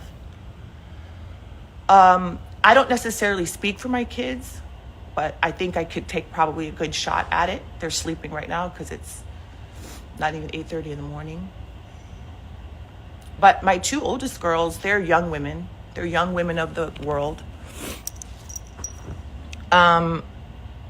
I think that was very tough for them, that their dad like kind of cut them off and cut off conversation and cut off helping them. And he's even said things to them like, why did you go to college? You shouldn't have gone to college. You wasted that money. You could have saved it. While I'm up here trying to hustle the kids over the finish line. You know, that was crazy. It's just been so many things that kind of negate what I'm trying to do over here at my house. Again, like I live in Beverly Hills, California. You know, I go between New York and LA. People know how to find me. They know how to see me. I see people walking up and down the street all day, every day. I'm just not going to tolerate this from someone who's not on the streets walking around every day. They are like, I don't know, apparently like hiding under a rock someplace far away in another country. You know, again, these girls are adults. They are young adults. I typically try to be very friendly and amicable with all my baby daddies, whatever. But I think it comes a time when you guys have to ask yourself, why are these women, young women, not supportive or not really trying to hear that? Or what have they gone through? What have they seen that they, you know, that has turned them off or that has put a bad taste in their mouth? You know, we've seen a lot lately over the years. And I have literally stood by these people and this man all my life. And I just get so emotional when someone tries to attack my parenting or my family or my kids that have tried so hard. You know, you can see all the press that we've done, all the interviews that we've done. I mean, it's a community thing. These kids graduating from college, high school too. And all my friends, you know, I say the same thing. It's every person knows here that has had graduates. I graduated from college only just recently in the past like 5 years. It's tough.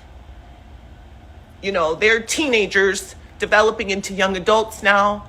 They have lived their whole life in the public eye, which I guess is a good thing and a bad thing, because it's good because you know my kids, you know my family, you know, and so I hope that the public can kind of decipher some of these things and some of this, you know, bullshit. But it's also bad because you grow up and, again, your stuff is in the public eye. You don't get to handle things that privately and discreetly, like other people may have a chance that are not in the public eye. So I'm very touched and emotional. I become very emotional. People always say, Kimora, you're such a boss. You're such a leader, but you're so emotional. I am emotional. I will, you know, like snap in a heartbeat when it comes to my kids. I think everybody knows that. And so the fact that you would come at this point and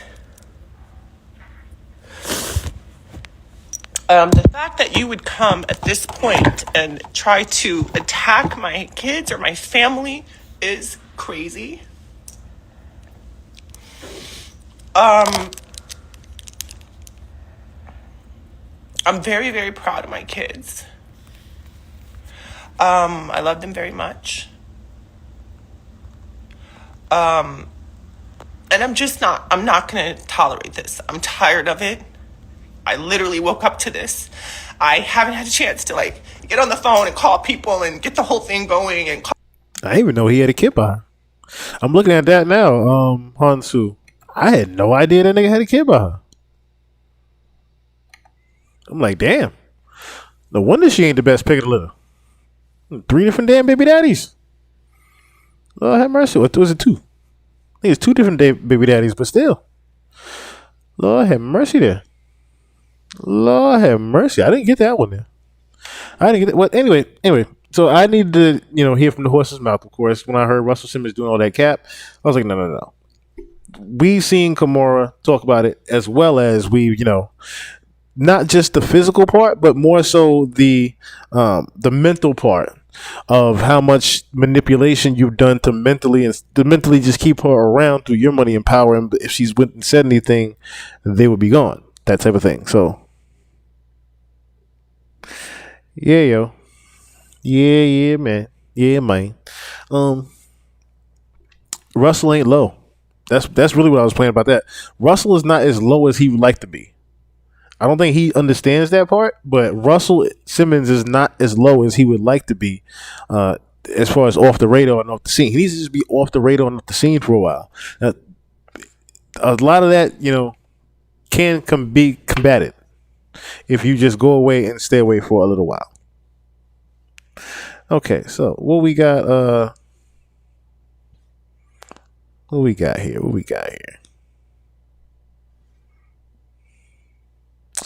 I guess we can get into that, because I don't want to not get into that. We almost 5 hours in. I don't want to not get into this. Now I'm looking at it and thinking about it. I don't want to not get into it here.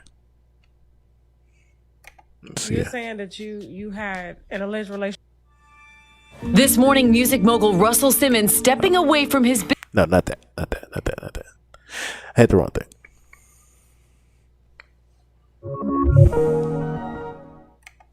Mosquitoes don't practice social distancing.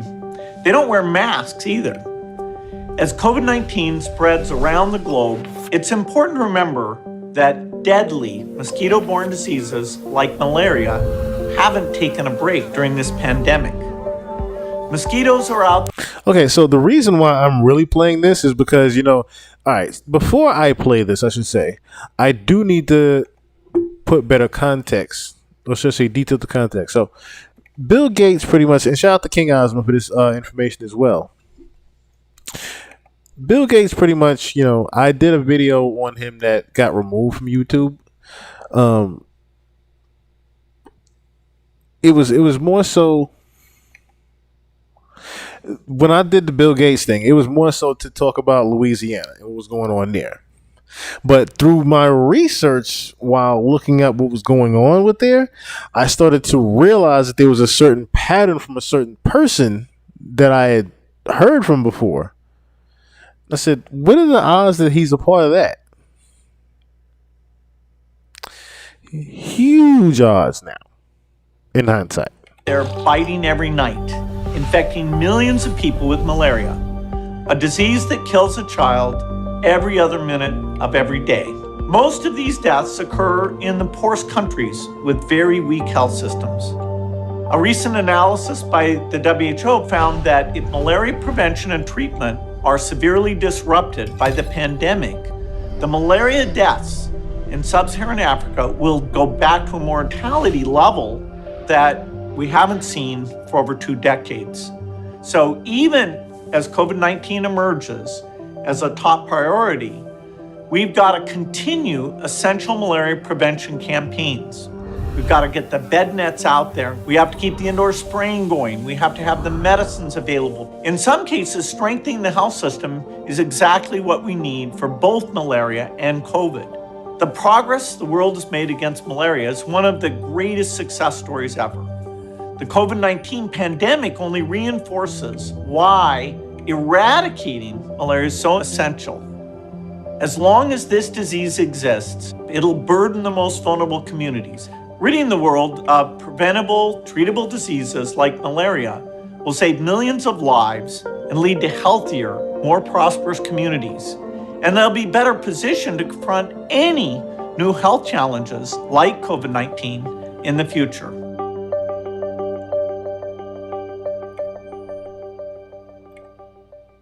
So the main reason I played that video, right?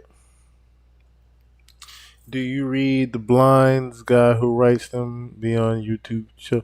No, I didn't know he was on YouTube now. I did not know the guy that does the blinds is on YouTube now. I thought it was a collective of people that actually do those blinds.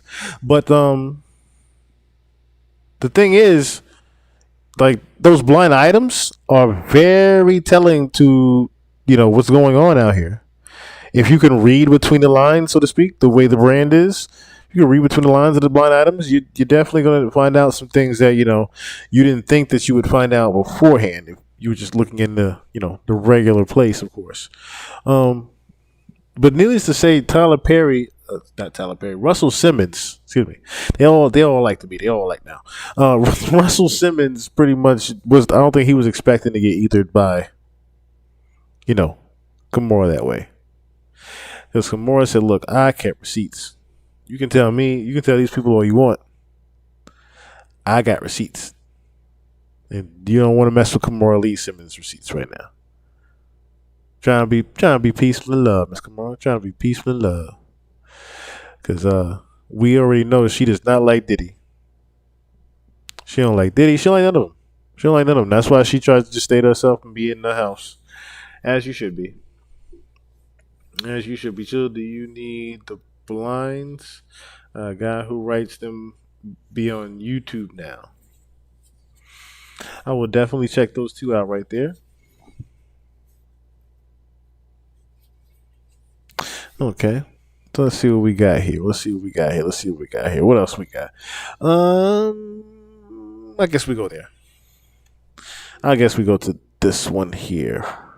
Matter of fact, I was trying to read the chat and see what else was in there. More than a half dozen Americans. Oh, you know what? Before I play that, because like I said, to bring better detail to context. So the main reason I'm getting at this is because Bill Gates, of course, I didn't know this, but Bill Gates pretty much has this mosquito farm to where people are saying that he's linked to releasing the increase in malaria and diseases there. But we're going to look at this video here, and, they're pretty much trying to debunk the fact that Bill Gates is not doing this. But like I said, you take your word for it. Are recovering after contracting malaria from mosquitoes in Florida and Texas.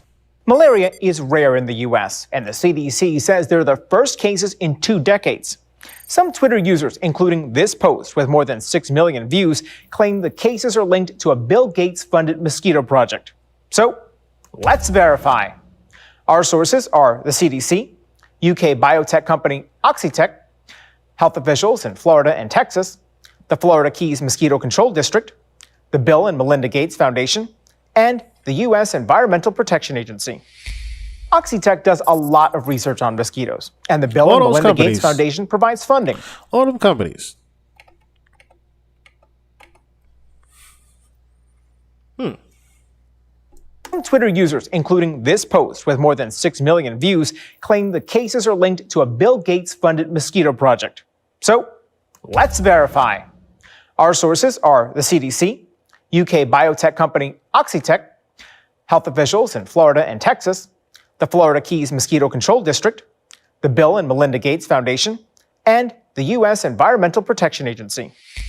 Oxitec does a lot of research on mosquitoes, and the Bill and Melinda Gates Foundation provides funding for 2 of its overseas research projects on malaria, which is exclusively spread by the Anopheles mosquito. One of Oxitec's projects not funded by the Gates Foundation involves genetically modifying a different type of mosquito, the Aedes aegypti, so it can't reproduce. Aedes aegypti can spread dengue fever, Zika, and yellow fever, but not malaria. Oxitec is currently testing whether its genetic modifications can help control the mosquito population in Florida and reduce disease. All of our sources say it's impossible for the Aedes aegypti to spread malaria. So, no, the Gates Foundation is not funding a malaria mosquito project in Florida. The research that is being done in the state uses a breed of mosquitoes that can't spread malaria and isn't being paid for by the foundation. With your verify. And to with that, I still say A bullshit. A bullshit. A bullshit. A bullshit. you can never fool me, fuckers. You can never fool me in that regard. Because I remember when a certain someone said what they This equation said. has 4 factors, a little bit of multiplication. So you've got a thing on the left, CO2, that you want to get to 0. And that's going to be based on the number of people, the services each person's using on average, the energy on average for each service, and the CO2 being put out per unit of energy. So let's look at each one of these and see how we can get this down to zero. Probably one of these numbers is going to have to get pretty near to zero. That's back from high school algebra, but let's take a look. First, we've got population. The world today has 6.8 billion people. That's headed up to about 9 billion.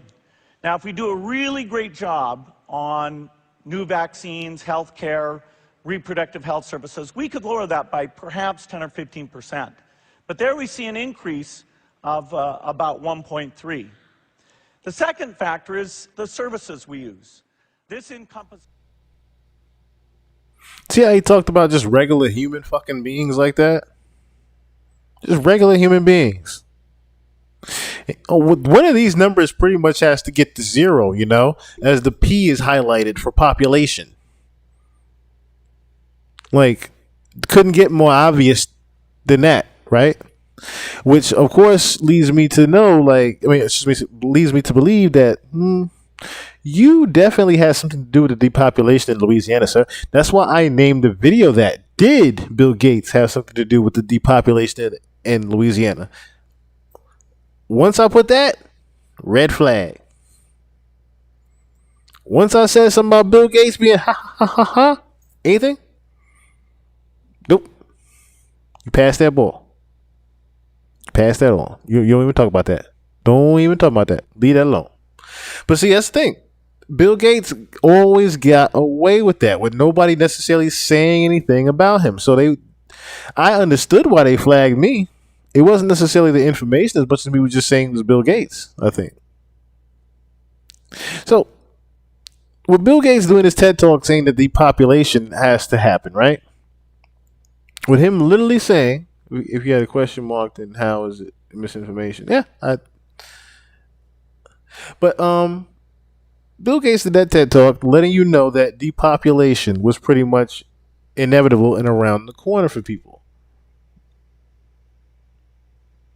Regardless of how, Bill Gates was pretty much at a... He's pretty much at the place where now he can force things to stop from happening. And force things to happen, I should say. Be a pain for them.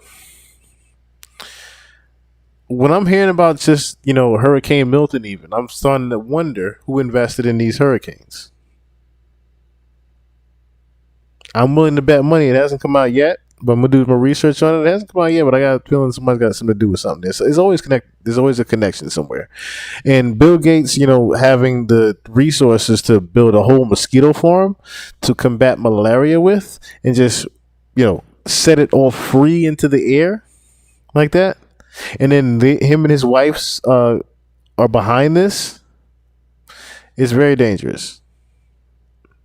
It's a very dangerous time because, like I said, depopulation is on anybody's mind right now. Or does anybody even know what the depopulation process would even be? Like I said, it's one of those things you just want to know. You have to know who's behind trying to remove us. Who is behind trying to remove us out here? Bill Gates is at the top of the list for me right now. At the top of the damn list. Bill Gates is a tech guru. This ain't his field. What if I never understood who gave those motherfuckers the position to control the population? Very true.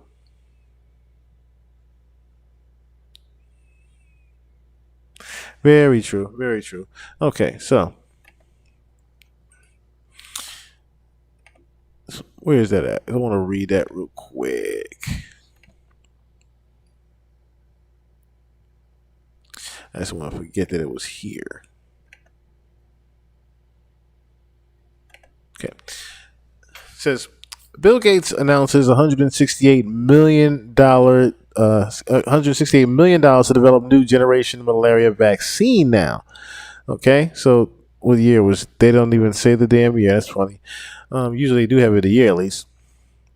Bill Gates announced today that that the Bill and Melinda Gates Foundation will provide $168 million to Path Towards Malaria Vaccine Initiative to develop vaccines for malaria, a disease that kills thousands of African children every day. See, that's the thing. How we know y'all not just injecting these kids with this and then using this for some type of commercial? So the Path Malaria Vaccine Initiative, MBI, is working with GlaxoSmithKline. Okay, biologicals to develop a first generation vaccine candidate known as RITS.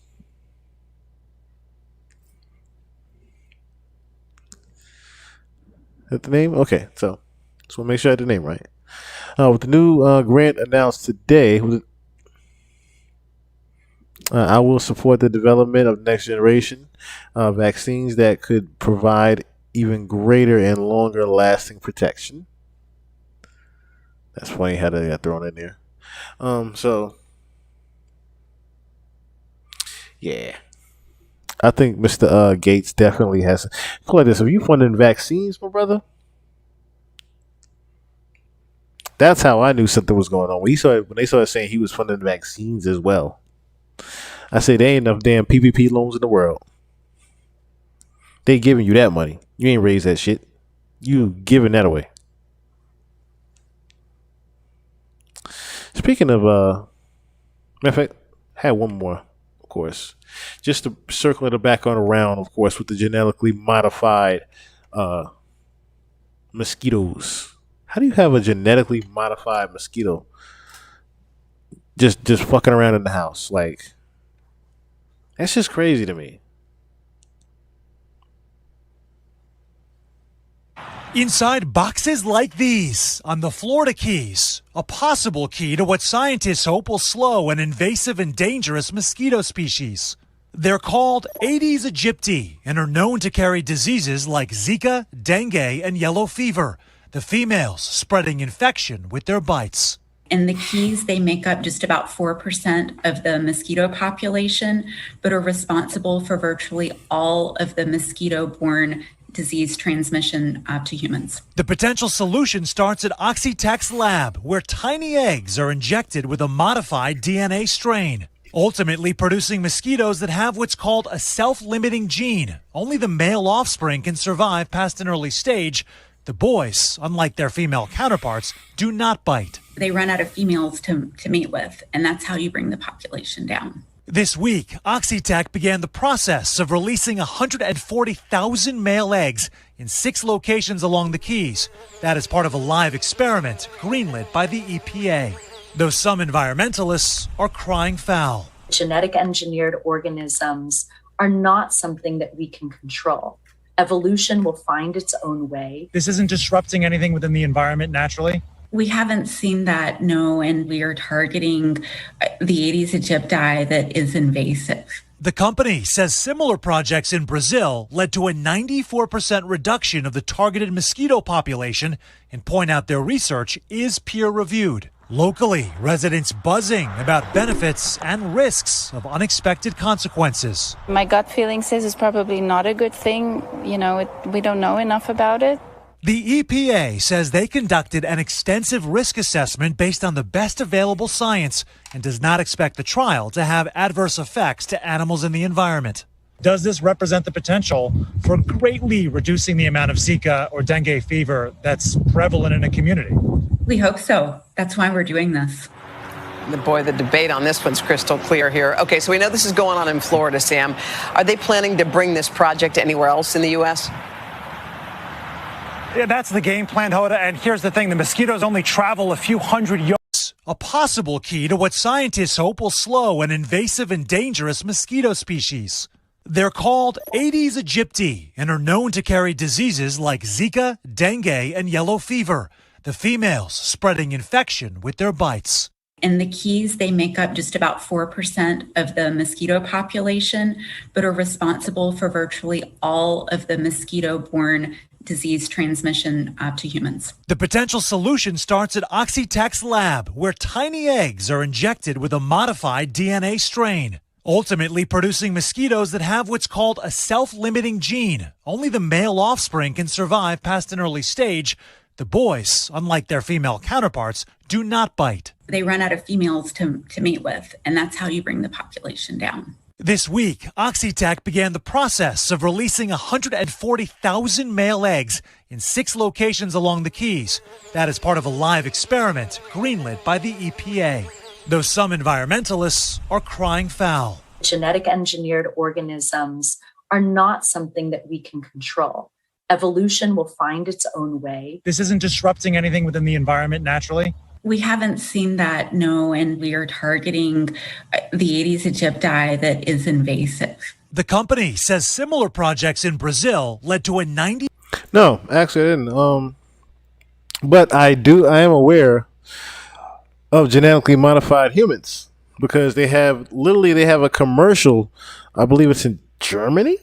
I don't know if they have it up there anymore, but they had a commercial. I'll look it up in a second, where they were actually advertising genetically modified children and babies.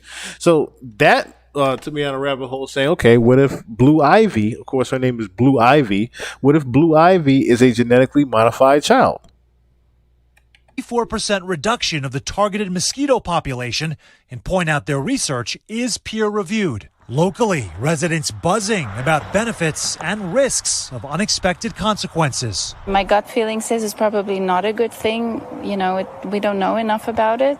The EPA says they conducted an extensive risk assessment based on the best available science and does not expect the trial to have adverse effects to animals in the environment. Does this represent the potential for greatly reducing the amount of Zika or dengue fever that's prevalent in a community? We hope so. That's why we're doing this. The debate on this one's crystal clear here. Okay, so we know this is going on in Florida, Sam. So that's the thing. Shout out to her. She's always a smart ass about it. But that's the thing, right? Bill Gates says that these things are not necessarily spreading the malaria, that they're only contracting it and removing it. But that I call bullshit on, because they're not really eradicating anything as far as disease go. Second thing is that they weren't. If that was the case, y'all should have did this with COVID-19 that was supposedly airborne. This thing kills everything in the air. Supposedly that was, the main cure for that was disinfectant. So mosquitoes, as far as Bill Gates is concerned, I don't think. I really wish that they would use something else to kill us with besides things that, we just fan off and say, yeah, shoo, fly, shoo, fly, shoo. And mosquitoes, of course, we just smash on the home when we see them.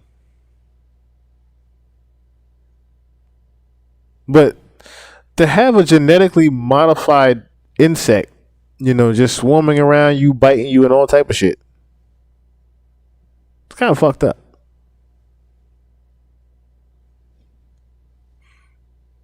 Kind of fucked up to me that y'all got the money to make this type of shit. I got the money to make this type of shit, but talking about the economy is broke. I just don't see it. I just don't see it. Pay attention to how you and the people skin to effects to mosquito bites lately is different. Yeah. It's almost like the fake snow that's around. Like, this weather is so manipulated.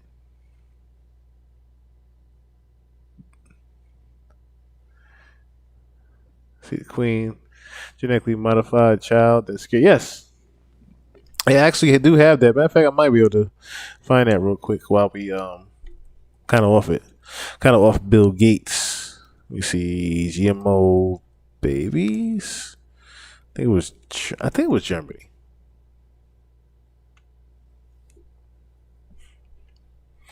Let me see if I can find the actual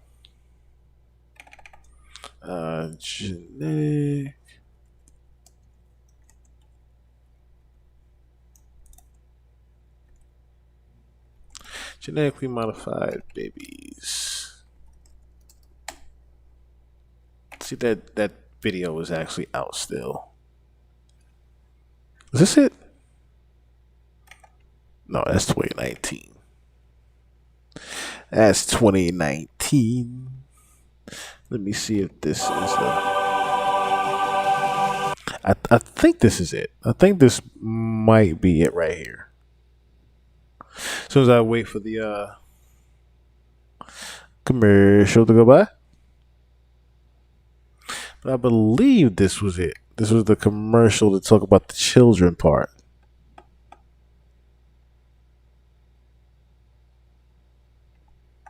Nope, she didn't make one. She didn't make one. She didn't make one. All right. Okay. Because I didn't necessarily have anything else to expound on Bill Gates and his mosquitoes. Other than that's why I played the TED Talk of the depopulation. You already see what he's getting at and trying to do. Another form of crowd control, as they say. Okay, so last but not least,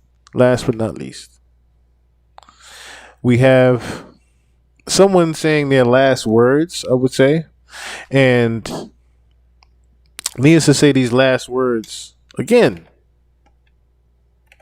were very telling to some people. When I die, I want my last words to be, I did it.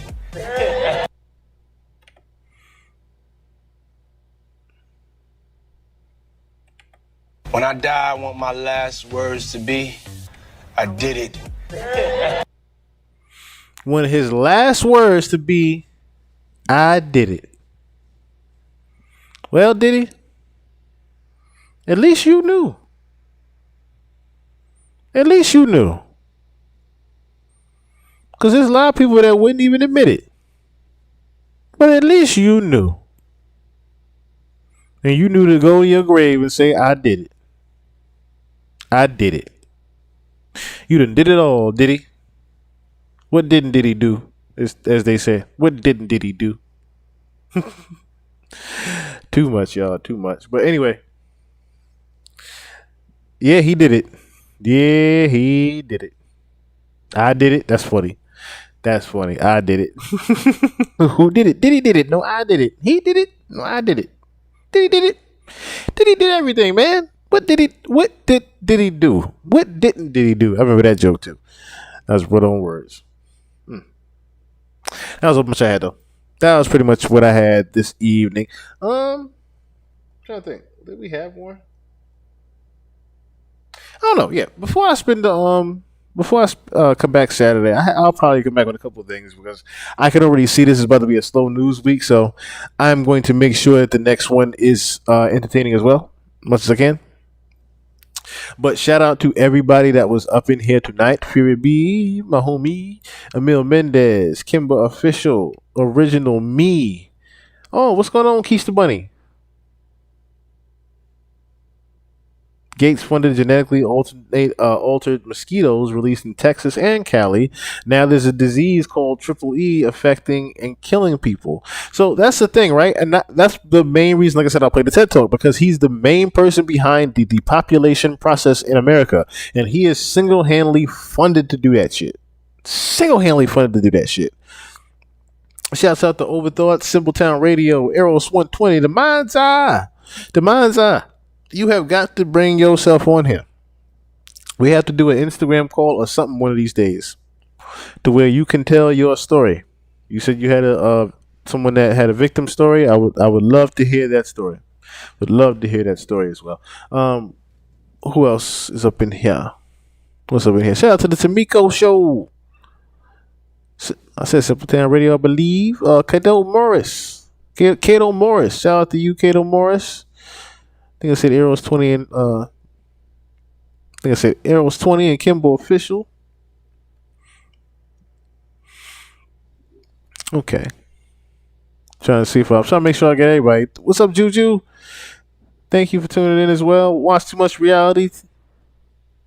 I'm making sure I get everybody, of course. What had happened was Watch Too Much Reality. Who that slugger? Cherie Pondell.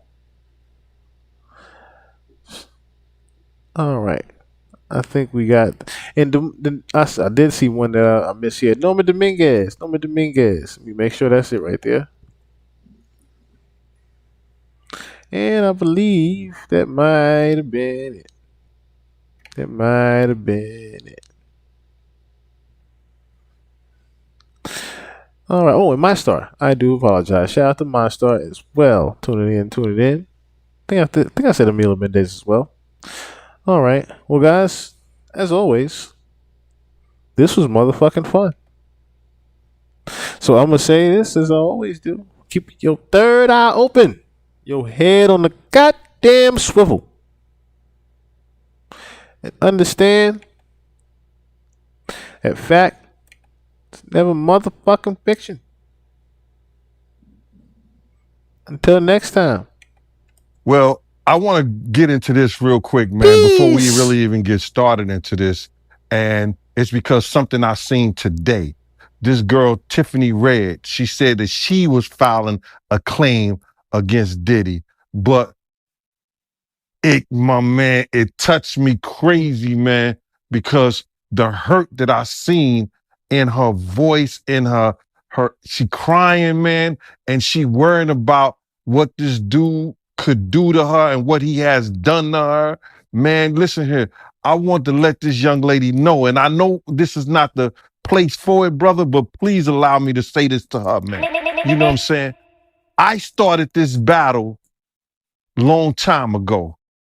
And the situation is that, bruh, we already won. This was some spiritual shit that Pac, the spirit of Pac, the spirit of Big, the spirit of Miss Jones, the spirit of Wolf, all the people that he has done wrong, you know, so Black, all the people that he has done wrong, bruh, is coming to light. We already won this shit spiritual. What we going through right now with these trials and everybody, you know, with this financial situation and everything like that, all that is superficial. That's the physical part of it. The spiritual part It's not your game. You didn't make the rules, so everything comes hard. As long as you're signed to a contract, you're going to take a minority share of the winnings. A select few of us will do well. The majority will not. So as a people, we'll be considered a minority. But stop. Let's take a moment and look at yourselves. There's nothing minor about you. You are a blessed people. You're the most talented on earth, and you are still grateful. That is why upon winning in their game, you always thank God. Tonight I would like to ask one favor of you. Imagine what we'll all be like in our own game. Peace and love for one another. Why haven't you learned anything?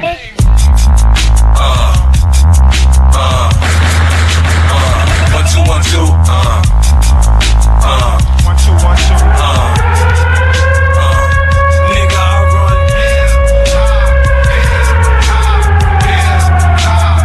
Nigga, to you it is. Brand new 50 Cent. This is kinda ugly. Listen up. Listen up. One thing about my music, it hits you, feel the pain. Nigga, I take control of your brain. Listen now, nigga, I'm not playing. Are you ready for that? Soldier, grab the gat. I show you who to aim it at. Bang, bang, bang, run towards the gat. No, looking back. Nigga, little watch me come for that. Bitch, playing with a paper hand. Shit, I'm I'm shooting the bang. Everybody know how my bitch stand. 20-inch chrome on the Cadillac. Automatic shotgun, can you handle that? On the bullshit, nigga, that's fact. Ride through your motherfucking hood strap. Put work in, nigga, that's that. God, the bust of your black back. Got a little money, want flash. It's coming, it's coming. Blast gas. Look to the metal, nigga, mash that. For your ass end up in the casket. I said in the casket. Who shot Biggie Smalls? We don't get them, they gon' kill us all. Man, Puffy know who hit that nigga, man, that nigga soft. He scared them boys from the west side to break them off. Jump on his ass so we run the hall and shake him off. 888 for Bob. It's happening. It's happening. Bring me along.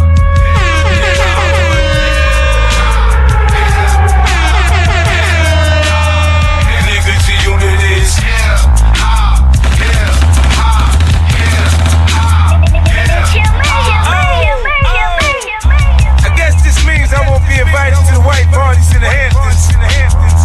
I don't give a fuck. I don't wanna hang out with your punk ass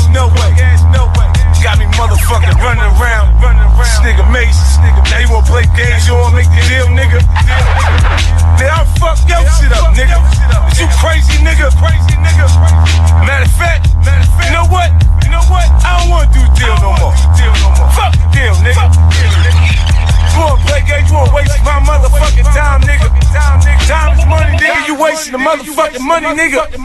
Alright. I see what you're trying to do. But I don't know why you doing what you're trying to do. Why you won't make me tell everybody what Missy told me? Huh? Now you go on and you send me $50,000 for this nigga travel fees, you know, airfare, hotel space, for that last car, nigga. For I really service your ass, nigga.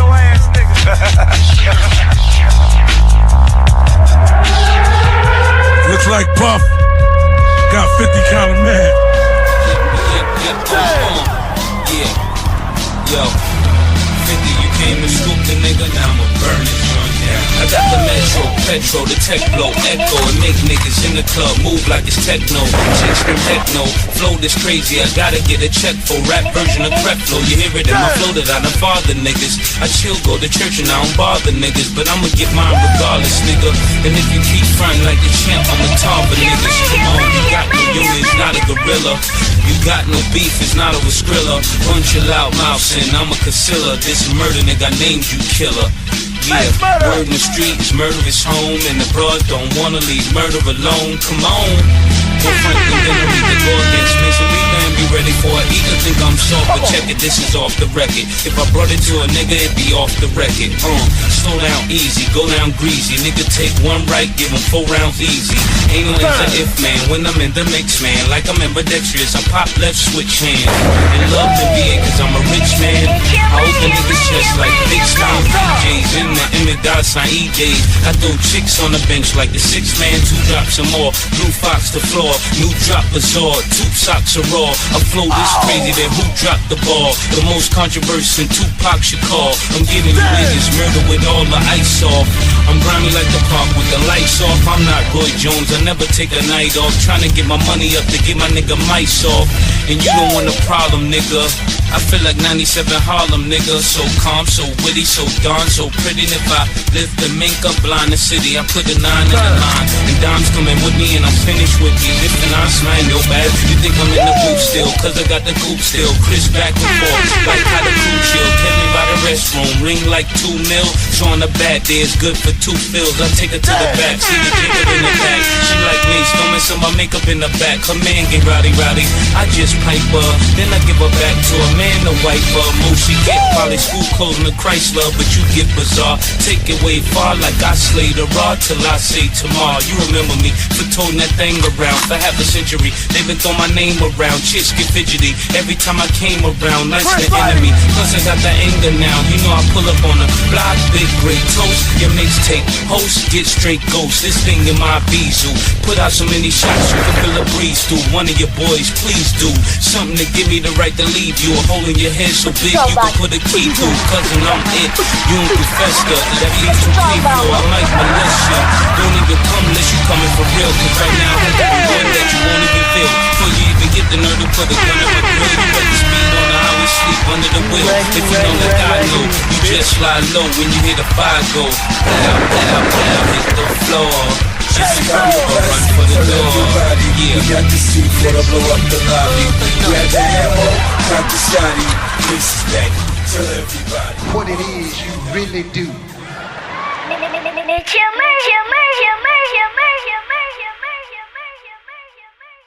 A bullshit?